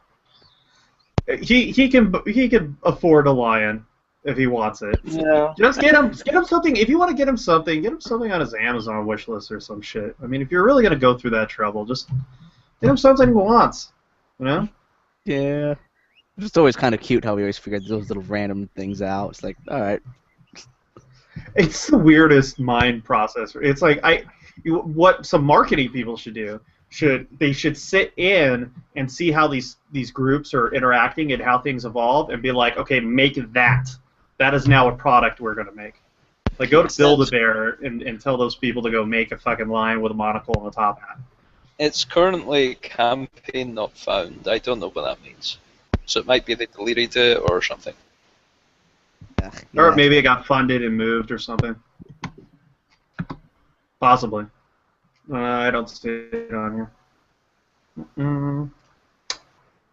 Okay. Somebody's linking me to the Pokemon soundtrack. That's interesting. Anyway. Black, did you want to chime in? If you unmute yourself. Black? I don't think he muted himself. It's not on the thing. He didn't say he was AFK. Anyways, I watched the whole video. I'm just looking at my comment. He's basically saying because we call us gamers, it's irrelevant because nothing else. You don't call people movie buffs or film buffs, but you kind of do. But gaming is an activity, just like sports or whatever. It's something you do daily, and wait. Are you talking about the Agents of S.H.I.E.L.D. thing? No extra activity. Or not? Sorry, not Agents of S.H.I.E.L.D. Sorry, Agents somebody of Balance. Sorry, I saw that somebody just linked me Lego Helicarrier, and it was in front of me. Never mind. But you're talking about extra credits, right? Yeah. That's what I meant to say. Sorry, there's this thing in my family. We do that weird mixing of the. It's just anyway. You get the idea. Anyway, so yeah, extra credits. Yeah, they did this in 2006, and they did it in 2012, and I guess now they're doing it again, 2015. Whatever they're saying that the gamer identity is not. Yeah, because you don't call people a booker or a filmer. But there's a difference between a gamer and somebody just watching movies. I mean, you can. Wait. So, moviegoer? That's not a thing? Oh, okay. Streamer? Golfer? Yeah, exactly. That's what I'm saying. Language. How does it work? Yeah, it's him just doing wordplay and being pretentious. Yeah. And, like I said, that's all you need to do. If you need to describe extra credit in one word, pretentious. Sheep fucker? Yeah. If we're gonna talk about extra credits, no, because it's an it counts. He also what you're using is a noun and a verb, so that would be two. It's two, but I mean sometimes you need to. Well, I said sum up extra credit in one words. I'm keeping. Sum it up in one word. And if he can do it better than pretentious, if he can find me a word that sums him up better than pretentious, I'll be impressed. Flaccid. Well, he also said that gamers don't game in public, so therefore people are embarrassed to be a gamer, and that he basically also reinforced the stereotype that it's just a boys' club trying to exclude people, which is total and utter bullshit. This guy has never taken like any public transportation. Has he? Yeah, has he ever had a like a handheld system, like a 3DS, PSP? Wait, not even that. Your phone, like everyone's playing games on their phone. Wait! Is that guy from San Francisco? Is that guy from San Francisco, or where is he from? Because like if you go to San Francisco, that is one thing you got to give credit to those people. They're always on fucking some sort of video game system on the train. Like, Well, there's so tell many you fucking what. people. It's the same We in New can- York. Yeah. We can self-fulfill John, was it Paltrow's prophecy? If he wants to be excluded from a gaming event, we'll set one up just to exclude him from it if it's so important. No problem. Yeah, and Hey, you guys want me to make one? I'll fucking make it. I have We'll experience. make a GamerGate convention. Call it just GGCon. Good games. um, No ball pit though. he also said that he compared music to games. But the difference between us two is because music has been there since the dawn of time, and games have been there for 40 some years. And Well, people who play musical instruments are musicians. yeah, exactly. I don't know where this guy I- gets off. He's I just a was pretentious just bugger. going to get to that. Maybe he doesn't like the idea of it being gamer, like boxers and stuff. Maybe he wants us to be gamesicians. Yeah, I don't know what the fuck. Yeah, Could And be I- a fucking thing. I don't know. And it says because you can read a book in public and listen to music, but back to that. But we can't play. We're embarrassed to play games in public. I'm not fucking embarrassed. I just don't often feel the time or the need to sit down in a restaurant and play my Vita or something. Well, And usually you're going to be having other people there to converse Yeah. with and do something. If you're by yourself, like on public transportation, yeah, you're going to be probably playing a video game. But if you're with other people, society usually dictates that you interact with them, unless, granted, with the advent of cellular phones, that's becoming more and more optional. But yes. for the most And, part, yeah, you're supposed to interact with people. And he also says that it's toxic nature basically. But just think about it for a second. Games are competitive, but there's a difference between trash talking and trying to get the other person off his game or her game and harassing someone. So yeah, I mean, sports. It's pretty known that they do this in sports, and doing this in games is suddenly harassment, which is so fucking stupid. I mean, Jesus. I was planning on doing a video like this, but we also did a video on this. But it's so fucking stupid that it's facepalming. I kind of, yeah. I don't know if I should do. Yeah, I got too much video work on my plate. Don't even bother with him. He's an idiot. Yeah, because you can get a headache because he's a fucking idiot. Sierra, did you watch the video, by the way? I'm kind of rambling here because I'm fucking angry. Sierra? Yeah, sorry, my husband was talking to me. Yeah, he seemed rather pretentious to me because not only was he saying, "Oh well, we should," I mean, what's up with calling yourself a gamer? There's no such thing as a booker, or but toward the end, he was even telling people that, "Oh, you shouldn't be talking about, you know, having sex with someone's mom just because they like Xbox and you don't," and it's like, nobody does that. Who does that? I mean, there are people who do that. Just, Yeah, I believe Really? studies have shown that people who have Xboxes are much more likely to partake in incest. Yes, some people do have sex with your mom at times. It is going to happen. Meanwhile, people who use Sony products are into bestiality. You know, it's kind of funny. I did a lot of research on this in Japan's 2chan stuff, and they like called they have like different names. Like the Sony people were like cockroaches, kakiburi. Yeah, it's all is based this on a kanji. So yeah, for some reason Sony morphed into cockroach.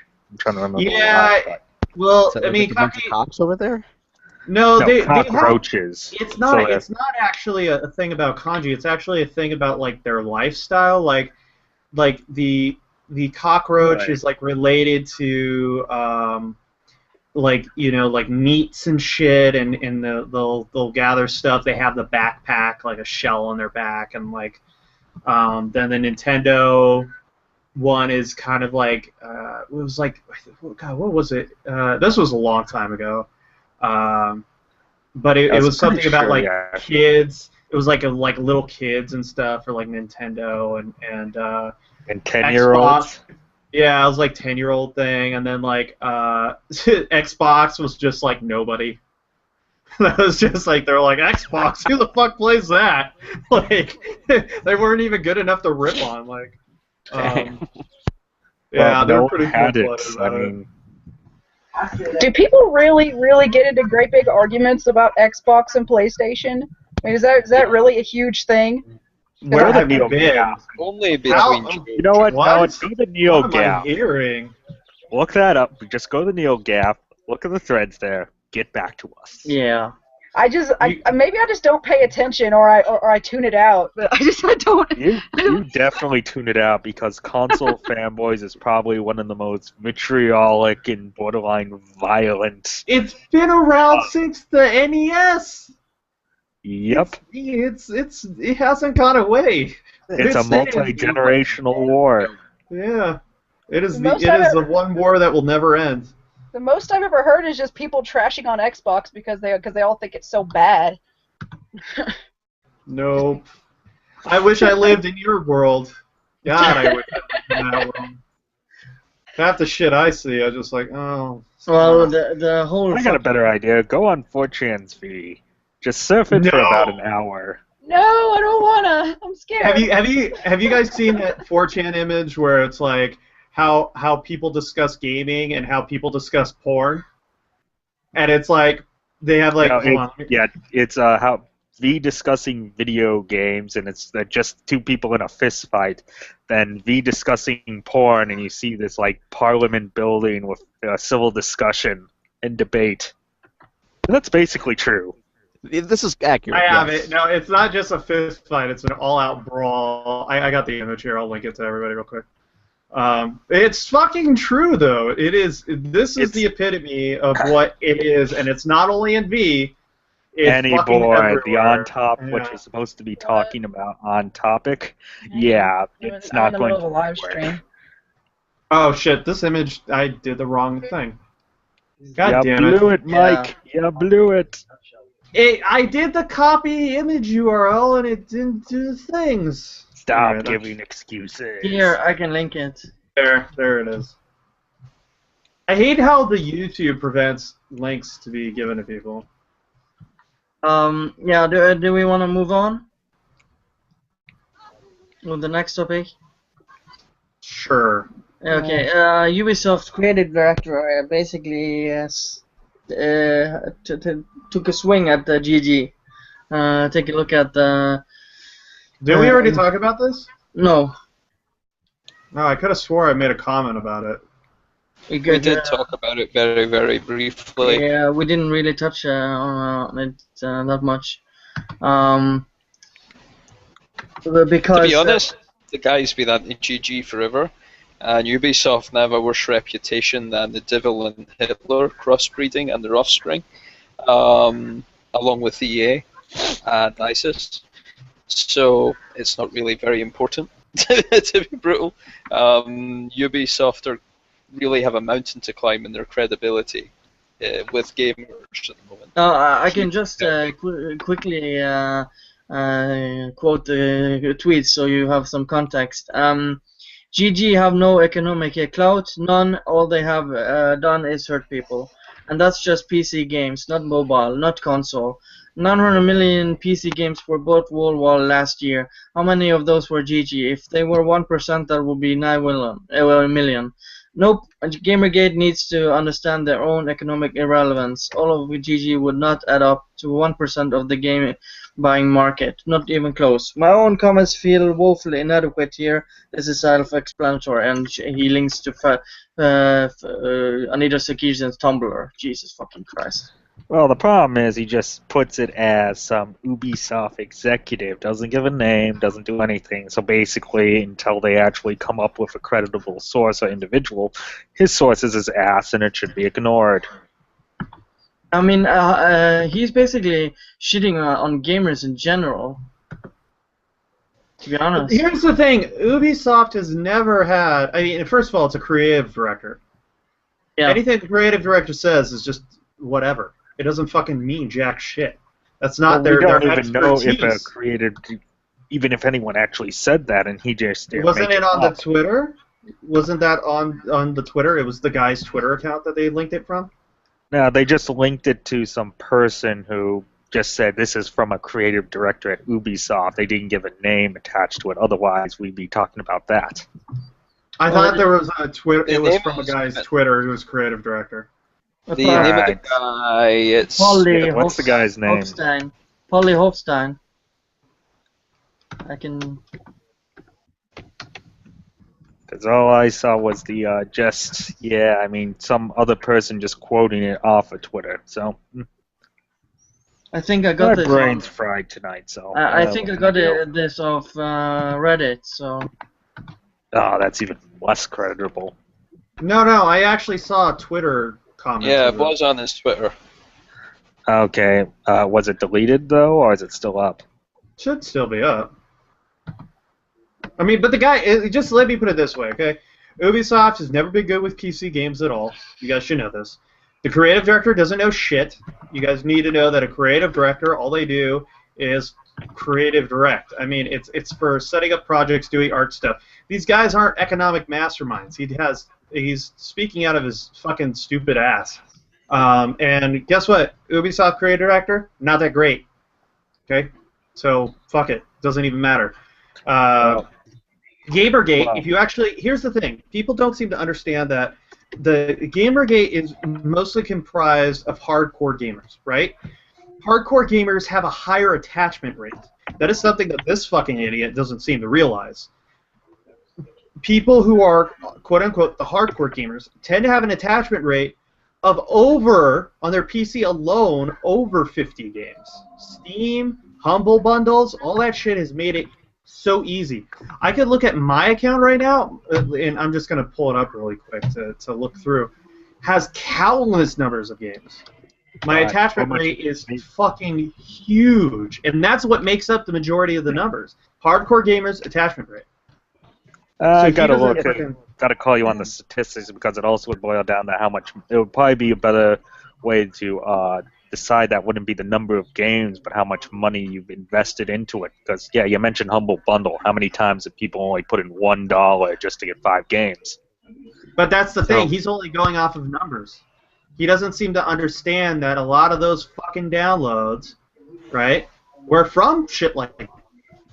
Well, this is the conundrum. I play in 4 or 5 clans and things, and they give a very warm reception to GamerGate. And these are people who were willing to put the full $150 for the Founders Pack of MechWarrior, or to buy the $200 spaceship of Starlancer. These people now are not inclined to kickstart a single project because they feel it's a mess. They don't trust anyone that hypes it. They always didn't trust the press, but now they've got a reason to hate them. They may not be sitting on Twitter. In fact, very few of them ever touch Twitter because they view it as a type of cancer. So, kind of. But these are the people who have level 100 plus Steam accounts. They are all in their 30s to 40s. They're all married with kids, and they're passing that message down that be wary of games journalists. They're full of shit, and they're corrupt. And they are the people who buy games when they're brand new, and therefore are the most valuable customers. So someone said to me last night, I don't understand why console manufacturers haven't went for populist media line, because console manufacturers sell to the broad market. Steam also does now. But and I said, well, the problem is, on the first year of release, idiots like me who are, as hardcore gamers, will buy every console that comes out at a premium price. We're the people they need to sell to. And the fact that we buy it first means that the first few games get rolling, and then in the second year and the third year, the casuals come. because it's a little bit cheaper and they don't make as much money from them. Yeah, I mean, they have no concept of any of the little pieces that go into it. Here's the easiest thing that I could say exemplifies this recently. Life is Strange just came out, did not make top 10, and they're blaming GamerGate. And you can take a guess at what kind of game it is that did not sell on Steam, because they don't know who actually buys games. They're blaming GamerGate for a game not being bought because they're fucking idiots. And the thing is, actually, you know why nobody bought it? It's because the way they're fucking marketing it. You see how they're marketing it? The only person that knows how games sell on Steam is Gabe Newell, and you bet he knows exactly who his audience is. He ain't a fucking moron, and he loves talking about marketing and who buys products. That's why he set up Steam. You watch his things, he loves to know it, and he's a hardcore gamer. By the way, I double-checked it, and this guy is creative director at Ubisoft. So. All right. Yeah. Well, my question is, how is he allowed to actually publish this then? Because I thought idiots. Because their PR teams are fucking terrible. You see, people don't seem to understand one of the big, underlying issues with a lot of these guys. Half the budgets in games go to PR teams that don't fucking do any work, and the rest of the marketing stuff that they also put their money into, it's marketing and PR, I'm sorry, is terrible. It is goddamn terrible, and they waste so much goddamn money, and it's people, if you look into it, that you probably should be looking into. It's same people who did the Life is Strange trailer. Have you guys seen that? Not yet. No, I haven't bothered. Pretty much like garbage. Although, yeah, well, they I were get back to I wanted to get back to the previous point of then, yeah, I mean, if the PR is incompetent, is this guy going to face any repercussions for, basically dragging Ubisoft and the GamerGate argument when, for the most part, they've been silenced because I assume they've had all their employees probably sign things like non-disclosure forms. Well, no, because that's where I would come in and be like, that's the thing. I don't know if Ubisoft did it. I know a lot of other companies did, but I have no clue on the Ubisoft side. If they actually got it's like you'd want to avoid getting into a controversy like this, since you've already got enough problems, so this creates a new fire. Yeah. I actually have an unlisted to the life. Wait, what is this? Life is Strange. Why did they link me into this? I guess the question is, would it be worth it to write Ubisoft now about this guy? Yeah, do it when it happens. That's always the best. Sierra wanted to bring something up. Before she talks, I've been trying to get this 100% verified, so I'm working on it. But yeah, go ahead. Okay. Well, as he said, none of this is absolutely verified yet because I wasn't there, and the person who told me about it wasn't actually there. But oh boy.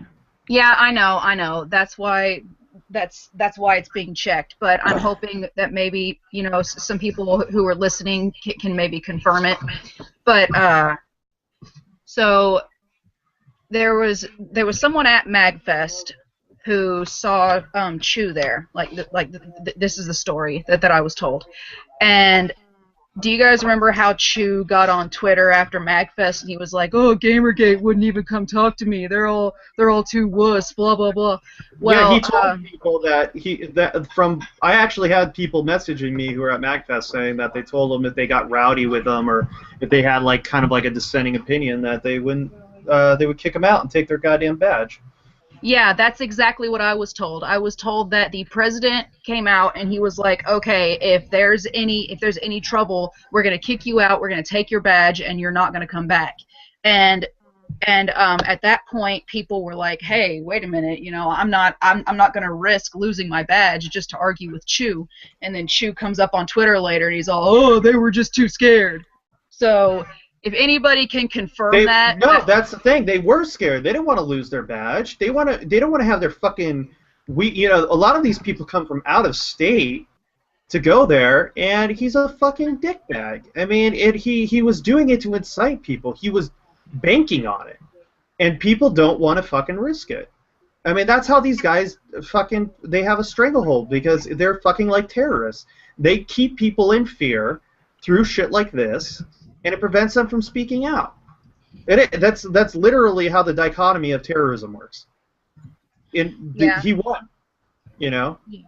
I wish somebody fucking threw a shoe at him or something. He's a fucking... A shoe at you. Yeah. No, I don't want to incite violence against people. Hey, Even if people could throw a shoe at President fucking Bush, they could have thrown a fucking shoe at Chew, okay? Well, that was a different culture in Iraq. You can't do that in America. Well, goddammit, we need to bring shoe throwing to America. Well, then we'll probably need stuff like Sharia law, and you're going to have fun trying to get that in America. No, I want shoe throwing. I want a new law that says when somebody's saying something stupid in a public forum, you could throw a shoe at them. One shoe. You get one. All right, we'll get Shoe on Head as our spokeswoman for this. Yeah. Yes. So, All right. Well. Did you want to say more on this, Sarah, or are we gonna move on to the next topic? No. I just wanted to bring that up because I noticed that the next topic was about what happened at MagFest, so I wanted to bring it up. Yeah. But I'm gonna. Speaking of segue, oh god, this is gonna be terrible. I'm gonna go ahead and hop off of here. So Yeah. Okay. We're not gonna continue on for much longer, but yeah. This is the second last topic, so yeah. Alright. Thanks for coming, Sarah. okay, thank you. Bye, guys. Yeah. Bye. So this has actually been verified. There's actually been harassment of pro GG cosplaying as Vivian James at MagFest. So yeah. Yeah, MagFest was, I think. I guess the question is, what sort of harassment, and was it recorded, or is it just eyewitness accounts? It's been verified, so it's. People were tweeting about it. People, anti-GamerGate people, were like, "Oh, I almost felt sorry for like flipping off the person dressed as Vivian." They were calling the girl a man. Yeah. It's like, I mean, it was a Middle Eastern girl who's also a lesbian. Like. So it was verbal harassment then. I wouldn't. Well. Verbal. I think there was verbal more than abuse. that, I think. In the Reddit it says she ran into a lot of people, even a few groups, who would repeat that shit. That would do group bullying and stuff like that, which is not fucking okay. Yeah, they were telling me. I'm quoting. Were telling me to fuck off, get fucked, go away, etc. She also got a death threat that's actually being handled. Yeah. So this shit is not acceptable. But there's no women in GamerGate. I thought that was how the rule went. Well, that's why they said she was a man. See? Ironclad logic. Unfortunately. Oh, man. People are also working on this other story. It's kind of related. I don't know if you heard about the Schoolcraft attack. Oh, yep. What now? So, basically, in Michigan, a club, which is Project Playham, very clever Fight Club reference, basically were doing their kind of club rush. It's what a lot of universities do. Trying to get people involved and things like that, get them to join the club. And what ended up happening was somebody came over, bright red hair, black rim glasses, talking to the president. Said, oh, you know, asked normal questions. Person was suspicious at first, but answered all the questions. And then the person was like, well, how do you feel about your gaming culture promoting misogyny? You know, talking about, and he's like, excuse me? And she's like, she brought up GamerGate. And then he said, yeah, I'm pro GamerGate, right? I'm strictly pro GamerGate. And I guess a lot of us are, something like that. So she says, you're the part of the problem, and walks away before he could really say anything. Later on, same girl comes back, very noticeable red hair and glasses, with a can of mace. Ends up, quote unquote, accidentally. Oh, sure, go ahead. Yeah. This, later on, this was the theory. The guy said, yeah, I went for lunch. I was away for 2 hours. I came back and the place had been evacuated by the fire department because mace had been sprayed. It had got into the AC and it had given someone a reaction. Yeah, so everyone jumped on it as, first example of real life things. And he later went on to 8chan and released a YouTube video saying, I was a guy, I was wrong. Oh, yeah, he spoke said I to was this. wrong. Yeah, he said, I did originally say I was trying to confirm it, and he kind of thinks everyone jumped on it a bit, and he had proposed the theory that it was the same girl while he wasn't there, but that wasn't the case. What had happened, apparently, is a group of girls who had got the mace were standing outside the convention center, and they decided it would be fun to play with a mace can. And one of them set off their can of mace, and it went through the air conditioning system and went into the hall from outside. And it was not. That's a totally different story from people saying yes, one of the people were getting maced over by the game club. Exactly. This is why you need to watch the stories and make sure everything's verified. But that was from people at the. Wait, that was from people at the school, though. Eyewitness testimony is dubious at best. You need hard evidence. This is the thing. Like a police report on video. And I sympathize with people saying that was a big incident because there were the 2 interviews of people saying that it was her, and it appears that in the investigation they were mistaken. It was a different person entirely. Yeah, well, that's why I tried to say. Apparently, it wasn't. So apologies to that anti-GamerGate person. Yeah. It wasn't you. Yeah, well, it was kind of just stupidly spoken because the guy spoke about the story about the girl and then transitioned to, then this event happened. He never said they were correlated. He just said, well, this is what happened. And I think he was trying to explain why he was away from it. And then I feel like that's what happened because if you watch his video, it's just like... Well, you still have to watch what you say because if you go to one point and then another, then people are going to assume that they're... But I read that thing twice, and he said specifically that when he came back, his buddies or whatever said that the same red-haired, thick-rimmed glasses girl came back and maced them. So that's a fucking huge difference. And then they had 2 videos with witnesses and people who were talking about how that happened. So what the fuck happened in between the witnesses and that to where, I don't know, that sounds really fucking iffy to me. Worst case is they were trying to frame the girl who was anti-GG, which, depending on how things go, might have been the case, and yeah, that's not good for us. Well, at least we. If that's the case, I haven't been reading on the thing today, so that's why I didn't. The issue here again is whatever you read, take it with a grain of salt. Yeah, I made a video about it, and not even that. I mean, you shouldn't even report on stuff that's unconfirmed like this. I mean. But it was confirmed by. They had 2 videos of people confirming it, and they had other people from the school. Eyewitness accounts are not reliable. If they can convict a guy for murder, I think they're semi-reliable. Yeah, well, we know unfortunately, because people just can't lie and there aren't false convictions. I think the point is flawed. We can't fault people for assuming, or not even assuming, but taking that. We can't hold them accountable for that. That was more on a public speaking part, but as Michael said, that it could have been a different video that I saw of the different person that actually posted it. The guy in the video is saying, I never actually correlated these 2, and if he did, but he said, I remember him specifically saying he was looking into it to make sure, but from what everybody was saying, and he was like, I'm going to get video. He went and got video, and he went and collaborated the story with other people, just asking him, hey, what's going on? So that shit sounds fucking iffy as fuck. Yeah, unless you have a video of her macing people, but macing people like they got of Chris Chan, then yeah. Well, I mean, what's the likelihood of that, though? I mean, like, You'd be surprised now with how many cameras are in cell phones.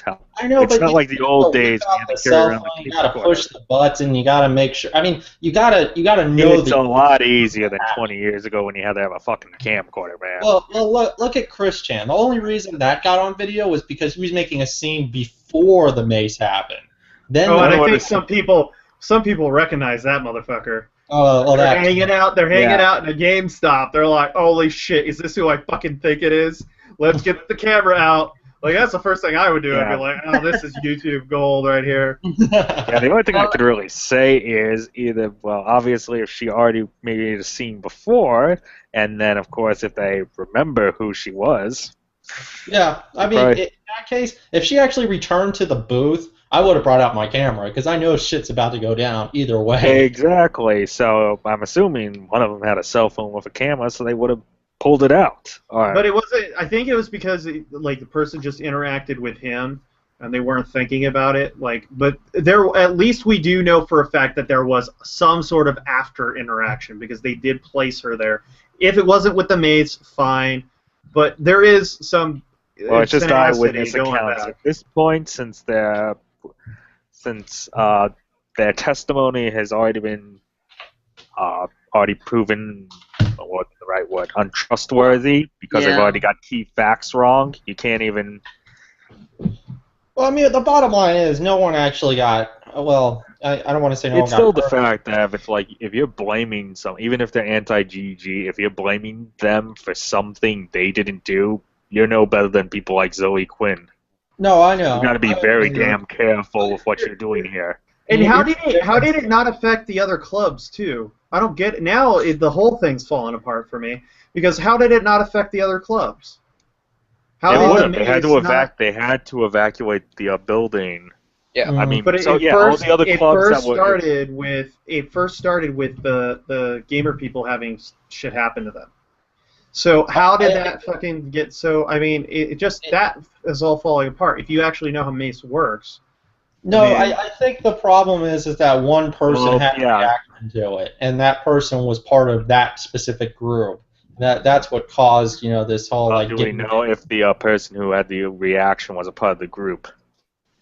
But when it gets I question any of it. Everything should be questioned. Exactly. I mean, at this point, what the official report is, you had some girls fucking around with mace outside. It got caught in the ventilation system, which then sprayed the residue of the mace within the facilities, which then caused someone to have an adverse reaction to the residue of the mace. And thus, it had to be reacted. I mean, the building had to be evacuated because of it. Well, but he said he went back into the building, and that's where he met them. He went back to the same spot. So there's. If he said he went back into the building, and then of course it was already evacuated. You're right. This is all falling apart. Exactly. Wait a minute. What he said earlier. One moment. What he said earlier. I'll give him a shoe. What he said earlier was, I came back after eating. And he started asking people what happened. Now, okay, fair enough. After eating, did he say he went back into the building? No, or did he just say he specifically said that everybody saw him, and they were like, "Oh God, he's back." And then they told him, that wasn't what he said. Let's not you said he went back into the building. So what he said is, and the problem here is there's Chinese whispers between KIA and 4chan. So it's 8chan. So it's originally dumped in 8chan. Someone else made a KIA thread and was feeding all the information, made various entertaining changes to make it bigger. Okay. Yeah, that's the difference. Instead of linking. So Reddit basically stole it and made it more entertaining. Yeah. Yeah, whoever was the author, I don't know. And Granted. what he did was... Well, I'll give Reddit some credit. They usually just steal stuff. And people kind of dropped the hint that it was the girl. And perhaps they were just joking with him and he took it seriously after seeing this happen. I found I love it. I only read the 8chan thing. I only saw it on 8chan. I don't know what the other thing was. Very specifically, they had the story laid out. He said, I'm this dude, blah, blah, blah, blah, blah. This is what happened. There was no other thing with it. He specifically said, I'm trying to find it right now, but that was the key thing. He specifically said that he, in the chat? Yeah, like in the chat over here, I found the archive from 8chan. It's, as you said, very, very laid out, very obvious. Even says 1 hour later, he returns to his booth. Friend suddenly rushes at me and tells me a crazy lady sprayed mace / pepper spray at someone for no reason. Just flat out first post. Yeah. So I mean, a lot of that. This is what I. So then, most likely, what happened is that one of the girls, I mean, whoever did it, then from that one, so all they heard was some girl sprayed pepper spray, and when you think that, you assume that they sprayed it at someone and not just into the air where it got into the ventilation system. So then he obviously then made a lot of assumptions that it must have most probably been the girl he had the argument with, since who else would just spray people with pepper spray arbitrarily? Says, was told the lady who did it had the reddish hair and glasses. So then that basically means they lied. Is a specific character description. I mean, that's why I'm sitting there. I'm like, this is all fucking really he weird. was told by someone else, and he took them at their word, and he was wrong, and he was probably played for a bit of a fool, which is on his head. And then when he investigated further, he redacted it because he found out he had been played for a fool. He didn't want to blame someone for something they hadn't done. I would pitchfork the fucker who told me that then. That would be his friend. Well, I would beat him in the fucking head. What the fuck are you doing? My problem with it is all we have is that it was a redhead, okay? I mean, that could be multiple redhead people. with black glasses. Not only that, I mean, oh, come on, that's common as fuck, but not only where that... I'm from, Jesus. Where the fuck do you live with a redhead? California, some chick with red hair and black glasses, that's usually a warning sign. Like, they're rare. You know them automatically. To me, I don't even think it's worth talking about because it's not a GamerGate related issue. It was just an accident, and that's all it was. It was just an accident. The reason why it was related... Bottom line is, no one got slandered for it. We just had like a very vague description of someone. This should blow right under, but people are, they're still going. It's going to be blowing up, and it should also be a lesson because it's again people just listening, and believing. They took this guy's story at face value, and now since it's something that would benefit GamerGate, so they suddenly assume, oh, this anti-GGer maced the GGer just because he said he supported GamerGate. And that's that was the narrative people wanted. Exactly. That's not how it started. If you actually read through the thread, everybody was like, bullshit, bullshit, bullshit, prove it. Bullshit, prove it, bullshit, prove it. Like, I'm looking through, there's over 200 comments saying, bullshit, prove it. He's like, I'll get the video to you guys, I will do interviews and get the stuff going. He did do that, and that's why I'm pissed off. There's so many people collaborating on their side at the school level that this shit's going down.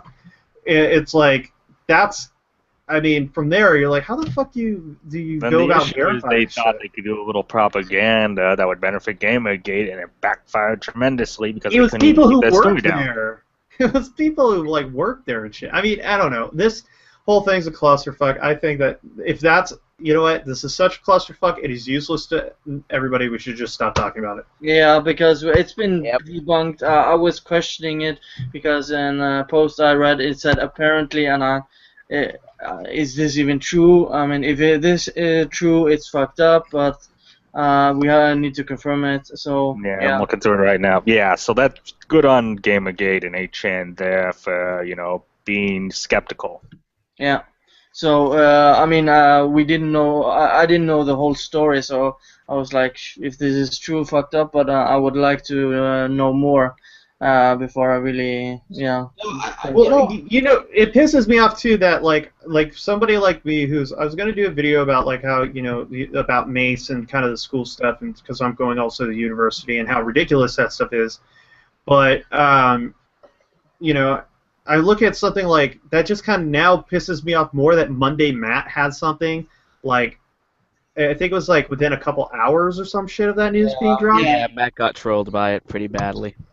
Yeah, not got trolled. He profits off of every single fucking video like that. It's just. Well, you know what's weird to me is why GamerGate is so thirsty for them to get assaulted, because there's so you won't find a GamerGate example of someone assaulting someone else, but there's already like what 3 or 4 versions of these so-called these high horse elitists that have been in the past in some shady shit. I mean, Brianna Wu's husband's fucking crazy. You got Zoë Quinn possibly alleging stabbing someone in the face. And then you got fucking, Chris guy spacing someone. We already have incidents like this, guys. Let's not act like we're so thirsty for this. I think what it is that people. The problem is none of those have been physical. They want a physical representation of the shit that we receive online. Yeah, but I feel like we already have it. I mean, that Chris guy was a great example. Chris isn't related to GG. Yeah, he is not. He is just. He is his own insane. special thing. He is a guy who recycles his own semen. No, on camera for people to watch. He's basically, if you want to make an argument against government waste, he's your poster child. Government waste? What do you mean? He's How on does he get welfare. money? He's on, I believe, Social Security disability. Yeah. So yeah, our taxpayer money is paying him to buy a lot of toys and Legos. I gotta get me on some of that shit, boy. Well, gotta start getting high autism. Yeah, that's not gonna happen. That's not even like autistic. That's just like fucking, you should be in a mental ward level. Like you're a functioning psychopath. That's what it is. Well, that's the problem. Well, I think that's the issue with him. He doesn't, just because of how his brain's wired, he doesn't know right from wrong in that sense. But I mean, we have the other thread where that's been confirmed that someone who was harassing this girl. So it wasn't that big of a stretch, even though we didn't know the whole thing. But did they confirm that it was arrested, or was it just some person who just posted? Are you talking about the Vivian thing? Vivian thing is actually being researched by the cops, and the guy got kicked out for a death threat. This is confirmed. Okay, yeah, with the Vivian one, as long as, there's evidence there. Yeah, there's plenty of evidence, so that one's true. But the whole Mace thing... I wasn't sure on that, but it's good to be. Well, we've talked about this and pretty much debunked it. So last topic before we close the stream down. I mean, you kind of I don't know how much you want to talk about this, Michael, but the rest of us can. Basically, Nintendo just crapping all over YouTubers. And I just got them to partner up with the website. I don't feel comfortable about talking about that just yet. Just I'll give both the pros and cons. One, yeah, YouTubers and Let's Players are a fucking cancer in my opinion. And yeah, they're probably using the intellectual property of Nintendo to create content, which Nintendo could justifiably say, hey, give us a cut because you're making ad revenue off of us. So, of course, then. But on the other hand, you can have the YouTubers say, hey, we're basically showing your game off to the fandom I've created, so it's free advertisement for you. So, yeah, it's arguments both ways. I can see that. I mean, both sides make reasonable arguments in this one. So it really depends on who you like or dislike. In this case, I really don't care for Let's Players, so I'm thinking, yeah, Nintendo's in the right for this one. But I can definitely see how, Nintendo could probably use the Let's Players as advertisers and just let them keep the ad revenue as, beneficial pay. If they ever change their mind on it, if they find out if it's a mistake or not. I mean, I think it's good in terms of, because the whole Let's Play thing is a whole new experiment that we really haven't dealt with for a while. So Nintendo's pretty much around. Huh? Let's Plays have been around for how many years now? It's been like. Well, you say it's years. Been like 5-6 years now. Yeah, but I'm been a while. Like, I still see that as relatively new, personally. Not in the internet, trust me. In the age of the internet, that's pretty old because you remember we're getting an accelerated pace. Now, I mean, look at Minecraft. Minecraft was a $1 billion thing, and most of it was because of Let's Plays. Otherwise, that thing would have been a crapping ship. It would have been sinking. Nah, it originally took off because, Notch viraled the hell out of it off of 4chan, and then it spread out from there. But I feel That's like how Minecraft originally took off, because... I really feel like Let's Plays are still... because they don't know how to handle them yet. They really don't. I mean, the way... They're kind of just like, starting with something, they work with it for a couple of years, see if it's, working for all parties, but a lot of the parties just want them to fuck off while other parties embrace it, and it's really just indie versus AAA, of course. So I'm curious to what the end result's going to be by Nintendo essentially shutting off Let's Plays, because that's essentially what they're doing. I mean, you're talking about maybe a dozen people that could actually meet that requirement that I would consider popular, in my opinion. Well, the best is, they'd still be able to do the Let's Plays, it's just they wouldn't be able to get any ad revenue off of it, so it'd be basically, the person would be doing it solely because they want to, and they wouldn't be benefiting from it monetarily at all. No, that's what I'm saying, but they wouldn't. I don't see a lot of people that are going to want to. Yeah, exactly. So it means they're not even doing it for fun, which is kind of one of the antithesis of Let's Plays. They're just doing it for money. So fuck that.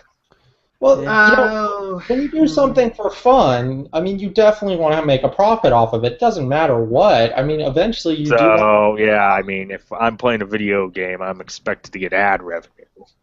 No, when you're playing a game for entertainment purposes and you got followers, yeah, I mean, you want them to support you. Wouldn't the reward is you're entertaining people, and wouldn't that be enough? No, Wouldn't we expend this to now you need monetary compensation? You can't survive off just entertaining people. I mean, how many comedy... Do you want to know why? A lot of comedians have other jobs. No, they do, but they still get paid. Actors they still get paid by whoever's sustainable. sponsoring them. No. No, not who's sponsoring, but who's hosting them. They pay them. I mean, not a lot. Yeah, it's individual. It's freelance gigs. What you're talking about, you can't really make that comparison with Let's Play because it would be a steady stream of revenue as opposed to freelance individual contracts for, say, if a comedian works a club. Well, what would constitute as something that you say would be for free and is nothing but, providing entertainment?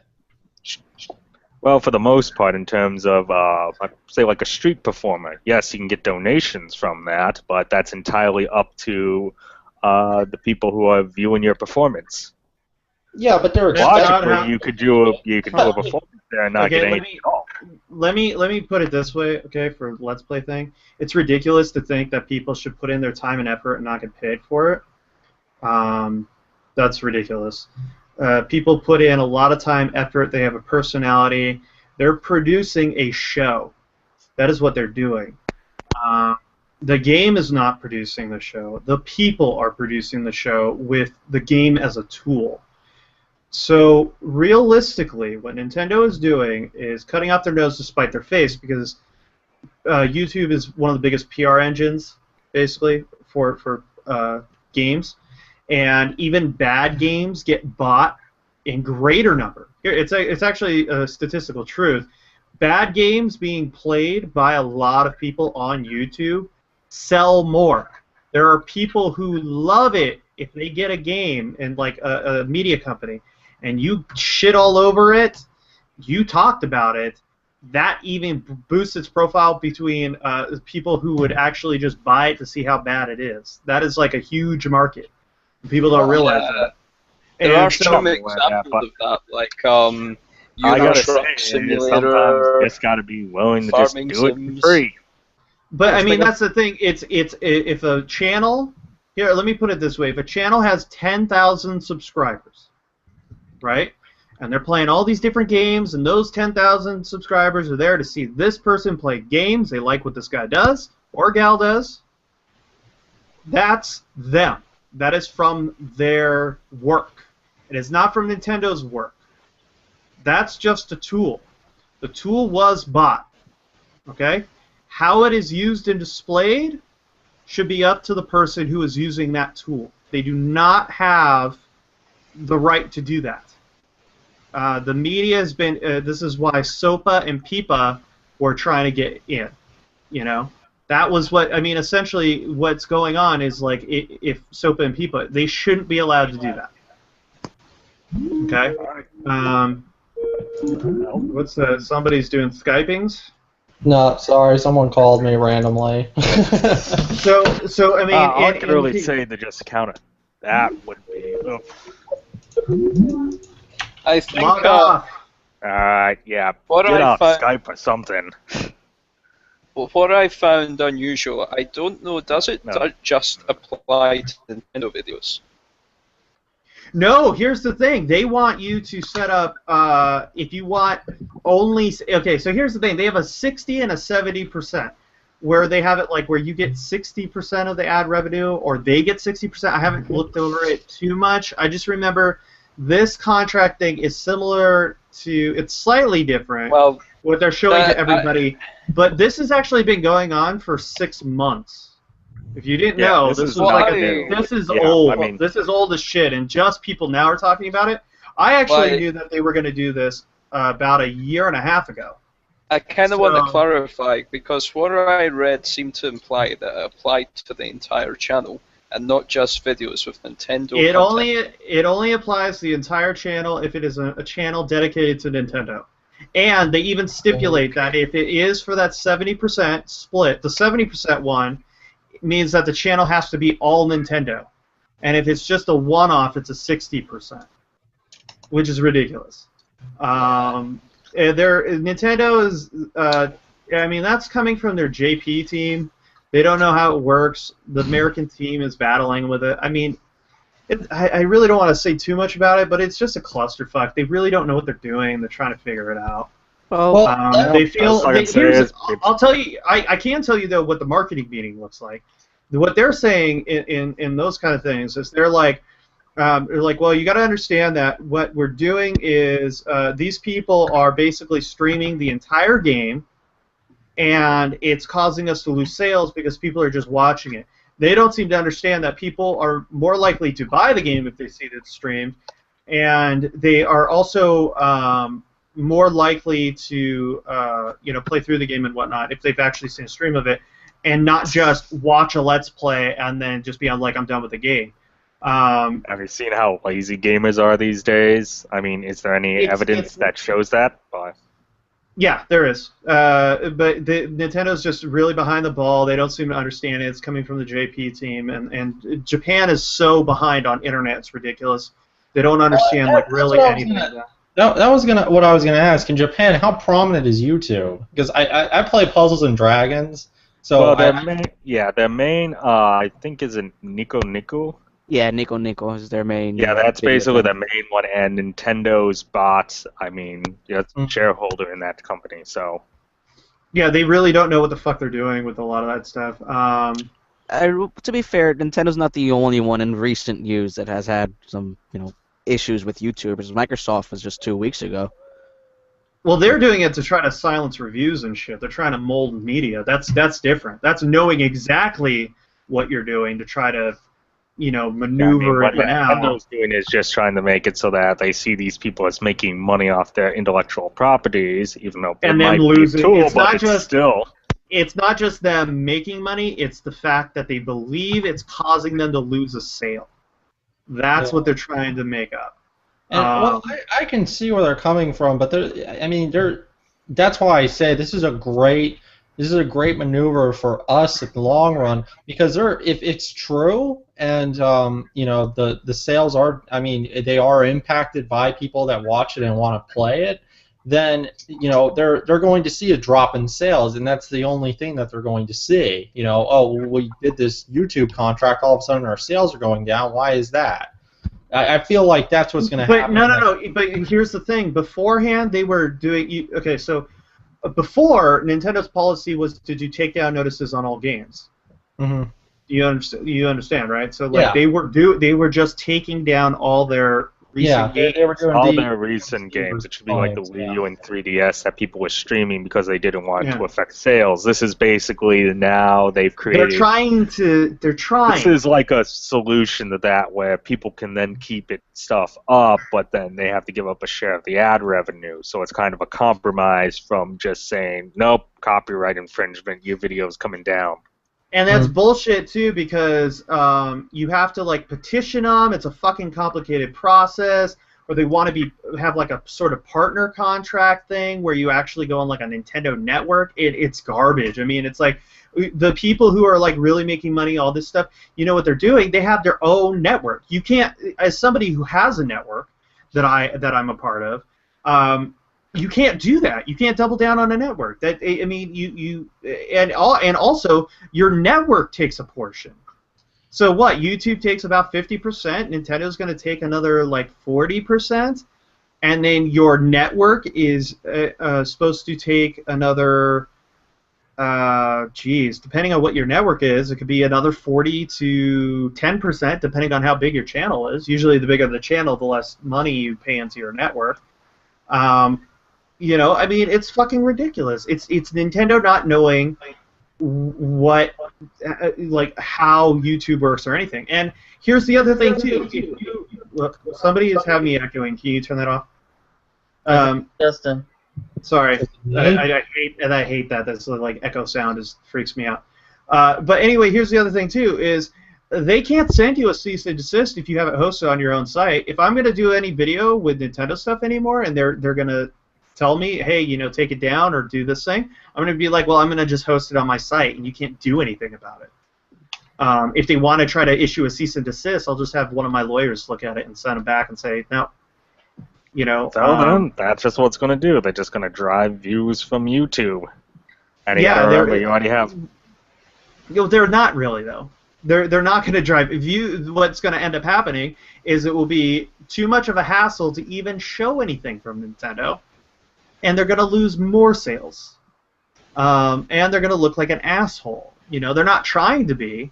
They think that this is a great solution. But it's not. And they don't seem to understand why. You know? All I can say is you just got to wait to see how the dice rolls then. Since you can make the assumptions, like they're making the assumptions. They feel that they'll benefit in the end. You feel they'll fail in the end. All we can really do is see how the community reacts. And there's also another thing that you guys don't know about too, where they can't actually, if there's a sufficient amount of editing to the videos, they can't even claim a cease and desist on the video.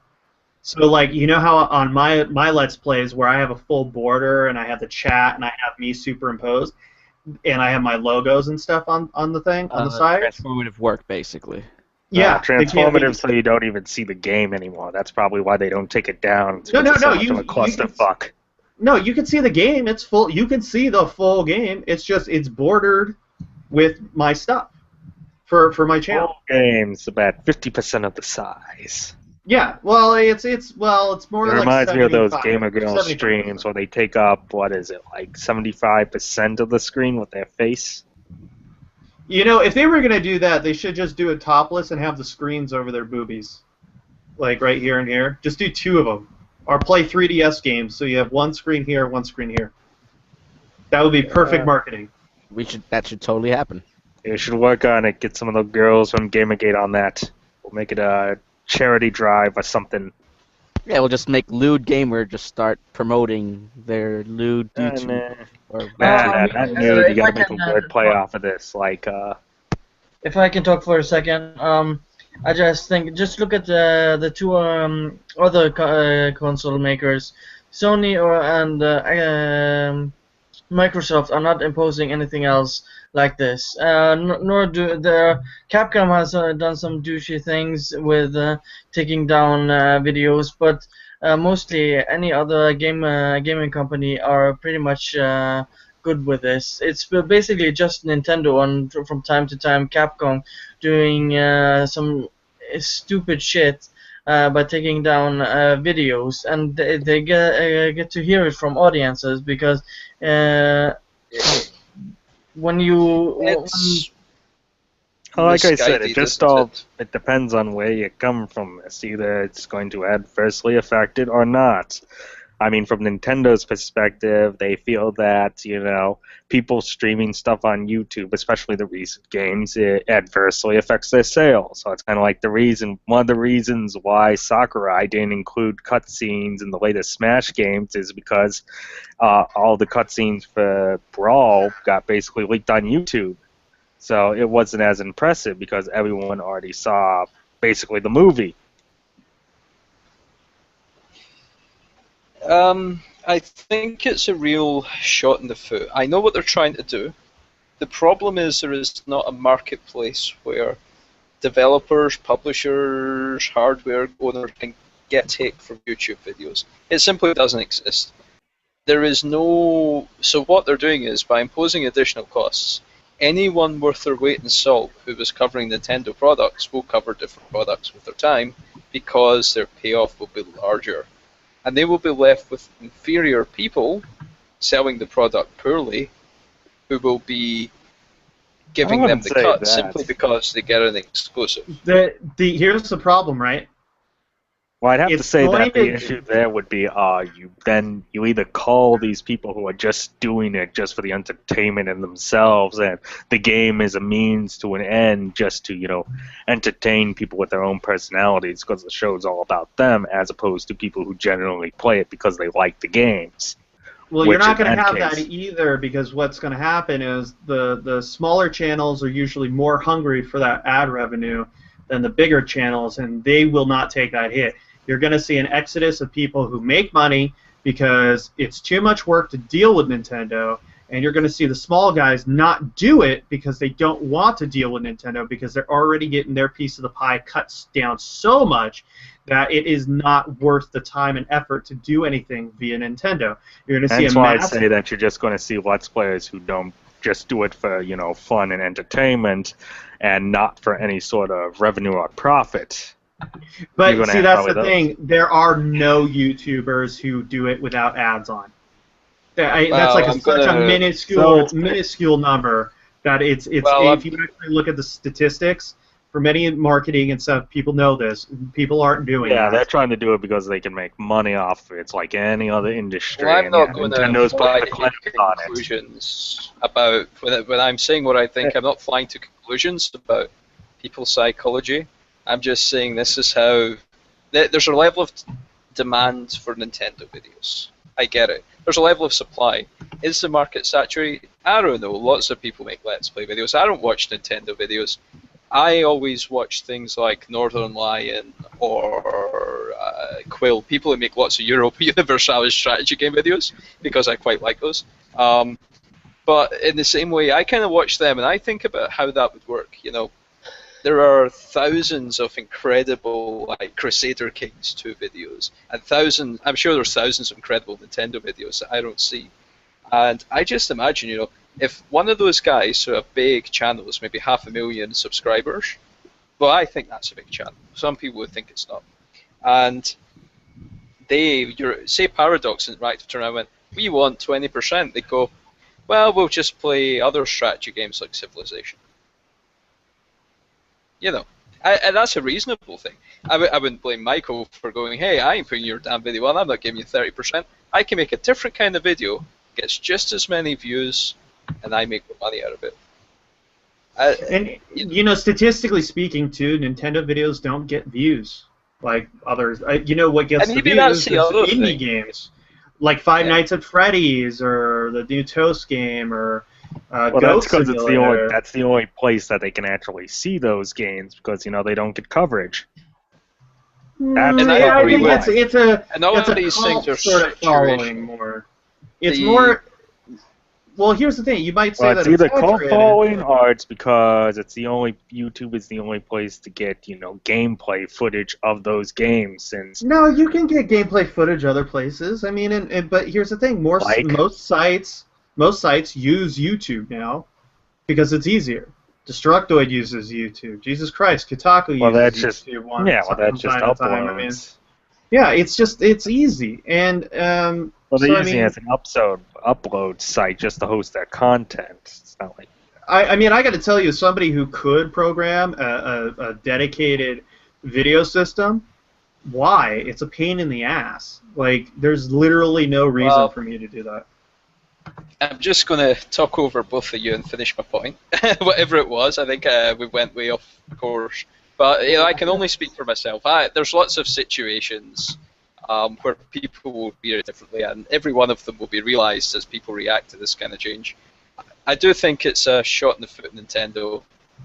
I have encountered situations where I bought games because I saw people playing them, and to be honest, the only games I've bought by doing that are, which I've really found worthwhile, were Terraria and Space Engineers.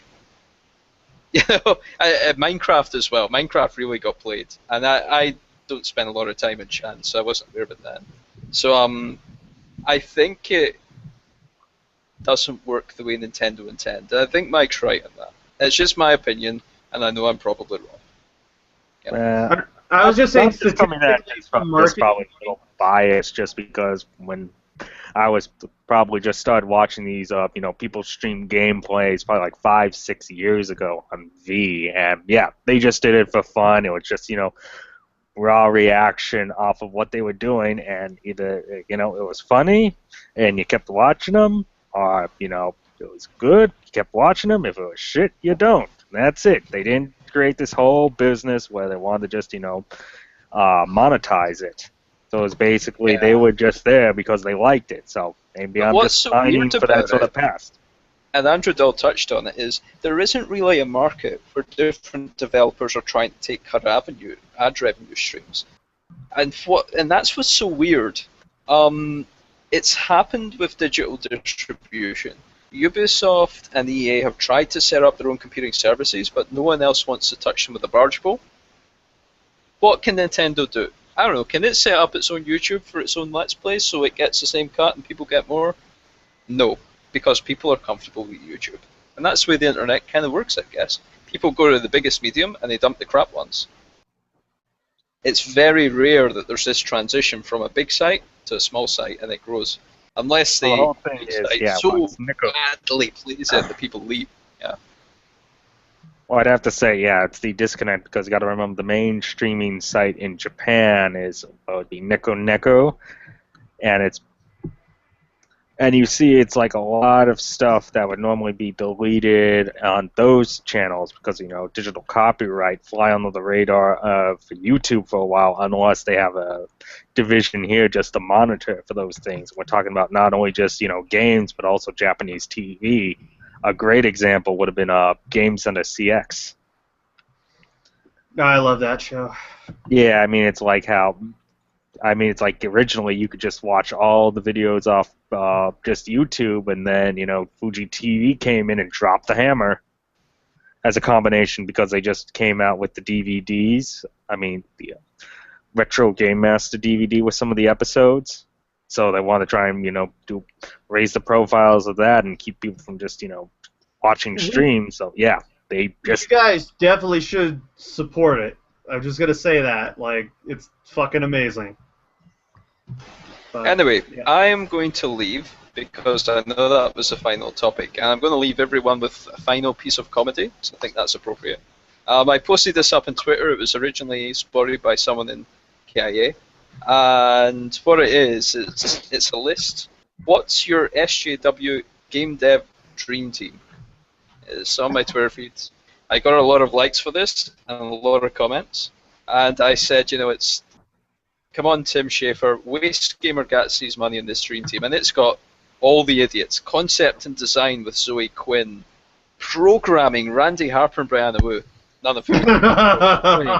We have a fantasy anti-GG team?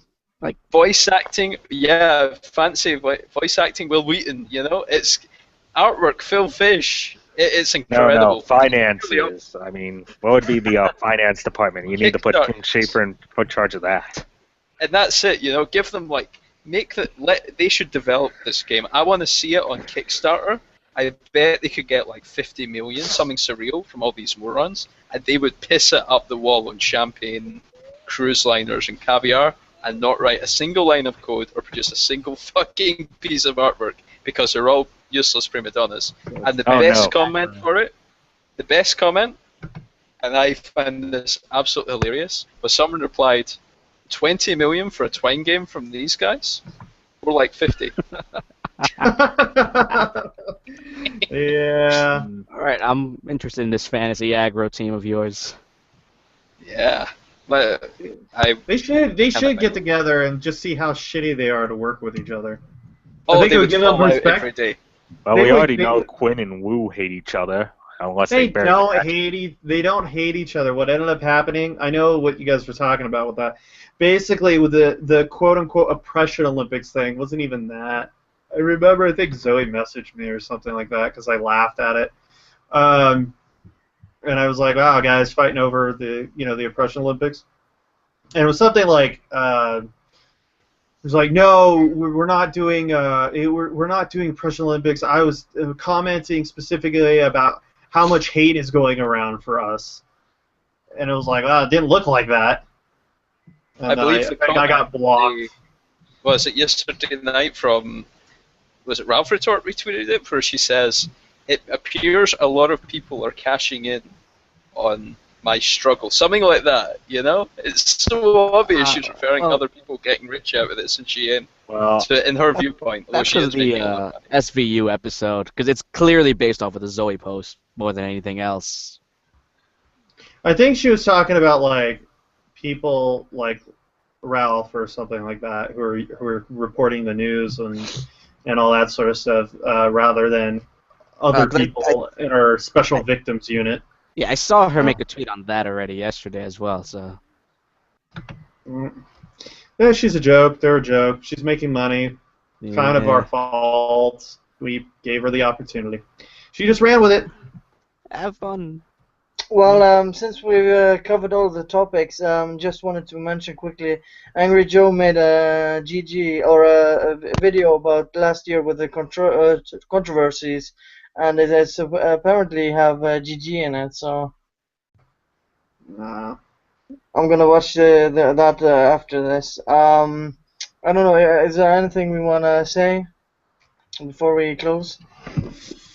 New systems are in place. As I said, Nintendo partner kind of is rolling in for ship2blocks20.com. We'll see what's going to go on for reviews and all that stuff. So you guys should actually, if you're on Twitter, go to @ship2block20, one word with the numbers, on Twitter, and you will automatically, instead of going to all these other fucking websites that piss you off, you'll automatically get news info when it happens from that Twitter, and you can just click on it. And then that's a thing. And you don't have to get flustered about all the other shit. The news is there. So if you wanted it, now you got it. It's your guys' job now to use it. Ooh, right. How much money do you make off that, though? Oh, nothing really. I put probably about... I don't know, I want to say I put probably $200 a month into doing stuff for the site to make sure all that stuff's up. Ad revenue is like fucking $5 a month. Seriously, it's fucking terrible. And that's then the Patreon. I think that's because your demographic all uses ad block. Maybe. I don't mind. I mean, if people want to support the site and they want to use ad block, I tell them to go to the Patreon, and guess what? People have. I get about $35 a month, which is more than most sites usually get in ad revenue a month anyway, that are kind of at the base level starting out. So I don't mind, you know. But I do ask if you like it, try to spread it to other people who maybe don't use ad block or something like that. You know, share. That's the big thing. Share it. Get people to use it. Start commenting, start putting your ideas down in a place that you're not going to get shit on. Like, stop being that abused wife, you know? That's what it is. It's fucking like Stockholm Syndrome. Like, you keep going back to the abuser. You got to stop that shit, you know? So, yeah. That's at Michael Space Jam on Twitter. That's all I got to say. All right, Dustin, you can come in late. Do you want to say something? I'm pretty good. I think I got everything kind of set up. All Yeah, right. that's echoey. Try to not fall asleep next time. Yeah, I was waiting on it, and then I kind of drafted off. But, you know, Nintendo fan. Nintendo does no wrong, just saying. Damn straight. Hail Miyamoto! All right, Jamie, you want to say something before we go off? I don't really have much to say. It's already Yeah. been all done, so. Black? I'm sure. Well, fuck. I think my brain's been mush all day, so that's why it's probably incoherent for half of the stream. But, what can you do? YouTube is only forever. I'm gonna rewatch my video which I did on Schoolcraft, see if I fucked anything up, but otherwise than that, so I think I'm good. Yeah, I now got to delete my video too that I was working on. Like I was actually editing it before I came onto stream, and now that video is just total garbage. I think. Thanks, guys. You're welcome. I think it was pretty fair, and I just have to listen to it if I made any major claims. And the video isn't that long, so yeah, that's about it. And I am going to watch the Angry Joe video after this. So next time it's gonna be all open house. This time I only invited people who I wanted in. There were a lot of topics, so I didn't want chaos. Brian said he wanted to have a more structured stream, so yeah. We're not gonna do this every time, but once in a while it's kind of nice just to have a smaller group talking about things. So yeah. Who is typing? You guys got to get your audio set up. I'm trying to set up this microphone so it doesn't take up so much background noise, but I'm having trouble. What did you say, Jamie, about the structure?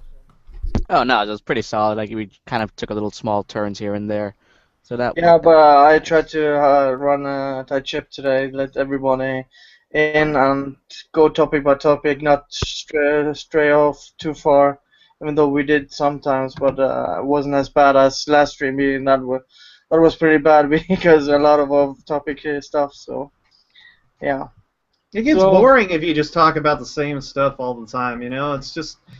Yeah, I know. Everybody has seen everything so much. There's only like those little quips every once in a while and non sequiturs that kind of keep it fresh. Yeah, I know, but we went a lot of off-topic last time, so...